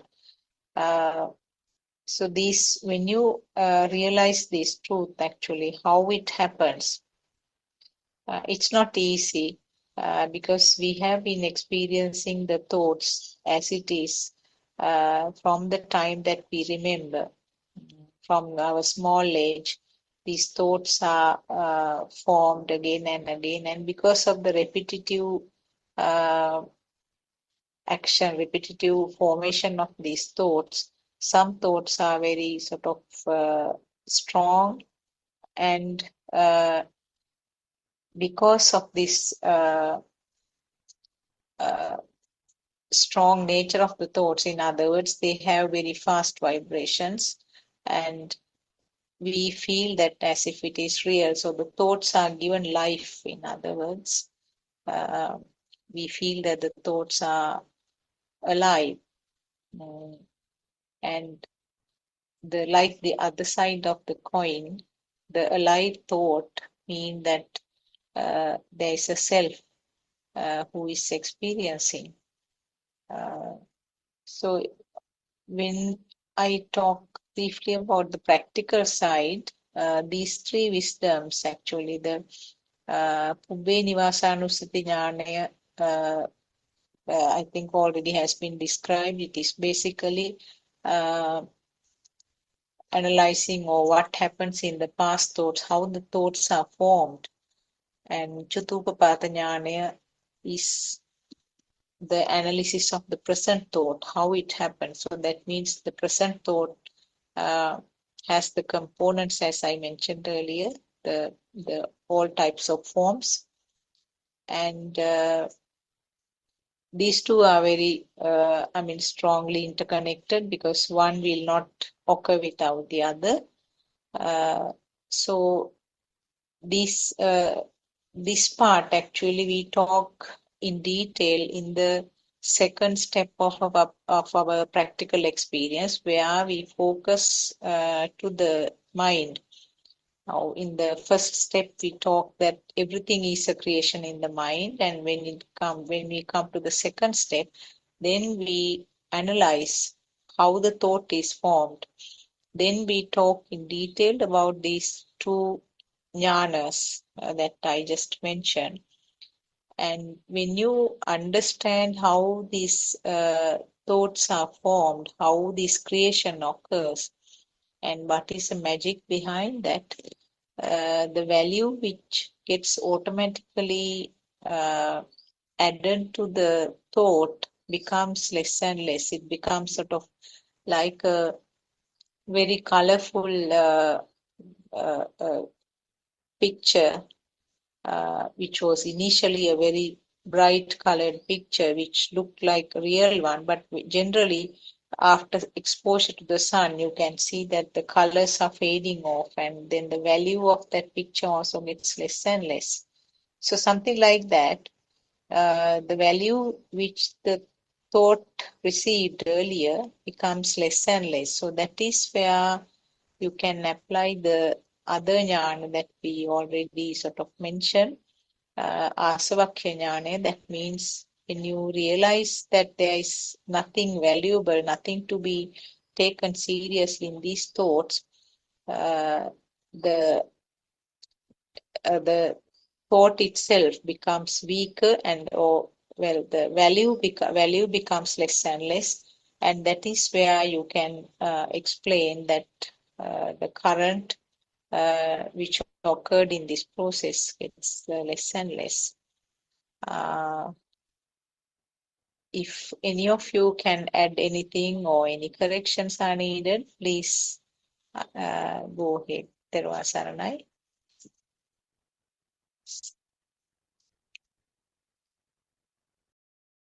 Again, when we talk about all three, the things that we talk about, I don't know how they are told in Jnana. English, but I think we have to talk as jnana. jnana, Yes. that again, the reiteration is these have to be kind of understood and also at the same time felt. So understanding part is done with the help of the mind, and we have, as humans, we have the best ability to understand how these vibrations work, and yes, and let it be. And that let it be part is the most important part here, because with the help of these things, when you know, with the help of the mind, when you know all these things, first we let go, and then only you will actually feel it. So that's the catching part here. Is it's not about the knowing this. It's not difficult. Everyone can know this. The catching part is actually know it, and then actually let go, and then feel these things. Even the knowing about the past, how these things happen, you have to kind of feel it, how it telepathizes, like specifically how this happens, and how this particular moment, and how you can relate to the kind of the power, which is again in the feel part. So everything is, the catchy part is, or difficult part is, not actually understanding this, because a lot of people can understand this, but to actually practically feel it. And the pitfalls are trying to carry this knowledge very heavily, is not going to work. But also, if you take it very lightly, also, that then you won't understand it. So, such a balance we need in this part. So, I think that is the important thing to remember.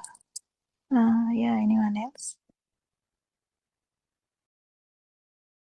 Thiruvan Saranai, Dr. Kokila, anyway, at the, I mean, basic level, if we say this analysis of the thought is important, isn't it? As you say, the knowledge is very important. Otherwise, we never know such a thing. This is an illusion, even we don't know. And I have experience, and as you said, Dr. Kokila, now only I actually figured out very recently the difference between this knowledge and feeling thing. Although I tried, I contemplated, I visualized what this feeling is like. I don't know whether it's the exact feel that you all are talking about, but sometimes within some certain things are kind of this some awareness is happening without the involvement of thought. So something very last week, something not interesting, some incident happened. I in a hurry, I used some detergent to clean the kitchen sink and it left like stain on it. That glossy layer is damaged. So it is so ugly. But I knew it's ugly and actually I would have replaced it the very next day. But it didn't happen yet. I know it is ugly, but it is there. But that burning is not there.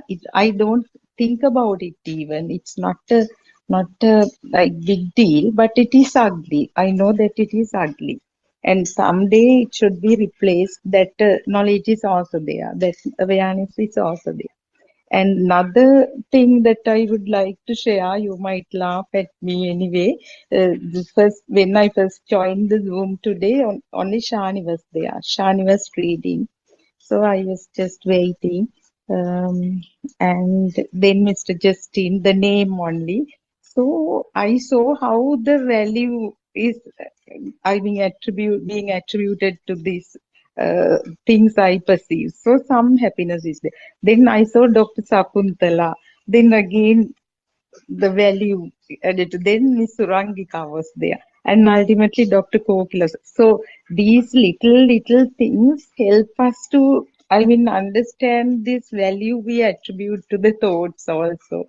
When we uh, very simple things, but I felt the value that I can't explain the exact feeling I had, but I felt that there is certain values being attributed to these letters that appear in the participant list.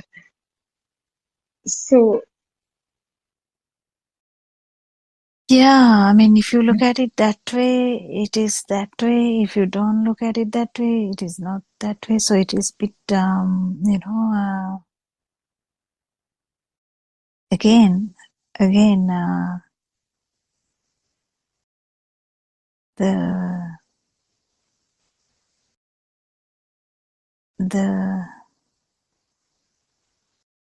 the second, the one we talk about, like perception not being true.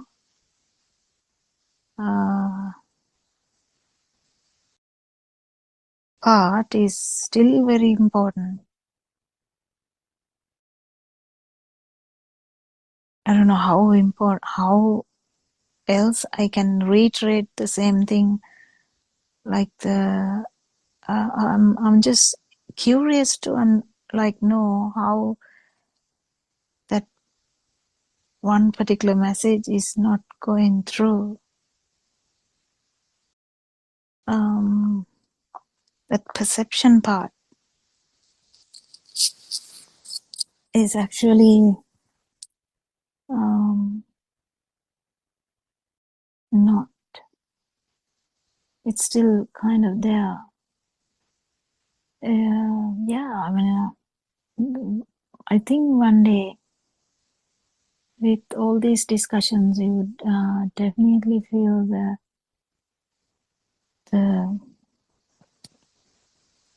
the value of the perception also would not be there. It is a very subtle thing. It's not the actual value as before, but mind consciousness being true. What I am, Consciousness. Yeah. yes, Dr. Kokila, what I am telling is that your absence mattered in some way, to be No, honest. I'm talking about the Yeah, previous one, yeah. not the phone one. Because Okay. The stain. Yeah, the stain. Still, the stain is there. That's not light. I mean, I don't know how to say that even, because these are very confusing words that we put out. I don't think it is fair even, because it's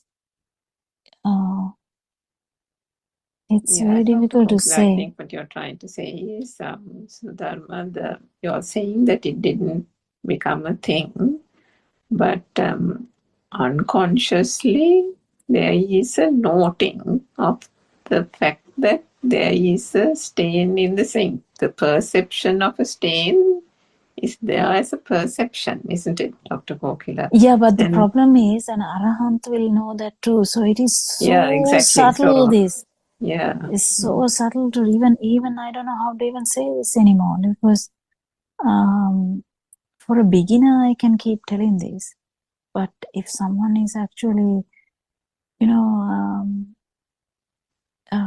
that's why we value actually Aranhanse's word, because I still feel that there should be a difference. There should be a different experience, but I don't know how to put that into words even. Because I'll give an example. I mean, Sudharma, you can relate to this. I mean, all of us can.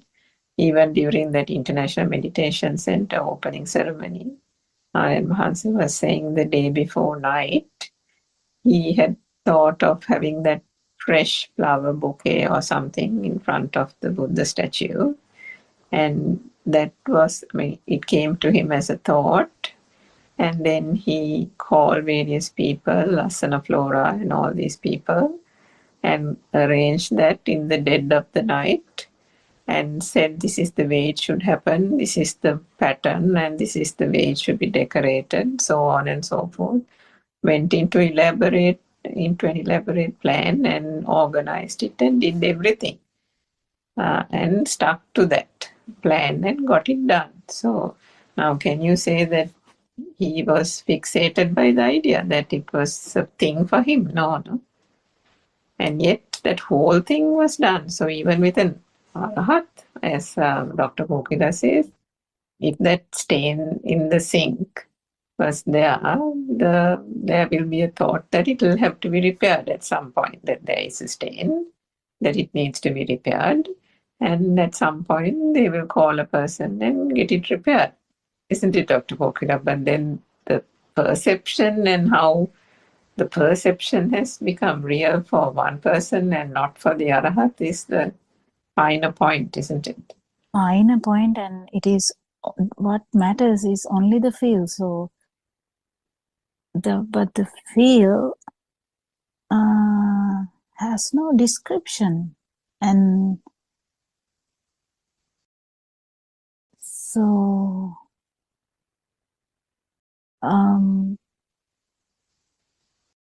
yeah, you can't really. That's why Sudharma, even R.N. Mahansa sometimes says, when people describe these kind of experiences, he says it's sandhitika, self-evident. Only you will know whether how that feeling is when that thought of that thing comes to mind. How one feels towards it, the feeling associated with that. Yes. And what I can definitely say is it's not the no self experience that is evident, but the Actually, in the path, we can have any of these statuses, like Yes, meditative the statuses. emotional engagement was not there. That is absent. It's not a big thing even to say. I just actually thought you would comment on it and it would be useful. So this that emotional engagement part is not there. That it's, I mean, everything Yeah, happens then that is rationally. all right. Yeah, That is all right. yeah, yeah. Yeah, but the Okay. thing is whether this feel is, if it is the feel, there is no discussion about it. Oh, yes, that's true. Yeah, Peruan Saranai, I don't know whether Sudharma felt a bit sort of, well, I don't know whether you can use the word happiness, but some form of satisfaction within you for not having any Yeah, burn towards that pantry cupboard incident. In that case, it's the self, isn't it? If, I mean, if you felt in a fine way happy about not Mm. uh, Not being getting, I mean, upset about it. No, Dr. yeah, Kokila, that's nothing right. like that. It was so neutral and kind of, that's why I told no, I didn't yeah, feel but any still, emotion. Yeah. what I would try Mm. to say is the feel Yeah. has no description. Mm-hmm. Yes. So this is so difficult to even explain now. It has come to a level that it is very difficult to say because feel has no description, and if there is a description, the descriptor or the subjective objective phenomena is there. I don't know how else to say that, but anyway, yeah, we can only say it is sandhitika. You can only say the the the the the feel that that is sasava is not so it is a very good level, not deep enough, I would say. So none of these Also, things Dr. are wrong things. That is the thing. None of these things are wrong things. This is how all everyone is in the path. Everyone is in the path. So nothing is wrong. The thing is there can be a little bit more depth. That's all I can say. It's this projection of Kaya Sankara, Vachi Sankara, Mano Sankara, isn't it, Dr. Kokila? Because the thoughts, the furthest projection is the Kaya Sankara. And then the second projection is the Vachi, the word expression. So as we go along this path, I think somebody said that maybe it must be one of your Zoom discussions. They said, the how heavy and burdensome and burning the thought needs to be in order to lift your hand and hit a person. So that is Kaya Sankara at its probable worst. But then, the thought has to be absolutely burning to the point of creating so much of pressure and power to want to do that. So then that is that. Then, and when it comes to words, also there is that urge that comes within the person or within the mechanism or the process. I think we spoke of it yesterday as well. The urge to put something into expression, to express something. So it is the thought, the sankara, that is getting then expressed in words. The vitakka nature in the person gives that mechanism or the process. There is no person, the urge to express it. When you want to express an opinion about something, you can't wait, right? And think about a conversation you're having with somebody. Before that other person finishes, you are thinking of what is the response you are going to make to what he or she is saying. So much so that you are not even listening to what that person is saying. You are thinking about your reply to that. Yeah, but in the second example, Sudama actually did justice to that, because Sudama said how she felt the difference. That is so beautiful. That is actually the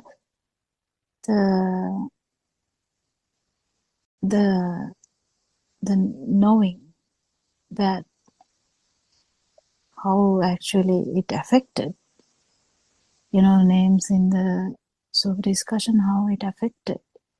So that is very normal, natural thing that happened, yes. But And again, gradually, to your point, Dr. Kokila, you said like sometimes you don't even want to say it. So that is that mano sankara. That is gradually the need to express something in words dies down, because there is no value. there is The always value, a catch, Surangika, here everywhere, because yeah. an arahant might actually express it also. So only when there is someone is or even the bird is going to be killed, then the arahant didn't utter a word. But then also I can remember another story where arahant said, small monk who was an arahant said, "Oh yeah, you all can kill me." So he spoke. No, I'm So not speaking about the speech by itself, Dr. Kokila. I'm talking about the urge. The urge comes from I think that's Asrava thing, isn't it? The vibration is the thing that causes the urge to. We talked the about problem the is the Elovinut Midila, Melovinut Midila. So like someone has someone has I don't know how to say that in English, but this world as well as the Sasava, if the both are managed, Arahant is kind of a free bird, like doesn't necessarily mean anything. So he might talk to whatever the level he would feel. It's all going to be the feel after. So it's so difficult to say anything after that level, because if you remember,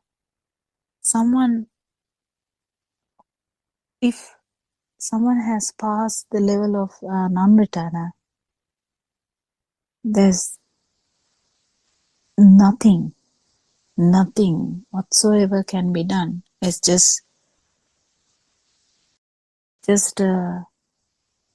dwindling of the the self vibration, and it's a feel only, and by the feel only that the person will know that it has happened or not. So it's I know when it comes to the finer points, it's a bit complicated, because one has to actually feel the arrow going through the mind, like liberation of mind, to actually feel so that is the difficult part, the liberation of the mind. Liberation of mind experience is different, and I can only reiterate that the liberation of the mind experience is different, and then the non-vibration experience is a rare thing. So we have pitfalls here when we try to discuss something, because it's only some other subtle things we can say that whether someone has felt it or not. It's very subtle, actually, very subtle. So I don't think we do a very good judgment here. We can't actually judge here. I don't think we will ever be able to in that case, unless we have a like a feel again. It can be another feel again, because this can't be brought to Ultimately, I person. think ultimately all a noble friend or Dhamma friend can do is to explain the different nuances of the perception, so that when the follower comes across those incidents and the experience that one has, just like what Sudharma recounted now, then that person, through the understanding of that particular Dhamma teaching, will then be able to discern. Yeah, actually, in that point, Surangika, the advice is even the good part of that point, that, the sink thing, let go. There was a good thing about that, no? Just let go. Because Yes, unless you try that's to do that, beautiful. you're still in the mind. If Aranwanse was here, he will be asking, so Dharma, what are you doing? You are thinking. But Yes, then we will be like, am I still thinking? No, I didn't feel any fire. Yes, but that's just one level, but there's a bit more to feel. So that's the thing. Teruvan So, Saranai, Dr. Kokila, it's 4 o'clock. I mean, for 1 minute we yeah, have taken. Yeah, Teruvan Saranai. yeah, we'll go to the next Zoom meeting. Sorry, I got late today, and I'll try to. But anyway, I'm so happy that you all are here, so that to continue the Zoom meeting, because it's mainly few of us who is maintaining this Zoom discussion. So we'll try to keep doing it. Thank you very much, and we'll worship our and say, as every day, Theron Sanai everyone. Amen. Sanai, Dr. Kokila. Teruvan Saranai, Teruvan Dr. Sanai, Kokila, Therwan and all Sarnai Dhamma Dhamma friends, friends. Therwan Sarnai all Okay. Dhamma friends.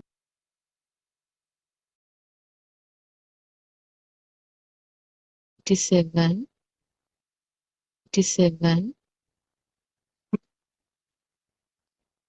We do see images outside.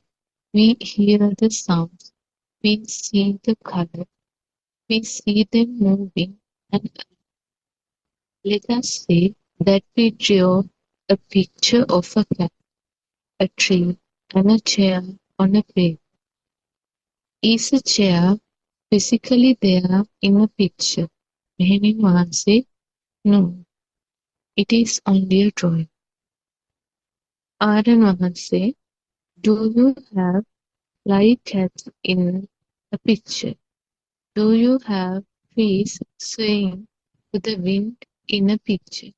This world is all in a picture. The world we see is also like a picture. Now, do you realize how deep and complex this realization is? You cannot explain this realization in words. You need to feel it, like how you need to taste the salt. You need to taste the salt to know what the salt tastes like. No matter how much explanation one could give us, we need to taste it ourselves. What we are trying to say here is that once we realize the pure truth, we don't give any values to things that we interact with. Seeing the pure truth is the awakening. You wake up from a dream. A newborn baby looks at the world without giving any values to things. His mind is pure.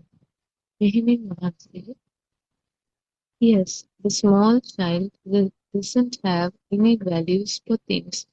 It is us who assign values to things. Adan Mahanse, Mehini Mahanse, I am going to repeat what I said because from what you said just now, I feel that you did not understand what I am trying to say. Let us say that we draw a picture of a book on a sheet of paper. Then We also draw pictures of a chair, a cat, and a tree. What we see outside is similar to the drawings we see on this page. Just as there is no book, no chair, no cat, or a tree in this picture, the same way we see our images outside, but they are not real. We see a cat, we see a tree, but we know that there is no cat or a tree outside in the world. There is no chair nor a book outside in the world. What is this anger? Try to see it by contemplating on it.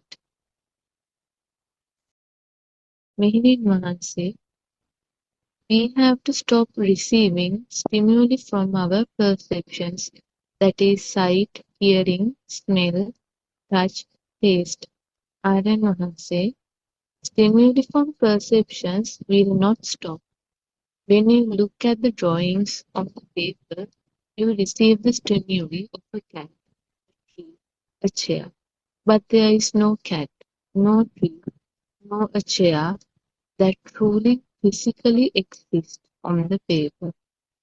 But there is an image of a cat, like how a stimulus would come to our side. Do you understand? We should not give any values to them. When we don't give any values to anything, our desire to please our senses disappear.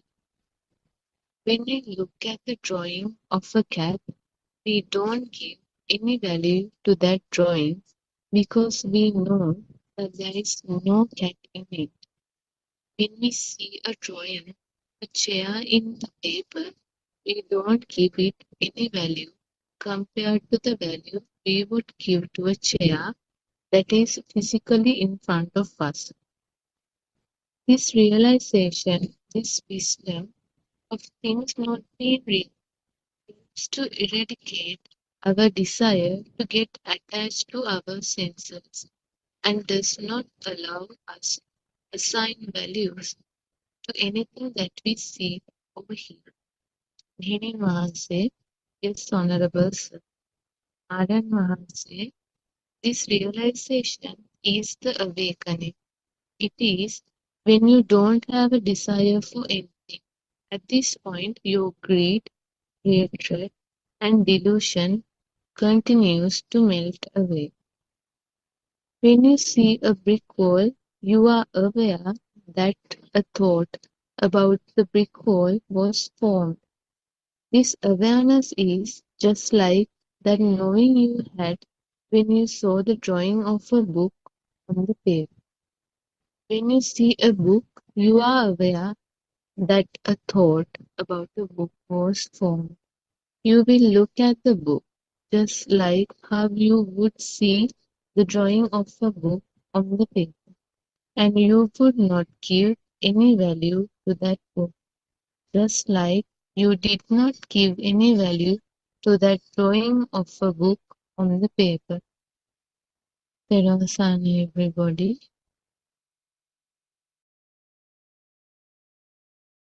Teruvan Sarnai Shani, Teruvan Sarnai Aryan Answer, Teruvan Sarnai all Dhamma friends. This is Buddothpado English Zoom discussion. In this forum, we discuss the pure Buddhism. We try to understand.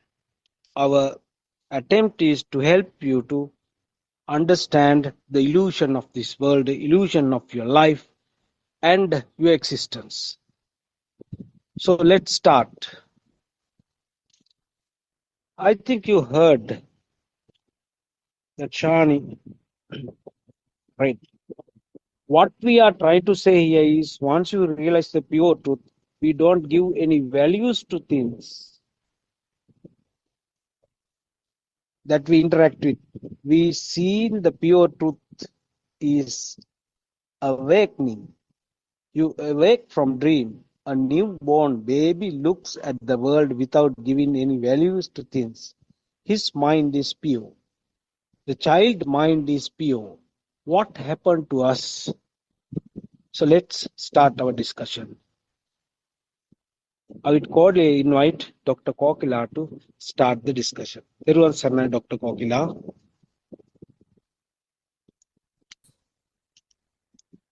Thiruvan Sannai.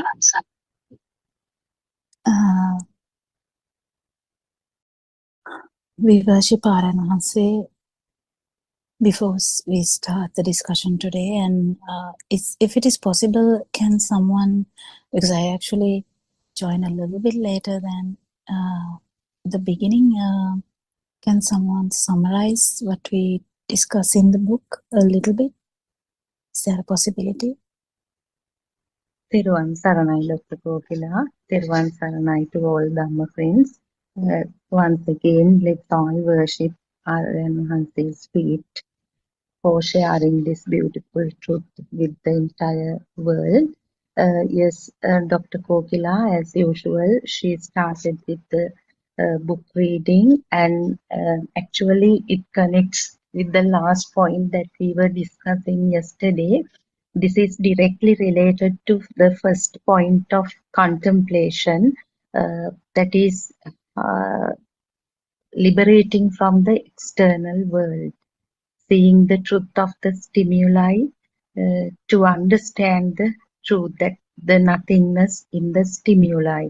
In other words, as if you remember, we were talking about the image on the mirror, image that falls on the mirror, because is there any difference between the image that falls on the mirror and something, some object in front of it? For example, now on the dressing table, we might have kind of some, let's say, some cream jars. So the shadow or the reflection of it falls on the mirror. But when we look at these, the eye perceives the two objects in the sense the image and the so-called reality. So since this deals with the attribution of value to this manifestation, this is actually from the reading itself. So what happens is, the image of the cream jar, when we see it, we doesn't assign any value. I mean, in the sense, not deliberately, but that that image does not create any burning, any need to keep it there, even at subtle level. But when the thing on the dressing table, the moment I perceive it, its shape, the the the touch, the tactility, that feeling of the jar, and the smell of the cream, everything comes, and actually we feel it as some real entity. So what Aryan Wahanse mentions here is, what's the difference? So when you ask what is this value, how can we understand this difference, Aryan Wahanse says, assigning value to an entity, what you see or what you perceive through sensory faculty cannot be explained merely through words. As if when you taste salt only, you know the real taste of it. Although we try to explain this value, although Aryan Wahanse says, even though we explain it with words, you might again get a different message. And then Aryan Wahanse goes on to describe the difference between the cat in the picture and the cat in the real world. Is it the same, or what is the difference between? Do you believe if I say there is no difference? What you see, that real world, real as in the surrounding, is also nothing more than the colors on a picture. So that is again, it refers to this three-dimensional nature. How does we believe when a small child in the perceives stuff around, if there is an apple in front of the child, maybe does the child see the round shape of the apple, or is it just like an apple in a picture? We know that there won't be any difference for that particular child, because unless and until child touches it and feels that its shape for the second time, when the child sees the apple, after touching it, after tasting it, that sensation, that feeling may be entirely different. Then somehow in ignorant, because after getting exposure to that experience, ignorantly the child, the moment the eye perceives the shape of light, all the attributes of taken from the sensory faculties, the taste of the apple, the smoothness of the apple, and then the word, if the child is in at that level, like let's say about 4 or 5, that sound, everything comes, and that perception is different, very different from what the child perceived, at an earlier age. So this is entire discussion is about that, liberating from the external world. Basically, Aryan Hansi compares the images on pictures and so-called real objects, Dr. Gokila. So that's what basically it covers here today. Teruvan Saranai, Teruvan Saranai. So, so we can understand that this from perspective, like second person perspective, we can understand that we can think about how child could have felt, what could have happened in the first place, what happened to the baby, what happened to the next kind of level, then what happened to the adult, what happened to the elderly. Like that we can think about that situation. But this journey is different. This journey is actually going through it. That's where Aryan Hanse says there's no two ways into Nibbana. There's only one way to Nibbana, because people can enter to this Dhamma from a lot of angles, but why it is only one way? It is one way because every human being would be having the basic, the 5 sensory organs and the mind, and then the ability to go through all these things, actually feel it, is the difference. So I have to reiterate this. I don't know how much I can reiterate this. That is the utmost difference between a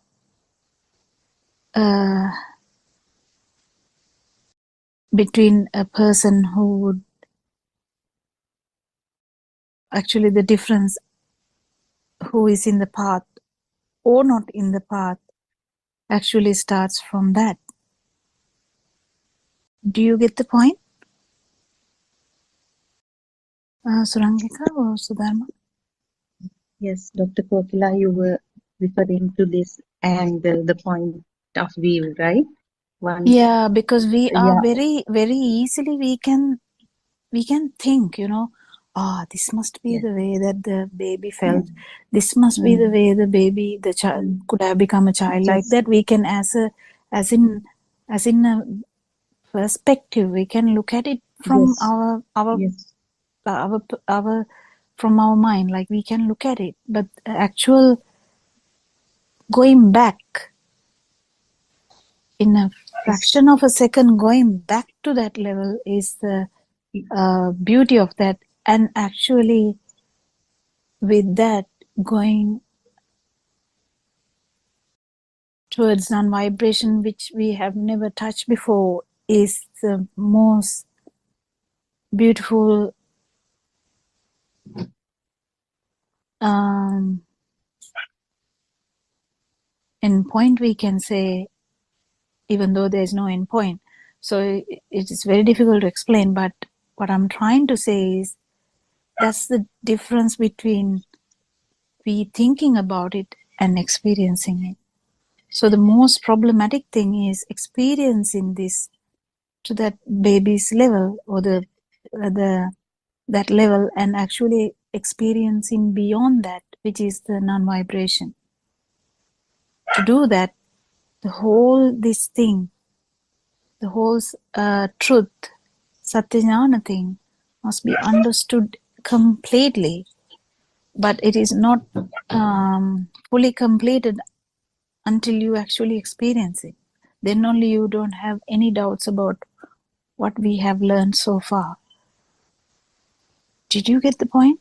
Yes, Dr. Kokila, and the beauty of it is before we heard this, we never thought, at least thought about this, not the difference between this and that, or how the child, we never, that was, I mean, out of talk, we never worried about all those stuff, right? We thought Dhamma is there in Tripitaka, and one day we are going to study it and attain Nibbana through it somehow. So that was also like, we were completely in the dark. Now, at this knowledge, these little examples help beginners to understand this wisdom of truth, or this Satyajnana. Otherwise, if that's why I think Aryan has say he is giving example one after the other, taking cats, dogs, images, all sorts of familiar stuff. Isn't it, Dr. Kokila?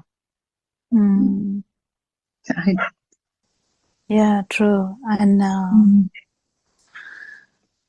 yeah, the gap is between that, the understanding that and the feeling that. At least we didn't know that we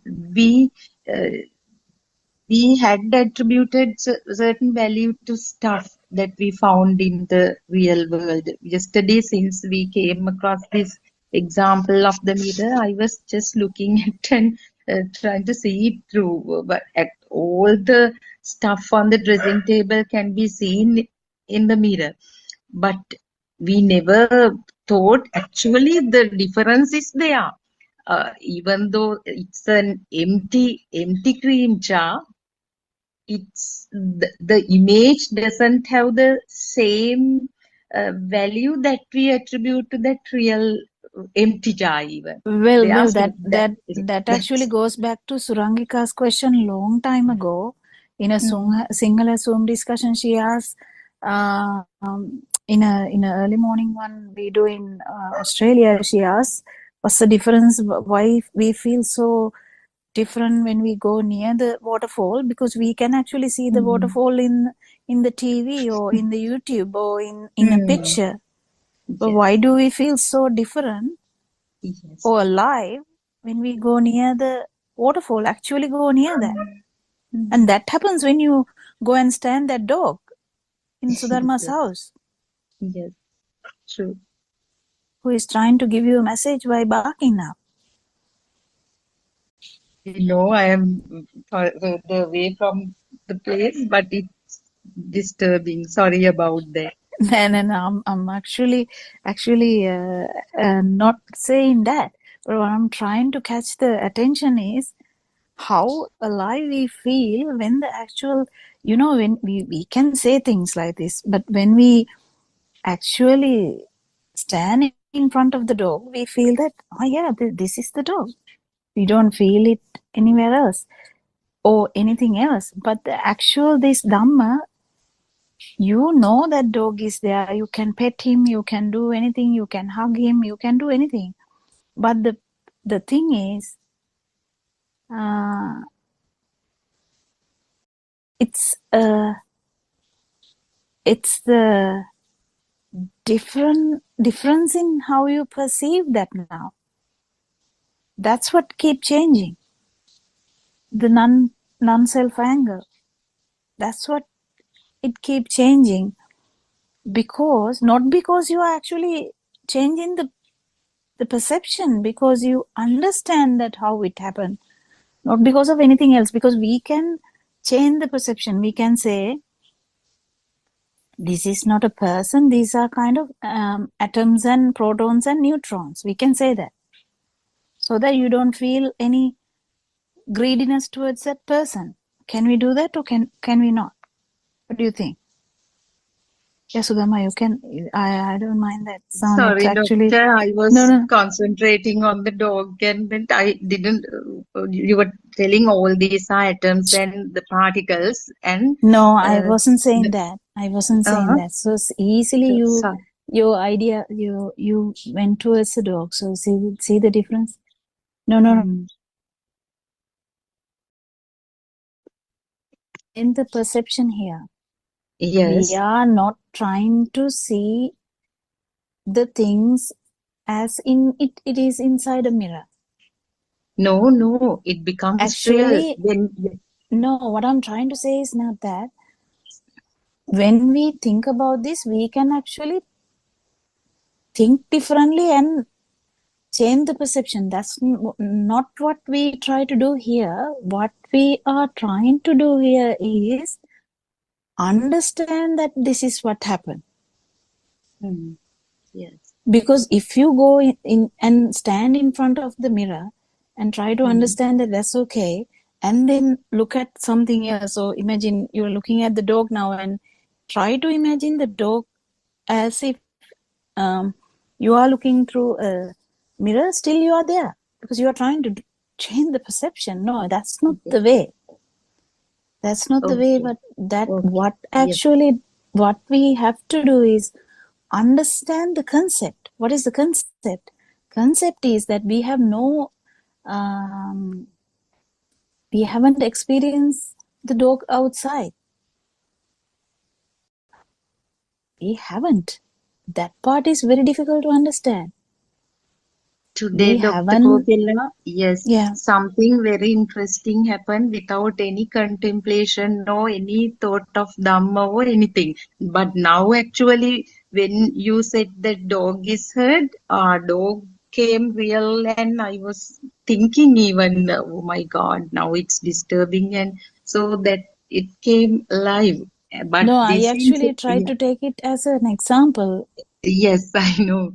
But I perceived it differently, doctor. So it came real. So, I mean, very serious No, incidents, we no, liberate it's from really, them yeah. unknowingly. These simple The things we get caught, doctor.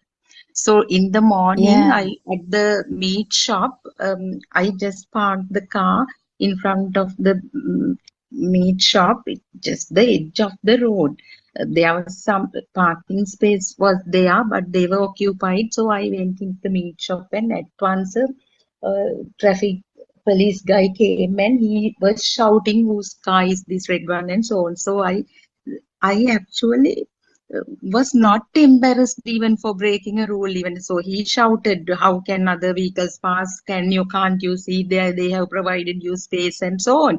So I just bent my neck and said, "Sorry, okay, I will go." And very humble and polite way, I just removed the car and parked it out there. But he didn't find or do anything. But one of my junior colleagues was also there, and she came running. "Oh, Miss, see how they shout!"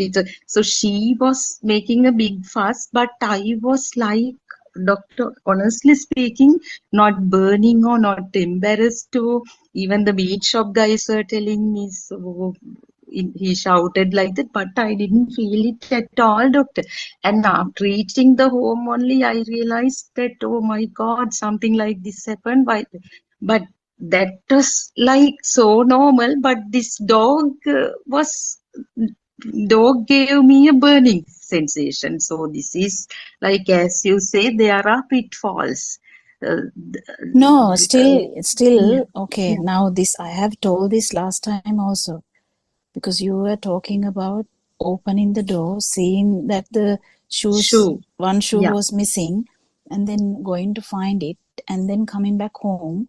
And I told to be careful because the whole scenario was there actually. And you, I mean, for an arahant, the scenario would be there. Everyone will know that. But I'm trying to say from a different perspective for a beginner. But what I was trying to say is, if that happened to an arahant, just imagine. This is just the imagination now. If that happened to an arahant, even that would be like going to the toilet. Now we don't talk about going to the toilet now in the morning. So we don't. So Dharma, I think your camera is on, so we can switch off the camera. So Dharma, can you hear? Yeah. Okay. So so what we can do is we can, for a beginner I'm telling this, but for an arahant it would be just another incident. But for a beginner, now there was no burning at all. Everything happened in such a way, but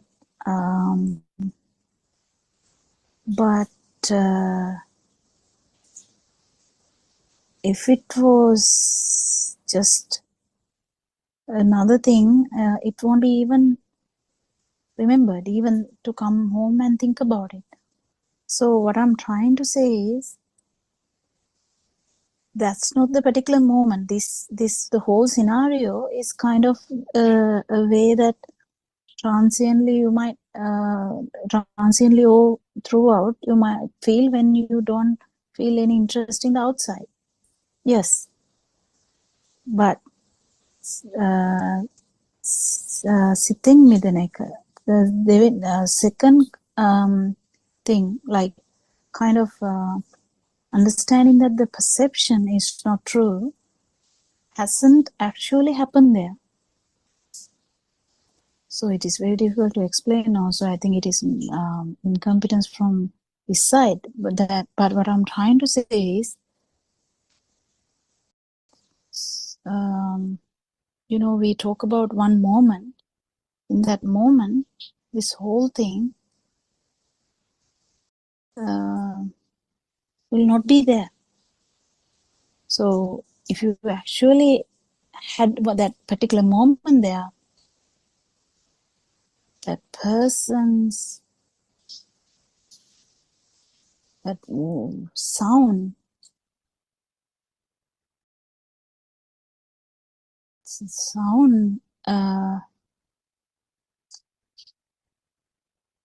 you will feel the sound, and you will understand that it is just the function of the ear,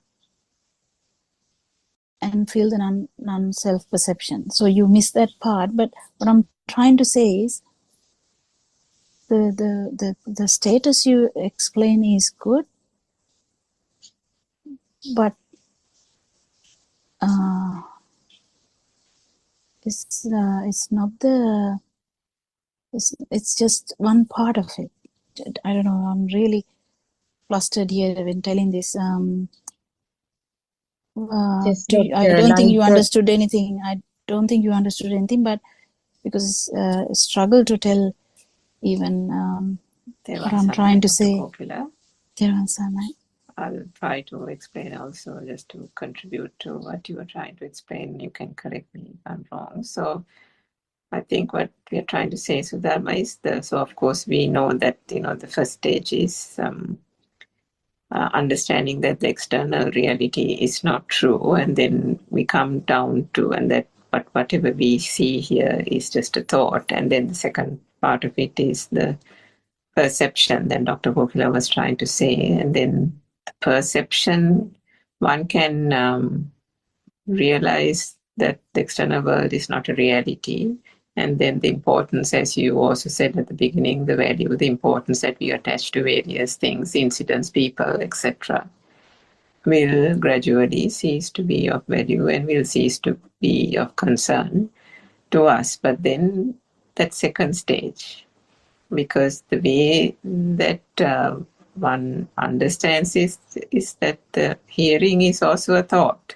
So then we come down to the thought, isn't it? So that second stage is the perception, whilst there is that understanding of the external reality, not world being not true. The perception is still there.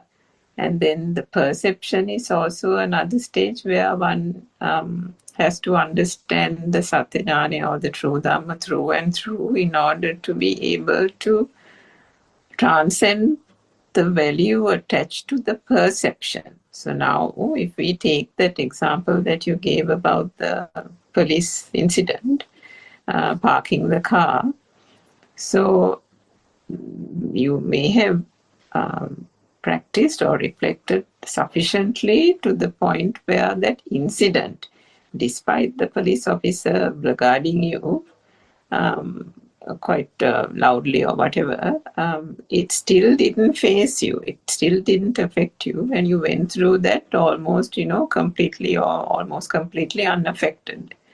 But then what happened? Either at that time or gradually, the thought of that whole incident gradually started kind of building momentum, which is why even you finished that whole thing calmly, you went and parked the car somewhere else, you got about you did your chore and you came back home, but then the thought started building up. Now, if you can remember, Sudharma, some time ago, Swarnamali mentioned in a Zoom session as well, this whole building up of the thoughts, and I think 2 days or 1 day ago also we spoke of it. When something happens, the example she gave, and you might be able to relate to it, the example she gave was when someone is in the jungle and a wolf is about to attack the person. There are instantaneously various reactions that happen in the human body and human system, because the human system has a natural instinct to survive. I mean, so do animals. So because of that natural instinct, whoever that person is, when being encountered by a wolf, will naturally turn to either run or hide or climb a tree or something to escape. So that's a natural survival instinct. And all that is fine, because that is how the senses work. The mind is trained to, the kicking in of the survival instinct automatically happens. It's not, nobody's doing. So that will happen. But then what happens? Once that whole danger is over and the wolf has gone away, and now this person he saw her way back to the village or town or gets back home and all, and now this whole thing that split second panic and everything has now calmed down. But now what happens? The thoughts go into overdrive. The thoughts go into overdrive, and then one after the other, the thoughts saying, oh my God, I survived that incident. I actually climbed the tree. I actually really reacted very quickly. If I didn't do it that way in a split second, I would have been gone, or, one of my limbs or leg or whatever would have been torn off. I was so good. I was so quick. And now these thoughts are coming, piling up, one after the other. Where is this coming? And can you see it is gaining momentum? And who are we fattening? The thoughts are fattening the I. It was I who was quick. It was I who reacted very quickly. It was I who this thing, that thing. And then the person goes home and says, you don't know what happened to me. And then everybody will say, what? And then they'll say, this thing happened and this animal came and I did this, I did that. And so can you see It is that, I think what she also said was, it is a feature in the whole, that the power of vibration, again, we spoke of this a few days ago, I think, that lies dormant in the zygote level.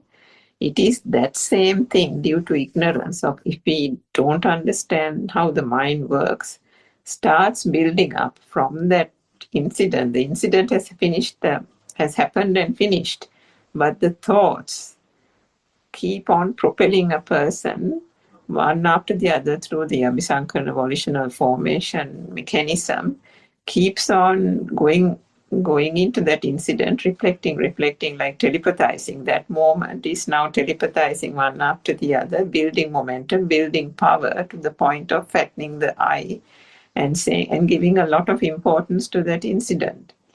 So that is where I think the mind perception comes. And if one doesn't transcend that, there is still that level. Of course, now that level of perception will get finer and finer as one understands even that second stage, the perception.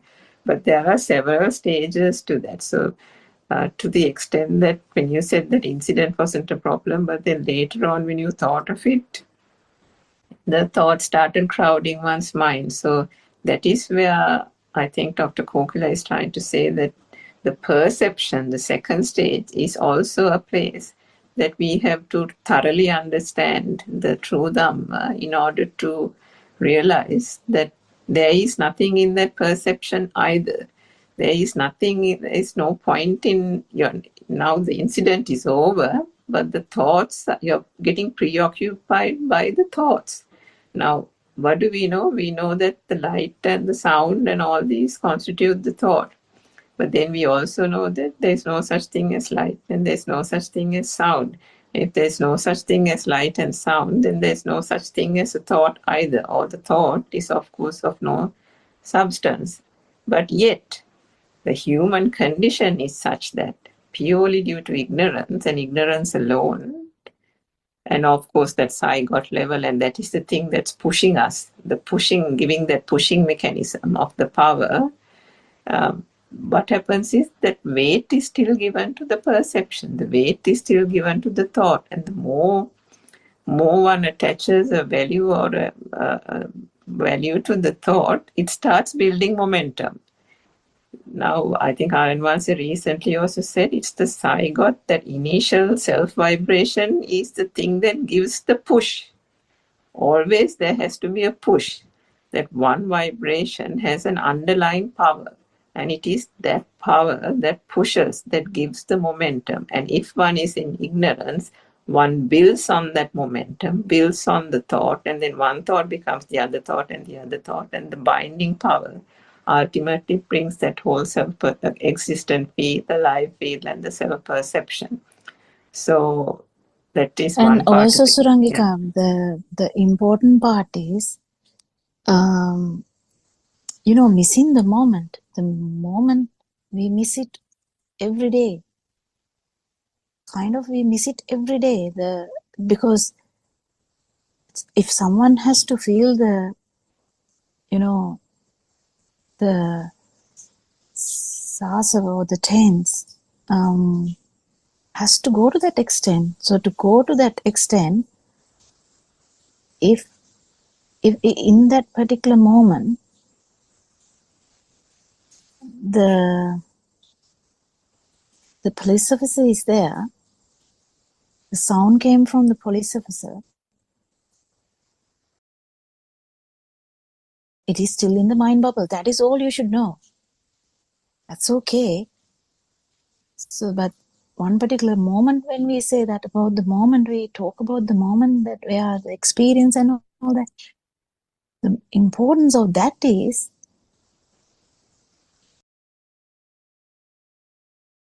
without thinking, without even reflecting or anything, we have to pierce that too.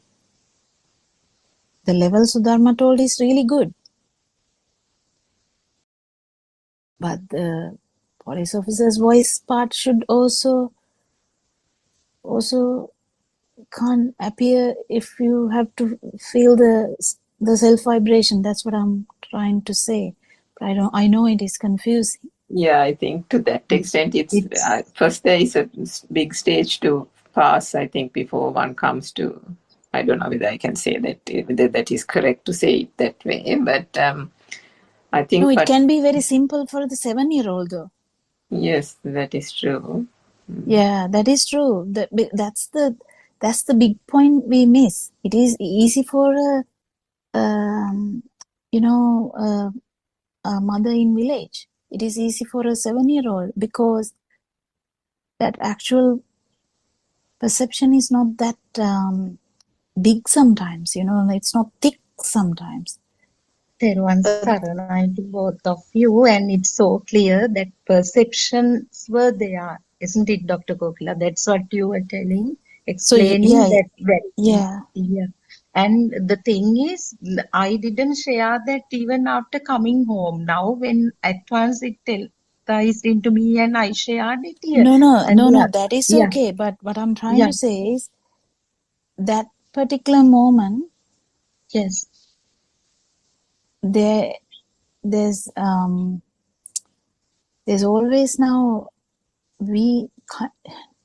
don't you see, we, in the sense we can't say we even, but the mind sensor, enjoyment of mind sensor is very difficult to understand.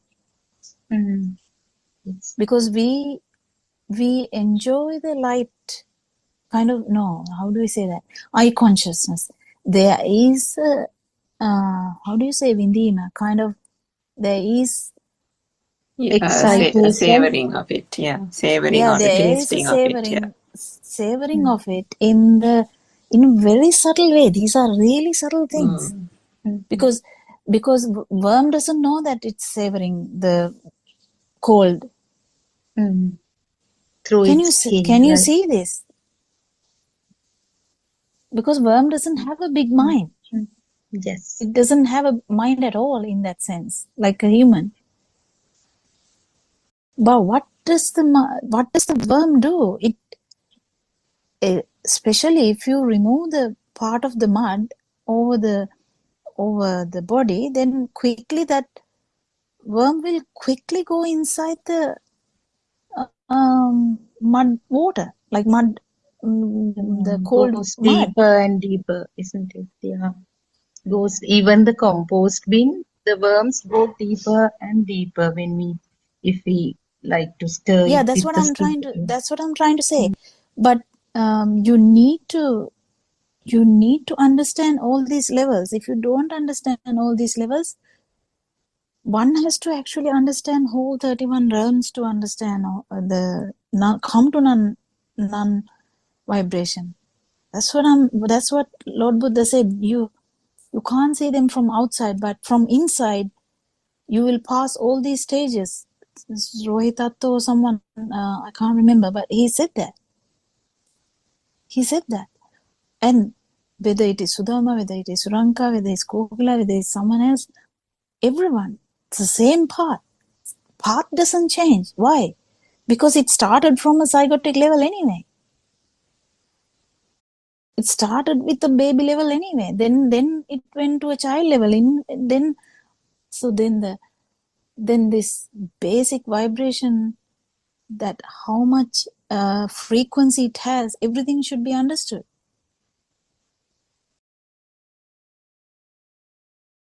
And then that vibration will be not there in an Arahant.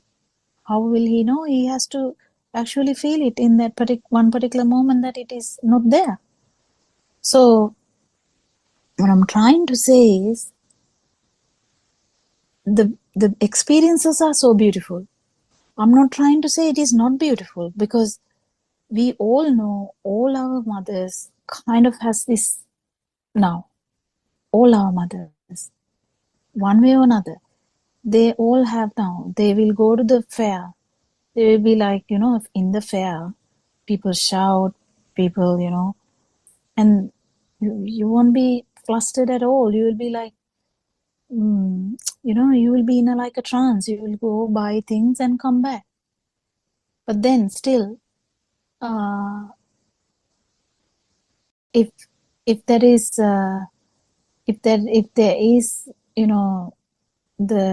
then Arahant will do the same. That's the problem. Now I can't really say this properly in that way, because the Arahant will be going around the fair like the same way and come back. But if it's an Arahant, but this is for the beginner. This talk is for the beginner.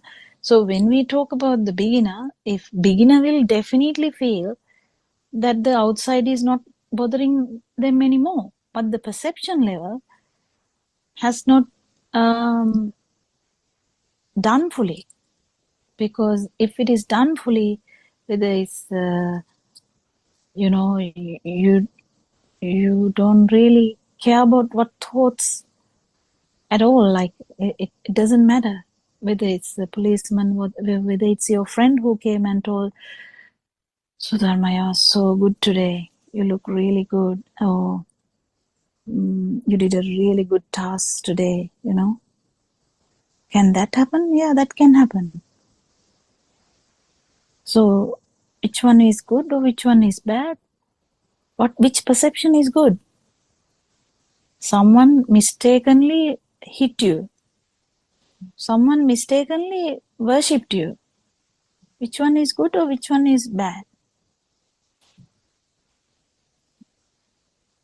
Both we can't judge like that, no, doctor. They are just Yeah, kind but of that is the thing. So yeah. if you are going back and remembering something, even if you ever don't remember, if it is in the back of your mind, it is still like a perception level. Or but the moment we talk about, that moment that has to be kind of pierced with the wisdom. And then if actually that happened at that particular moment, the story will be different. And you will definitely feel only the vibration. It's very unlikely to do it there. It will be very likely to happen in a very calm area when you do the sound meditation or silent meditation or walking meditation. It's very likely it happened there. Then the fruit is felt in the market. Do you get the point?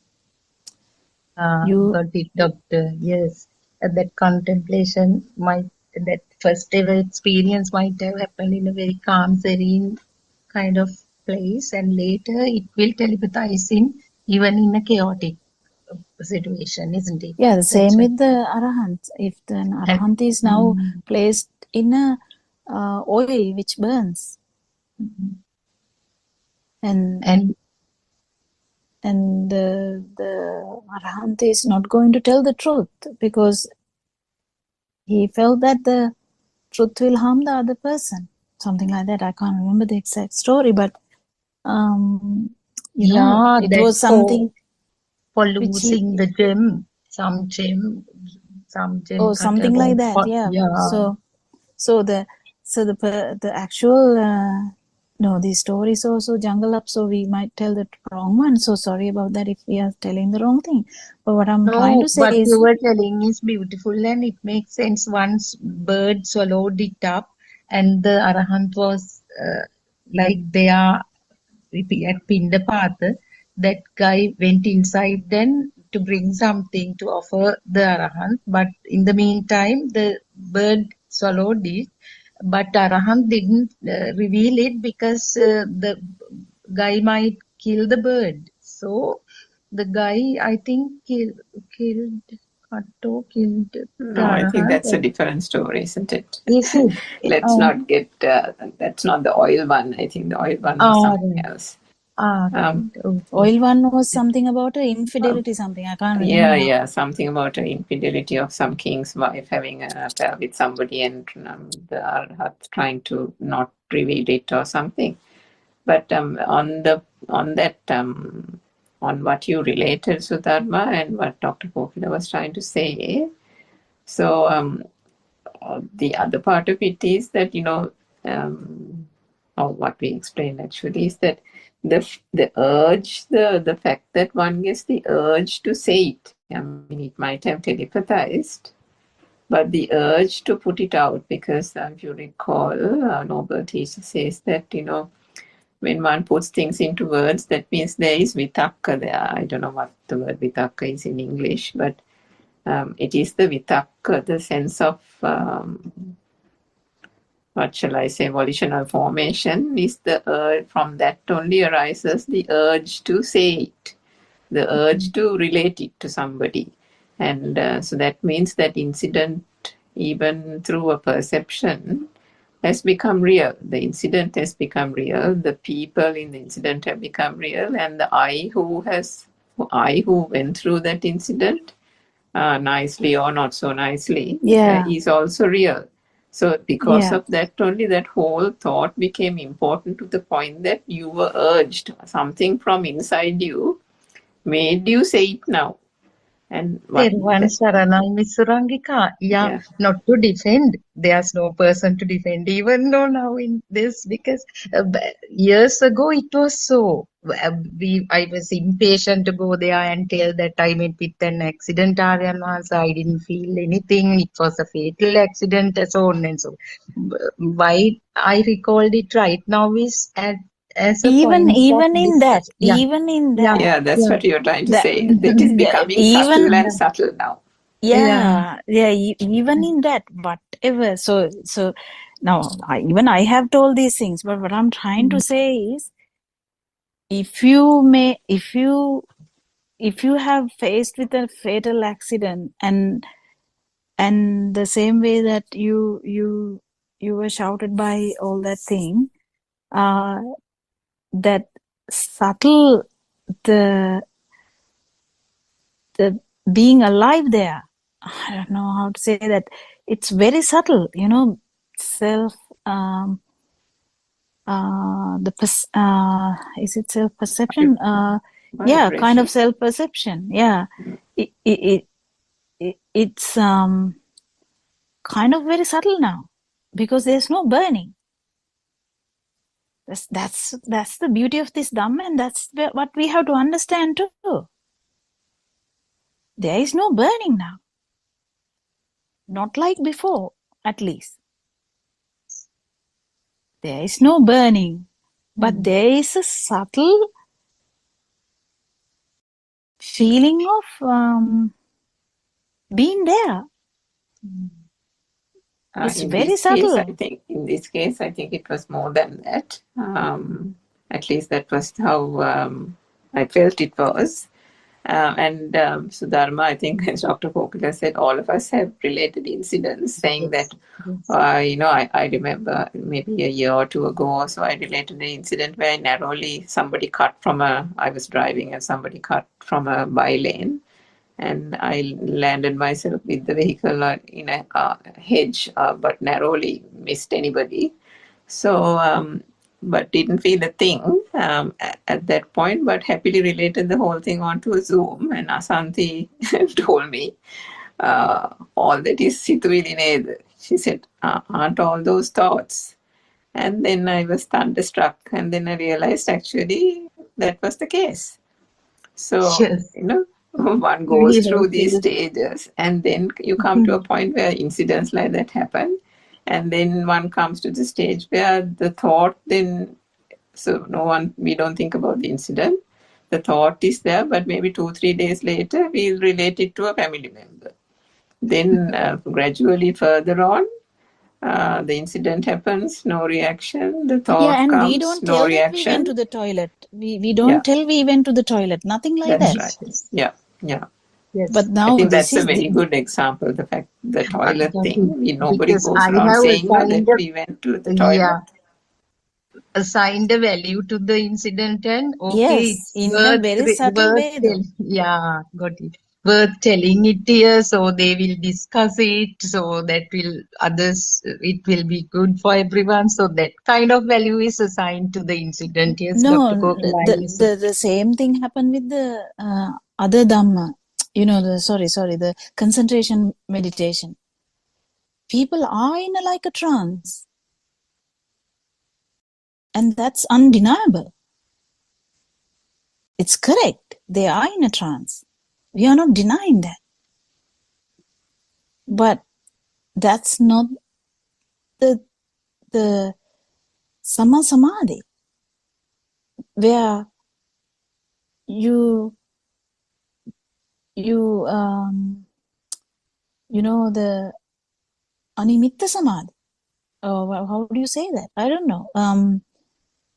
Yeah, it's just Perception, non-perception, yeah, so concentration. something like that. Non-perception meditative state. So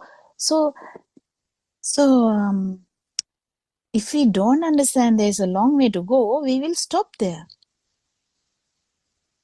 Because we feel so content, because this level makes you so comfortable, don't you think?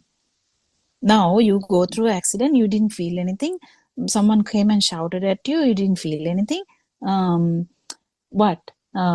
Somebody tried to kill you, you didn't feel anything, so you will be okay. But this is for a beginner. We can't tell this for the arahant, because in a way, the same story is there for an arahant.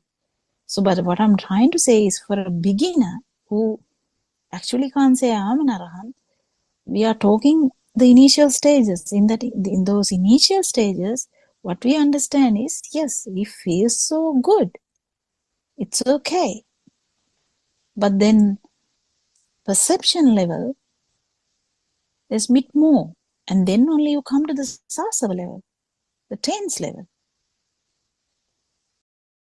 And also, tense level, there's a bit more, because there's none, like the absence of tense. That particular moment where there's absence of tense, isn't like going through and through several layers of a concrete, or kind of like multiple layers, through and through, gone. And Yeah, nothing. it's like that onion, peeling of the onion, isn't it? That Aryan Mahansa mentions. Yeah, so it's to feel And that. And at least you should know that this is not the end. yes, and as you both say, we can't feel it deliberately. It might like happen naturally, isn't it? All these No, layers. knowing Yeah, is the yeah, important thing. That yeah, it is there is another layer. If otherwise, if a noble friend didn't tell you that there is another layer, you will be happily waiting. It's okay, but the problem is, a system has to feel this no self vibration at least for a fraction of a second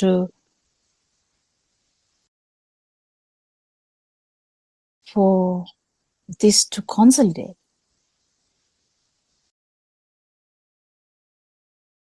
And Aryan Mahansa said a very good thing today, Sudharma. That was actually, I think I listened to it several times.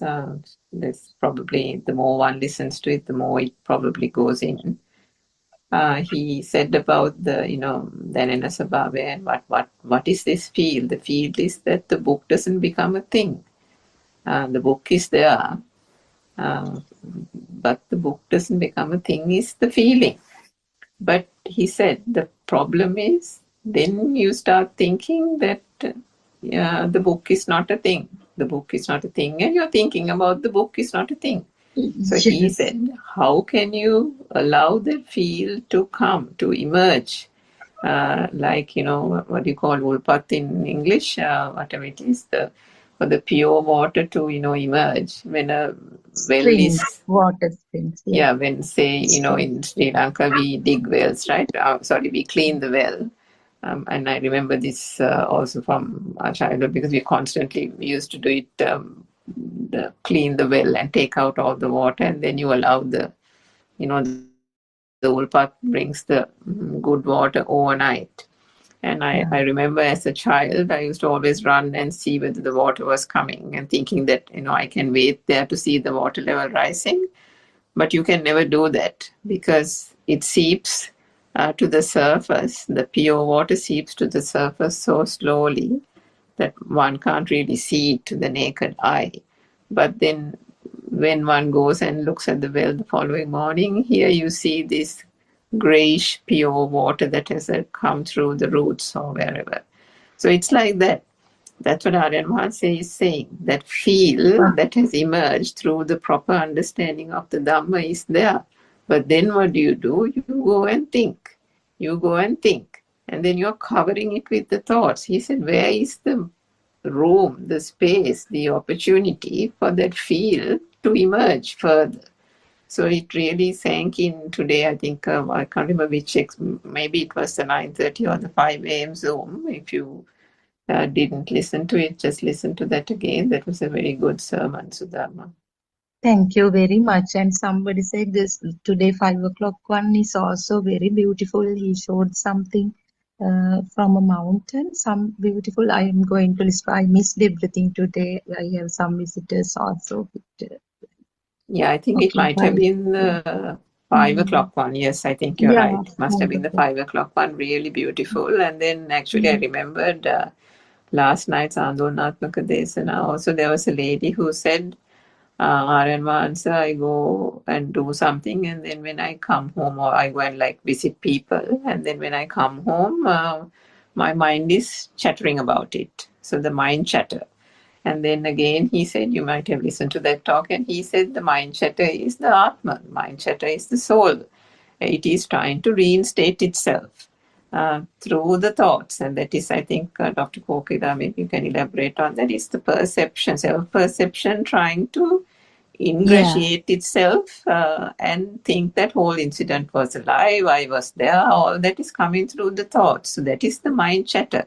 So Aryan Mahansa said, understand that. And understand that that is self-perception trying to re-establish or establish itself, isn't it? Yeah, because there is always a state where we, dolane, I don't know what's the word for that, like Oscillating, I think, yeah. Oscillating between status. Like you will sometimes feel like outside doesn't matter. But then if your dog dies, then you might be like feeling it. You never know. You never know. So, but this oscillation will not happen because as soon as I actually wanted to get both of yours, there's no dog sound, no. Was trying to actually divert that particular moment, but it didn't happen. But what I'm trying to say is that made her to like quickly switch off mute the Zoom and try to go to another place so that the dog sound is not heard.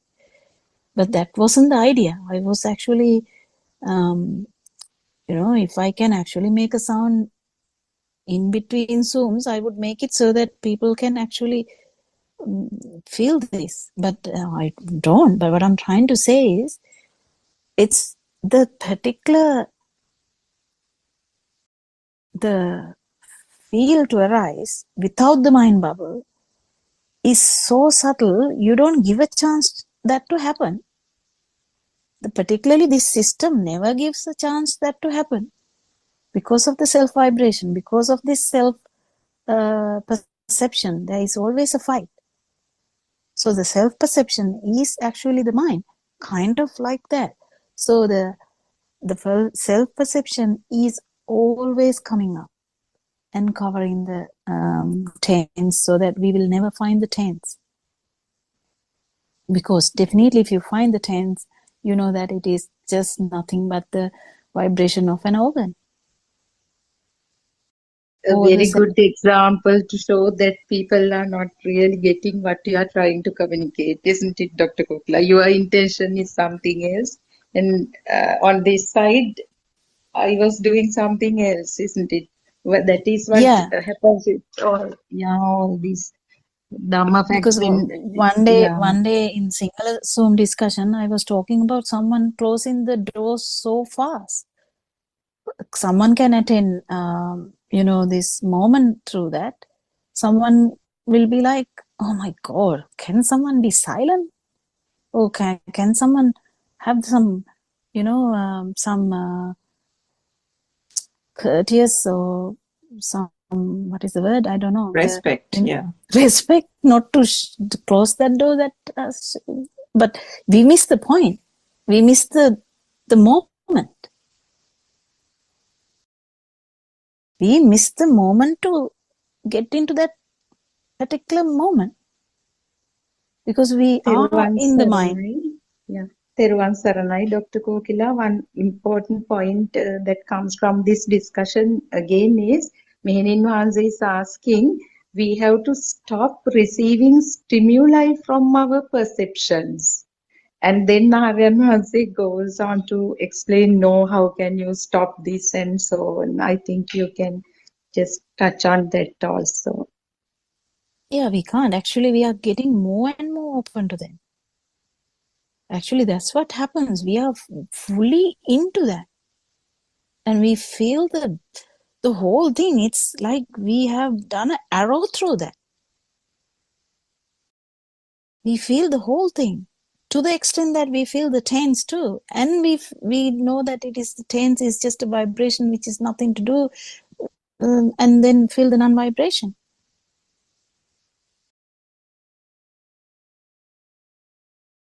So we can't do that by doing meditative, the concentration meditation, because we are actually suppressing that. That's why Aryan Wahanse is so against the concentration meditation. The particular idea, but he uses that here and there to calm the people. But what I'm trying to say is that actually suppresses the whole thing, because this here we actually go through the whole thing.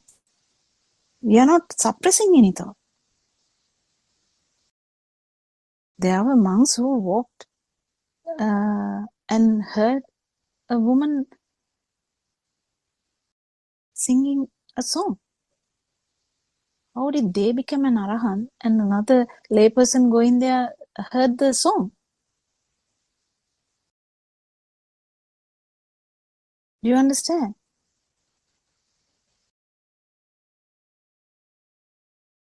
Yes, Suranika, you can add something. We have like a few minutes more.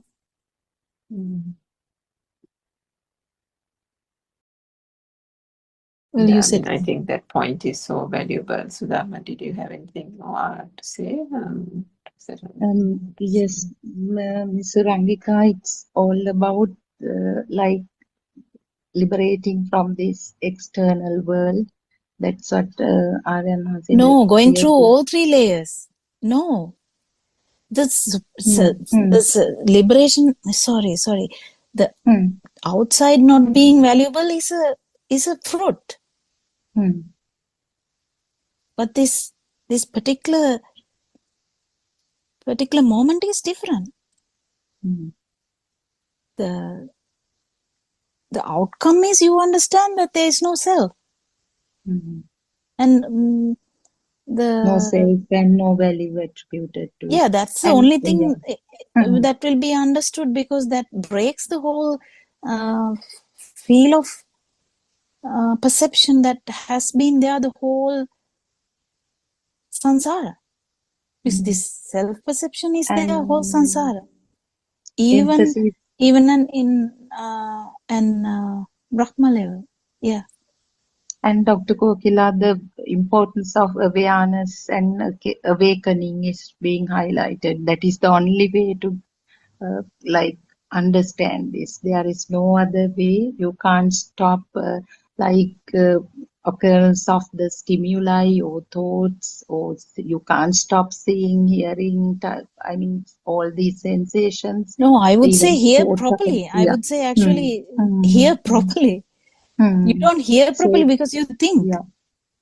Now you have the weapon, you have the key. As soon as you hear the sound, the dog is barking, already it's a thought. Exactly. You haven't pierced that level. Yes. And as soon as you feel the shoe is missing, you definitely, it's not the light. It was the shoe, of course. It is the shoe, yeah. And Dr. Kokila, but today I felt, I don't know how you would analyze it. I felt that they were trying to console a system that no one was worried or upset or sad or embarrassed, but they all were trying to console, and that junior teacher was worshipping me. Miss, please don't worry. These people have shouted at me also, and that was like a film, and kind of so dramatic. So I don't know. It was a kind of different experience actually now when I recall it. It is Yeah, good. It is good. So no, don't get this. So I don't know whether I'm sounding. No, doctor, I got it. You were It so is clear. good. It is good. We all go through all these layers. As Sudharma said, I have told this before to Aranwanse. Kind of, we all go through these things. But what I was trying to say, I'm trying to put you into the next level. Otherwise, I can say, oh, wow, Sudharma, that's the best thing to do. Like that's really good. I can Dr. say that too. Kokila, we never respect what we try to if do you is do so. Both of you, it's like pouring honey into my ears, like when you are all explanations. Because otherwise, what is to achieve, what is to be pleased with, like it. Then again, it is not a true Dhamma kind of journey. No, we are still in the journey. We are still in the journey. Even us, we are still in the journey. But essence of it is trying to understand true wisdom. All these layers are not true.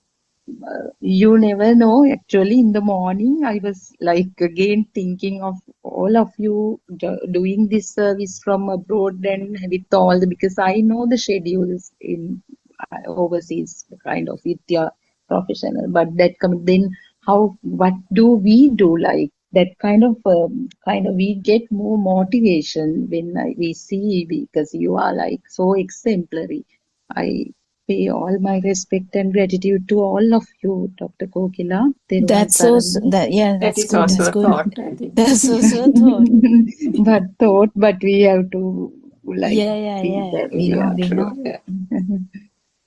So It's understanding actually, the thought part is a bit difficult because we are so addicted to that. And Sudharma, the thing about this is now, I mean, back in the day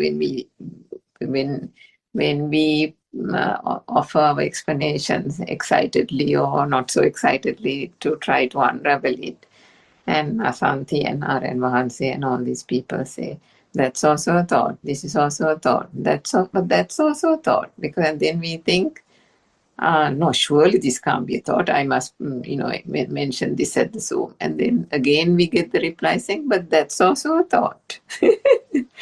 That thought thing is much better, Miss Surangika. She has told me, ඔබතුමියට පිස්සු several times. No, he told that recently to like everyone, I think. Even Surangika got it because she was asking something in a Sinhala Zoom meeting, I think. Yeah, everybody's got it. So I got it too. What we are trying to say is, so then finally what happens is, the follower, the person who is got excited with something and heard that retort from Aryan Vahanse, finally, when that inner urge comes to say something, then instantaneously that auto thing happens, that inside itself the mechanism says this is a thought and that it has no value. So then it doesn't translate into words. So the words is a vitakka, the words comes to that point only through the abhisankana process, the volition. I think we are going into the other have you gone Zoom through? meeting. Okay, sorry. Yeah, sorry. Actually, we apologize about that. We worship Aryan Vahanse. We will continue English Zoom discussion tomorrow. Thank you, Shani, and thank you, Mr. Bernard, for starting the Zoom discussion. Thank you, everyone. Dr. Kokila, worship Aryan Vahanse.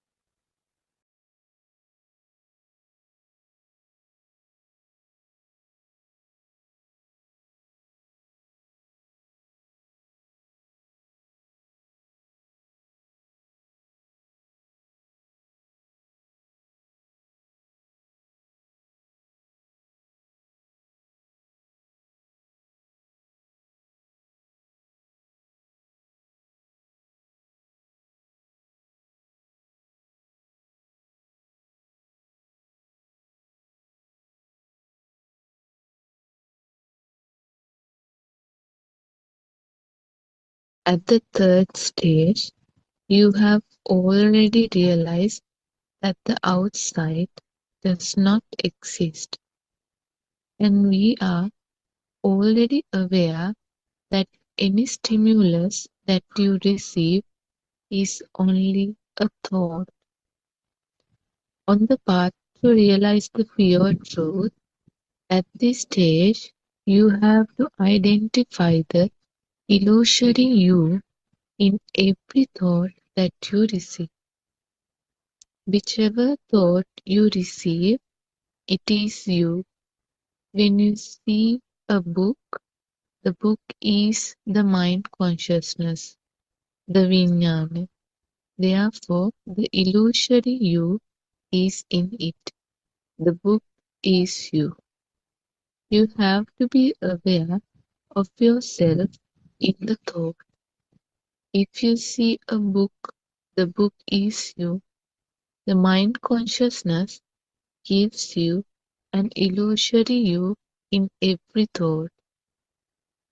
The way to be aware of yourself in a thought is, if you see a book, realize that the book is you.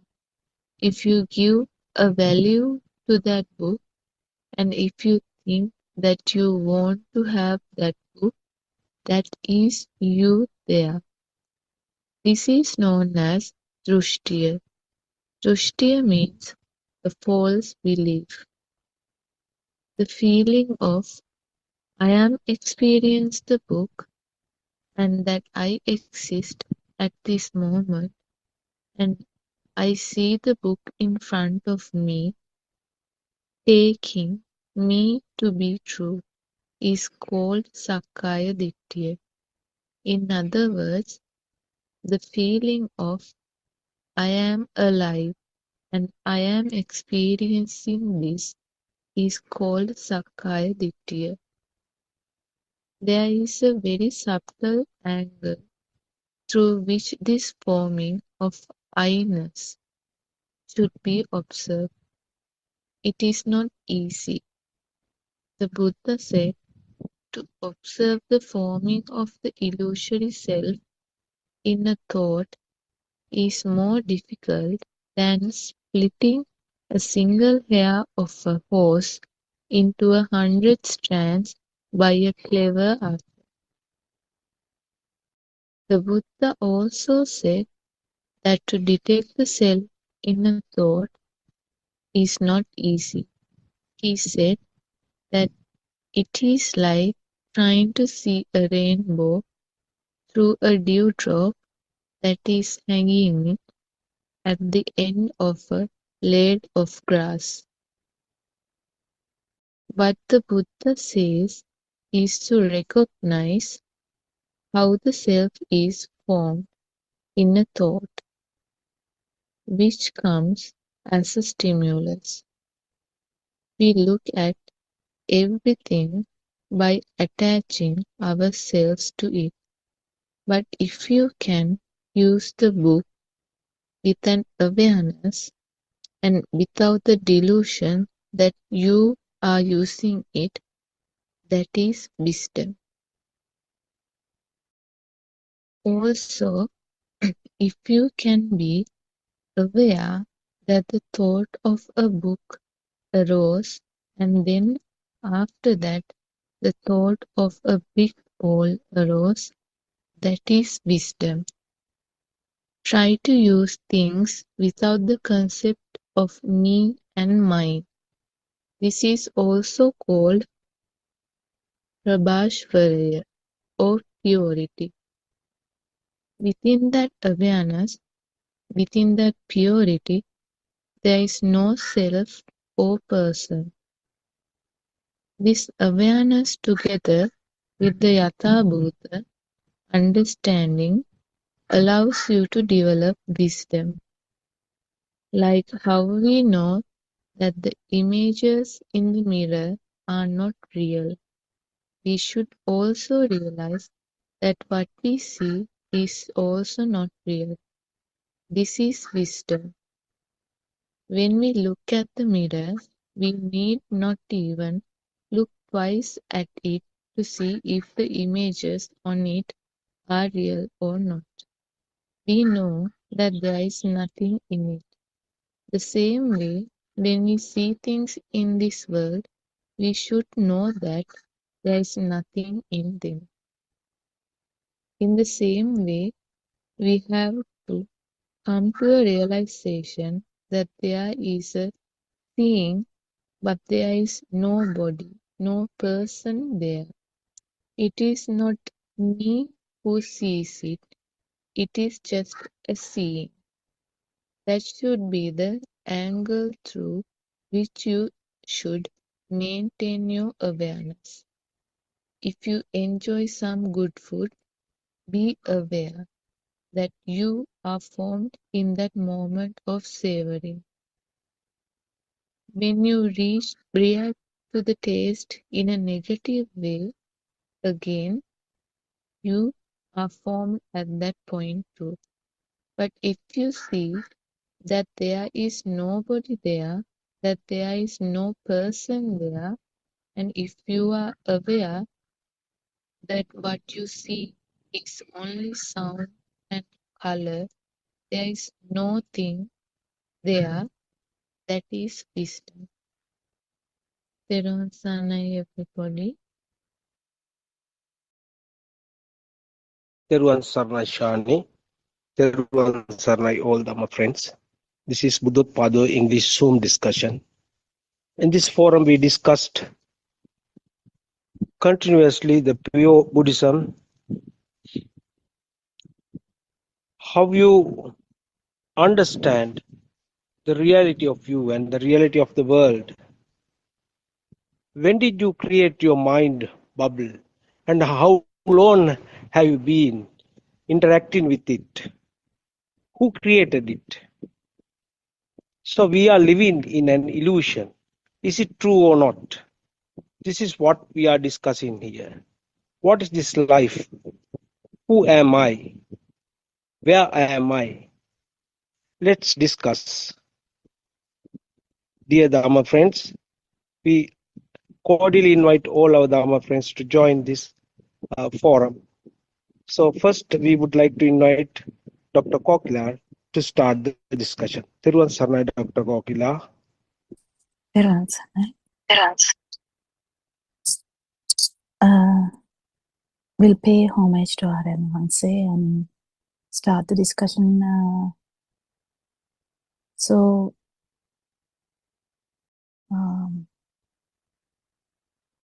Here again, we are talking about non-self angle, which is very difficult.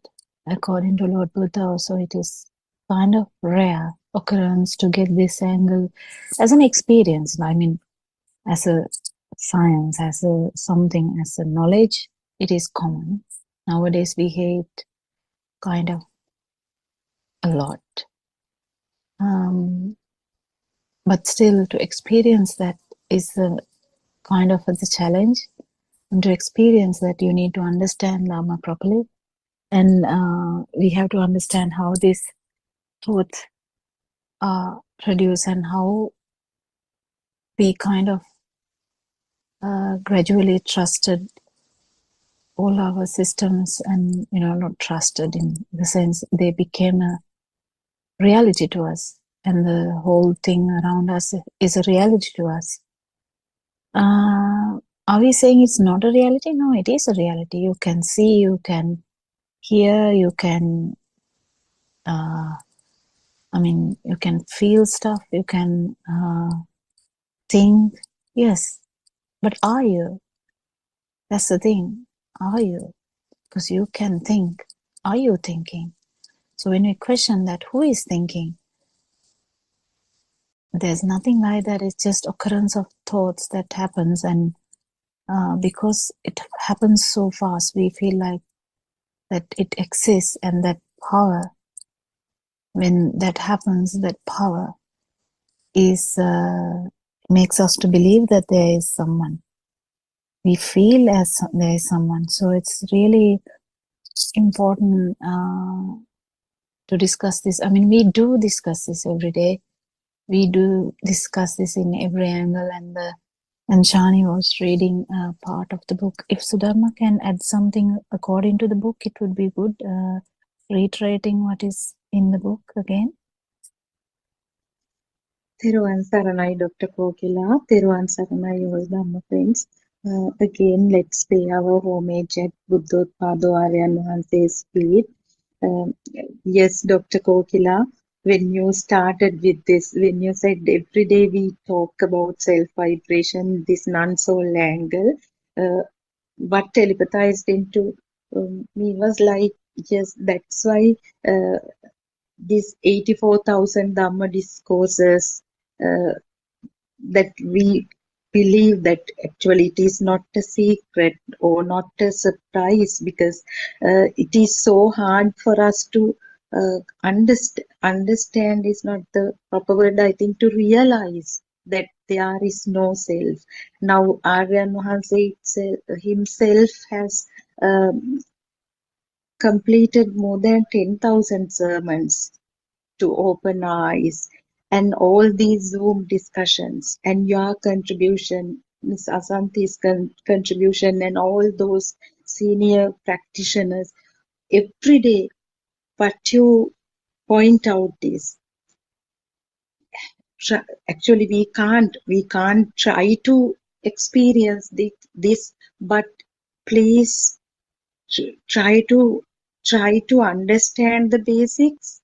Then gradually this wisdom will naturally arise, and let go of all these desire or the need or your attempts to understand or realize this nibbana, or to yesterday you were explaining how much people try to come to terms with this feel. So it is again, although it is a condition that we cannot define or we cannot have any mental image.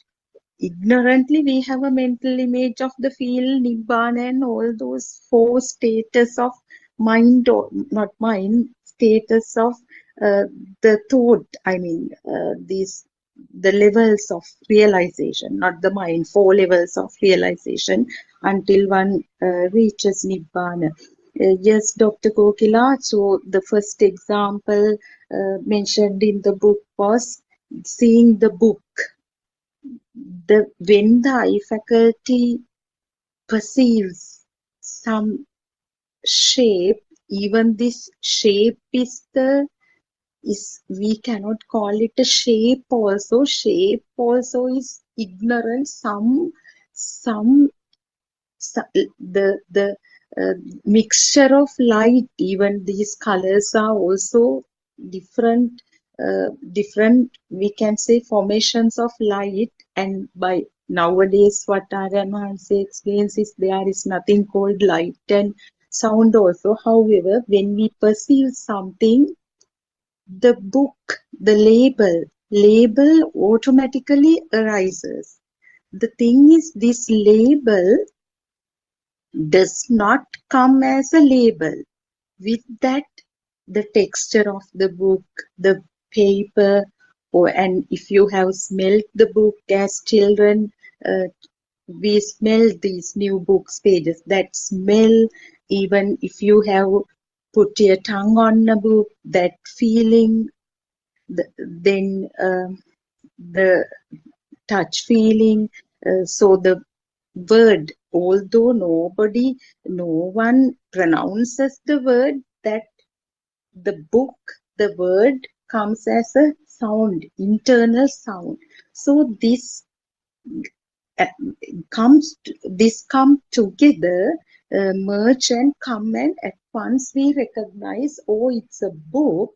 The thing is, the person who sees the book is there, and with the book, that subtle need to keep the book also arises. So when we analyze this carefully, what happens is why we find it very difficult to feel that there is no duality, according to the level that I understand, is we However much you all say, Dr. Kokila, these sensory faculties, even they are non-existent. They are not there. They are not your body. We still have subtle feeling, subtle image. Okay, ear is not the muscular ear, but something that sparking happens somewhere.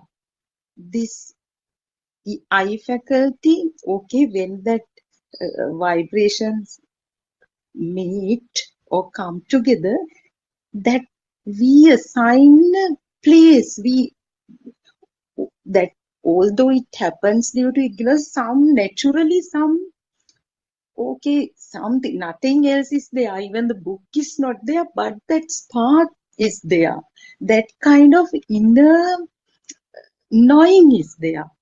So we are unable to see the reality. Actually, I Yeah, think we yeah, should change the way yeah, you describe it, because the way you yeah. described it is again the way you Self-anger. see it. Yeah, the way we see it every day. No, that's not the way Yeah, that we should be. I think if we change it in a way that yes, we have actually never seen the book at all.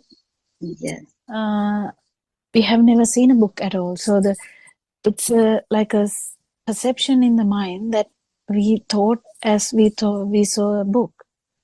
We have never touched a book. We have never read a book. We have never licked a book. We have never sensed a book, like smelled a book. Yeah, but we feel that we did everything with a book, but that's kind of we don't have a experience of outside, but we feel it as that we have an experience with outside because the projection is towards outside. That's okay. We just understand this. This is kind of Vidya Udapadi, like kind of Aloka Udapadi, kind of it's a understanding that we do with the help of truth. We understand that actually we have no experience of outside in that way. Kind of we haven't never experienced a book, but there are like specific senses we do have.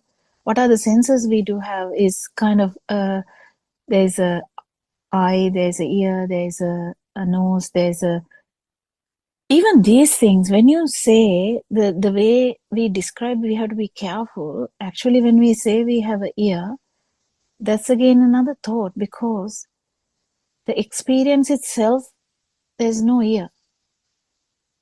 Experience itself, there's no ear. But later when we think about it, we say, I heard to my ears someone was gossiping about someone. Don't we say that? Matta mage kanata mahuna. I yes, heard to my definite ears that I heard someone else gossiping about someone else. So we yes, say that we have ears and we heard something. So that's the kind of way that we interpret everything. But actually, there's nothing called ear even, because what happens here is the vibration itself is the only thing that happens. And that's exactly. where we keep understanding that that's only a vibration of a sensory organ. That is all. If we keep understanding this, actually, there's no outside or inside, because it's the only thing that happened was vibration of the ear, and we interpreted it in such a way that I heard it or my ears heard it. I mean, in that way also you can get another thought. I can definitely say my ears heard it. And someone might say, "Mage ඇස් දෙකටම දැක්කා." I saw it in my own eyes. You know, like you can't say it is no because I saw it. Yes, true, you saw something. Yes, it's okay. But we are not trying to demarcate what you saw and what you didn't see. What we are trying to say is any human being, the mind, the thought, of course, there is a kind of a thought which happens when all the sensory organs, the 5 sensory organs, vibrate simultaneously. There is another kind of a another vibration which happens, which is the book. But then we feel it as existent. We feel that is real. That is where that power is happening. But if we don't take it as real, the power gets very weak. But still, there's another catch there, because you feel as the light. You kind of, if someone has actually understood this thought part, it should be understood thoroughly, because it understood word is also not true, because understanding can be, literally like our knowledge, we have that 2 into 2 is 4. But what I'm trying to say is, if you kind of feel that actually, yes, none of these things are true, they're like just perceptions of the mind. But why do we feel that it as existent? Because the mind works so fast. What is mind again? There's nothing called mind. It is just the occurrence of the stimuli, like this, just the occurrence of the thoughts. So that happens so fast. We feel like we are living in a fantasy world. That's our fantasy world, basically.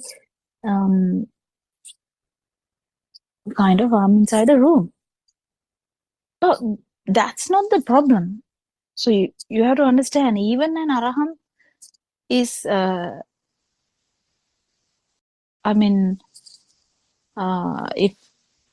if an arahant has not been sick enough to lose all the memory will be there. You will know that this is inside a room. An arahant might not say, I am actually not inside the room. No, they don't say that. But what basically happens is, we keep understanding that this is what is happening. Like the sensory organs, when they work simultaneously, the problem is already happening. But we understand that is the only thing that happened, nothing else. Because when we feel as something is there, we definitely have a long story. Remember, like imagine about a necklace. There is a necklace. Imagine you are like 12-year-old or 14-year-old. There is a necklace, and then mother tells you, please take that.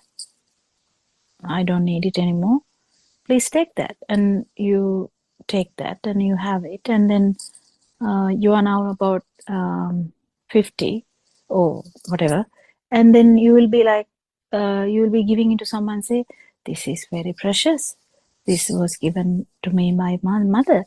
And you have it. I don't need it. I don't have any, craving anymore. I listen to Aryan Hanse's Dhamma also. I'm giving it to you. That's all right. I mean, that's all right. No problem. But what I'm trying to say is, this whole scenario, is that true? No, that's not true either. That's the thing, that we can say, oh yeah, my craving has so gone down so much. I can give everything now. My house is somebody else's. I don't have any lands. I don't have I have a cloth and I don't have much. I just have to go to a monastery and live now. Yes, that's fine. That's beautiful. But what I'm trying to say is, all the perceptions can be still there, which is kind of you feel as real. That is where the self-perception will be tricking you. So the self-perception is there when you feel that something is real. So this matters to even Dhamma. So when we hear Dhamma, we kind of transfer our interest to Dhamma, and suddenly we have an idea, yes, I have to get this, I have to understand this, I have to, attain something, I have to, maybe I have attained already, maybe I attain the next level, maybe, I will not be born again, or will I be born again? So many questions. So do you understand those thoughts? Even those thoughts are in that same dream, same fantasy world. That is what is most important. No other teacher. I mean, I have heard so many kind of philosophies a lot, like listening to a lot of people around the globe. No other teacher actually explains much about this mind being not true. Even the Dhamma, dropping Dhamma in that concept. No one actually can explain it into that far because they are scared to drop Dhamma. They might think, no. If I drop it, I may not be achieving anything, because letting go is such a difficult thing that we don't know. So that's the thing, that the we have never experienced a book anyway. I mean, whatever we experience, we have never experienced a book. We understand that book is just a mental perception, mental construct. Any mental construct is not there. I hope I'm clear about that. Any mental construct is just a mental construct only. It is actually not there. Is it clear? Very clear, Dr. Kokila. Teruvan Saranai for that beautiful explanation. And Dr. Kokila, in that very example of necklace, it's such a thought-provoking example because somebody, if you say I, so I may give it to someone as a mark of generosity. Now I have listened to them, so I don't have any craving, so on and so forth.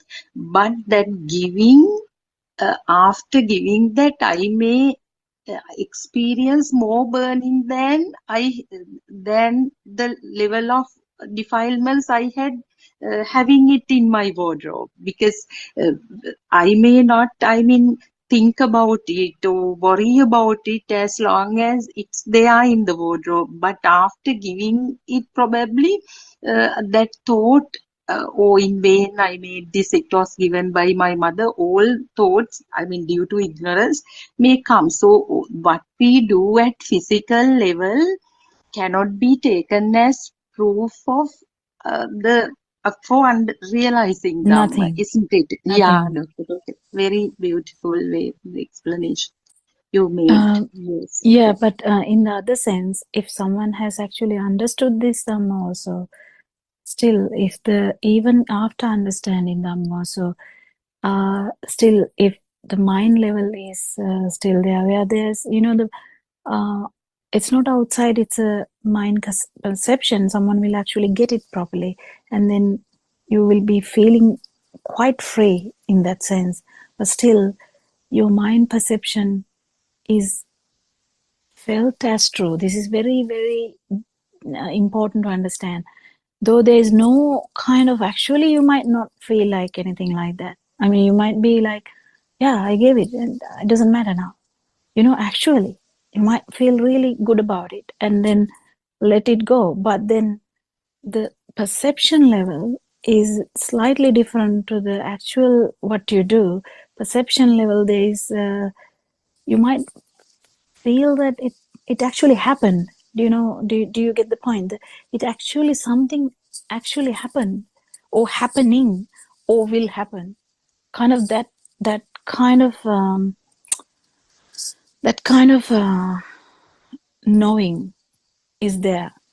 That's the ignorance. So that is the thing that we keep understanding. No, this is the rapid vibration of the stimuli that happens, that we call mind. That is all that happened. Nothing else happened. That's where we relax. We can't do anything other than relaxing, can we? We are not going to stop all these things that we do. We are not, because it's useless. Whether we are going to keep that necklace, or whether we are going to give that necklace, or whether we are going to hide it under my mattress, or where can we keep otherwise? Maybe in a bank, whatever. Maybe you don't even have a craving for that, but the sense that it is actually there is quite different to aversion, or the what is the word for that? Like the craving for that, like extreme craving for that. But there is a in the mind level, there is always that you feel it is happening here. That is again, if you understand that properly, then you let go. It doesn't matter. You know that you can't do anything about this, can you? Because this fast occurrence of your sensory organs will not stop until you die. But then what actually matters is understanding that this is how it is. Yes. And very beautiful, Dr. Kokila. And again, it sheds light on this realization also, because actually, as you said, we can never give a necklace, or we can never wear a necklace. We only can have that perception. Similarly, like when you said we can never see a book, that same thing applies to all phenomena, isn't it? Yeah, once you put the Yeah. necklace on, you might Yeah. feel the coldness Yeah. of the thing on the skin. But once you Yes. go around the party, because you feel, see a lot of people, you are so engrossed with their, talking, and if someone points at you and says, "Oh wow, that's a beautiful necklace. Where did you buy that from?" Then it goes to your, then it catches your attention. That's where it arises again. But unless otherwise, do you remember that you are wearing a cloth all the time or necklace all the time? No. But then if you touch it, or if someone else touch it, or if someone else comment about it, then this thought arises again. And with all the value of that, yeah, I bought it from here. No, I didn't buy it. Actually, this is a present from my mother. And oh no, this is so much valuable thing to me. I love it. Or you might say, yeah. You might say that too. Yeah, thank you. You might just say that too. Because you actually maybe in a different world, you may be actually wanting to go to the toilet at that particular moment. You might be, oh yeah, thank you very much. And you might say, go to the toilet, because you are in a different world than looking at the discussing about the big thing about the necklace. So depends on what catches at that particular moment. So that is how six senses work. But because they work so fast, you can't even catch that the one particular stimuli happen at one particular moment, can we? We can't. We are lost. But then when with Dhamma we realize this, we might not experience this. We might realize this first. It is so good to understand, and in such a way, none of these experiences are, even if it's a non-self experience, is there a owner? No, there's no owner. There's no owner. So what happens is there are happenings. Yes, there is a self. There was a self vibration which manifested all the time, and suddenly when someone understands that there is no value in the stimuli in whatsoever level, whether it's the outside level, or whether it's the mind level, or whether it's the perception level in the basic sensory organ level, you understand, and nothing actually does matter. They just experiences. Yes, that's all that happens. So there's like experience. That's all. But what happened was, due to ignorance, we thought that experience happened to me. So that idea is gone first when you feel the non-self vibration, or non-self perception. But what is the important part is, when you keep understanding this, even the experiences are just experiences. Even what you feel, or we talk about the feel sometimes with the feel. Is it someone's feel? No. That's where Lord Buddha, so that's where Aranwanse, it says, if someone telepathize into no self status. That's Buddha status. And that's no one's, we call it Buddha status. That's not the Lord Buddha, the person. That's just another status.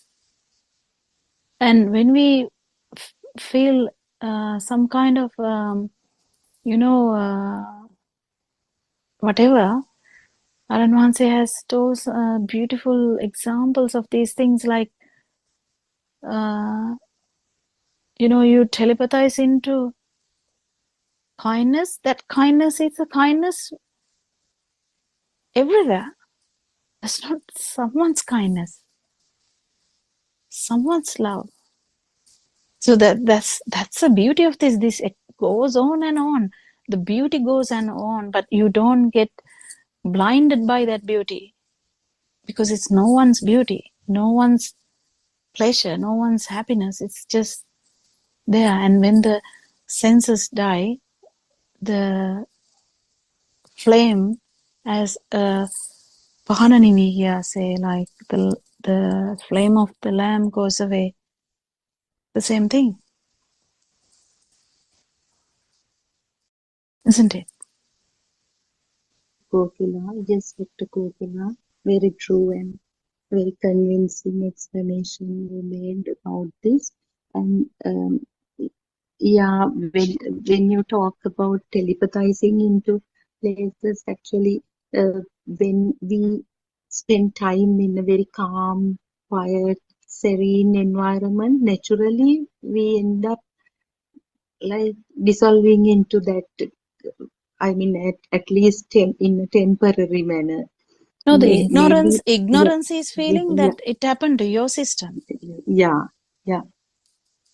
That's the ignorance part. Otherwise, Ignorance. it's all beauty. It's all the Mm. nature, everything. The ignorance part is the only part that is going by these discussions. Because And this, until your senses work, as far as your senses working, you, not you, kind of these senses are going to produce an experience anyway.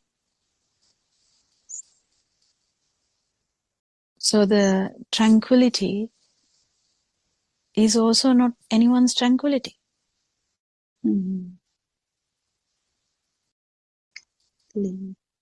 and the ignorance is, Dr. Kokila, now the birth of the sensory faculties also happens instantaneously. Like we cannot Yes. differentiate between seeing and the eye faculty and hearing and the ear faculty. You don't Ignorantly, need to. If you keep understanding this Dhamma, you yeah. don't need to do any of these things. You just have to Mm.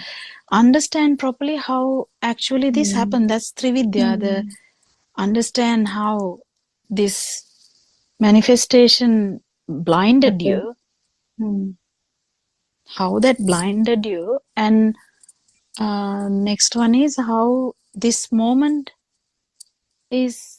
It's kind of a thing that you How- should feel, and then you know how much more to how much what kind of strong ego you Defilements are have, there. defilements you Yeah. have. Yeah. So those are the three things. So, but each time we discuss about this, actually what is happening is the clearing of the truth, Satyajnana. It is what is happening. Because we have so many parts where that is not filled. Kind of we know here and there. Sometimes it's not filled properly, and even if you are a person, some person has we call it non-returner. Even that there is a kind of ignorance until you some system becomes an arahant. There is ignorance, so there's nothing to like. Then you feel it. That's it. That's it. And until you get proper help from the noble friend, you might continue to be like that, and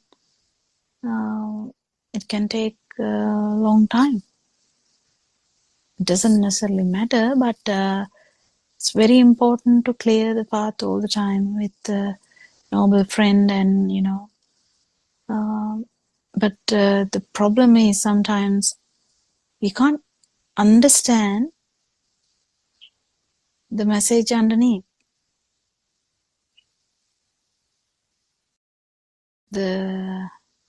Because we don't know how the noble friend is trying to give a message. He will shout, he might tell nicely, he might tell it in a subtle way that he's telling it to like others, but in front of you he's telling it to others.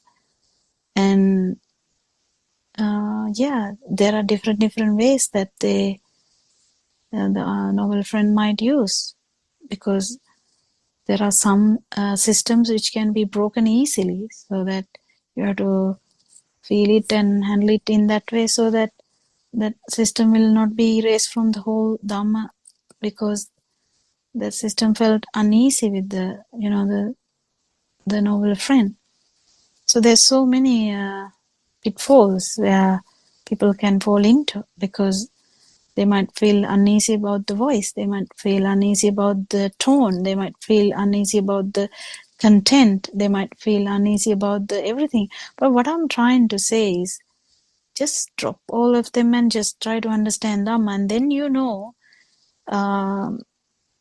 if you actually heard Lord Buddha's Dhamma, you will understand. One who you see Lord Buddha is one who sees Dhamma, and that's all. And when you say one who sees Dhamma is one who feels this no self-perception, or understand this how self-vibration is not appearing when the stimuli is not a thing. And this has to be experienced, and then Lord Buddha. Personally, no. You never know Lord Buddha personally. And because you can't experience the book, can you? You can't experience the necklace, can you? At the same time, you can't really experience the Lord Buddha, even if you are standing in front of him, but you can sense him. You can sense his Dhamma. You can become that non-vibration. And then, yes, you have seen Lord Buddha. We can use that word. We have felt Lord Buddha, yes, we can use that word. You have heard Lord Buddha, yes, you can use that word. In the morning Zoom discussion, Dr. Kokila, when one lady asked about Aryan Mahanse, his appearance and all, like as a person, that's what I shared there also. Now we have seen Aryan Mahanse through Dhamma and through these meditation centers, and the people who work there. Again, so Dharma, we might think that we have seen, but still we may haven't. Yes. Until you become the non-vibration, or kind of, we might see the non-vibration for a fraction of a second, or you might feel it again, and like that. But unless you become the non-vibration, you may not fully know Aryan Mahanse. Yes, true. So that's the thing. So only an arahant will know an arahant, or only an arahant will know Lord Buddha, and that's it. We have some understanding, isn't it?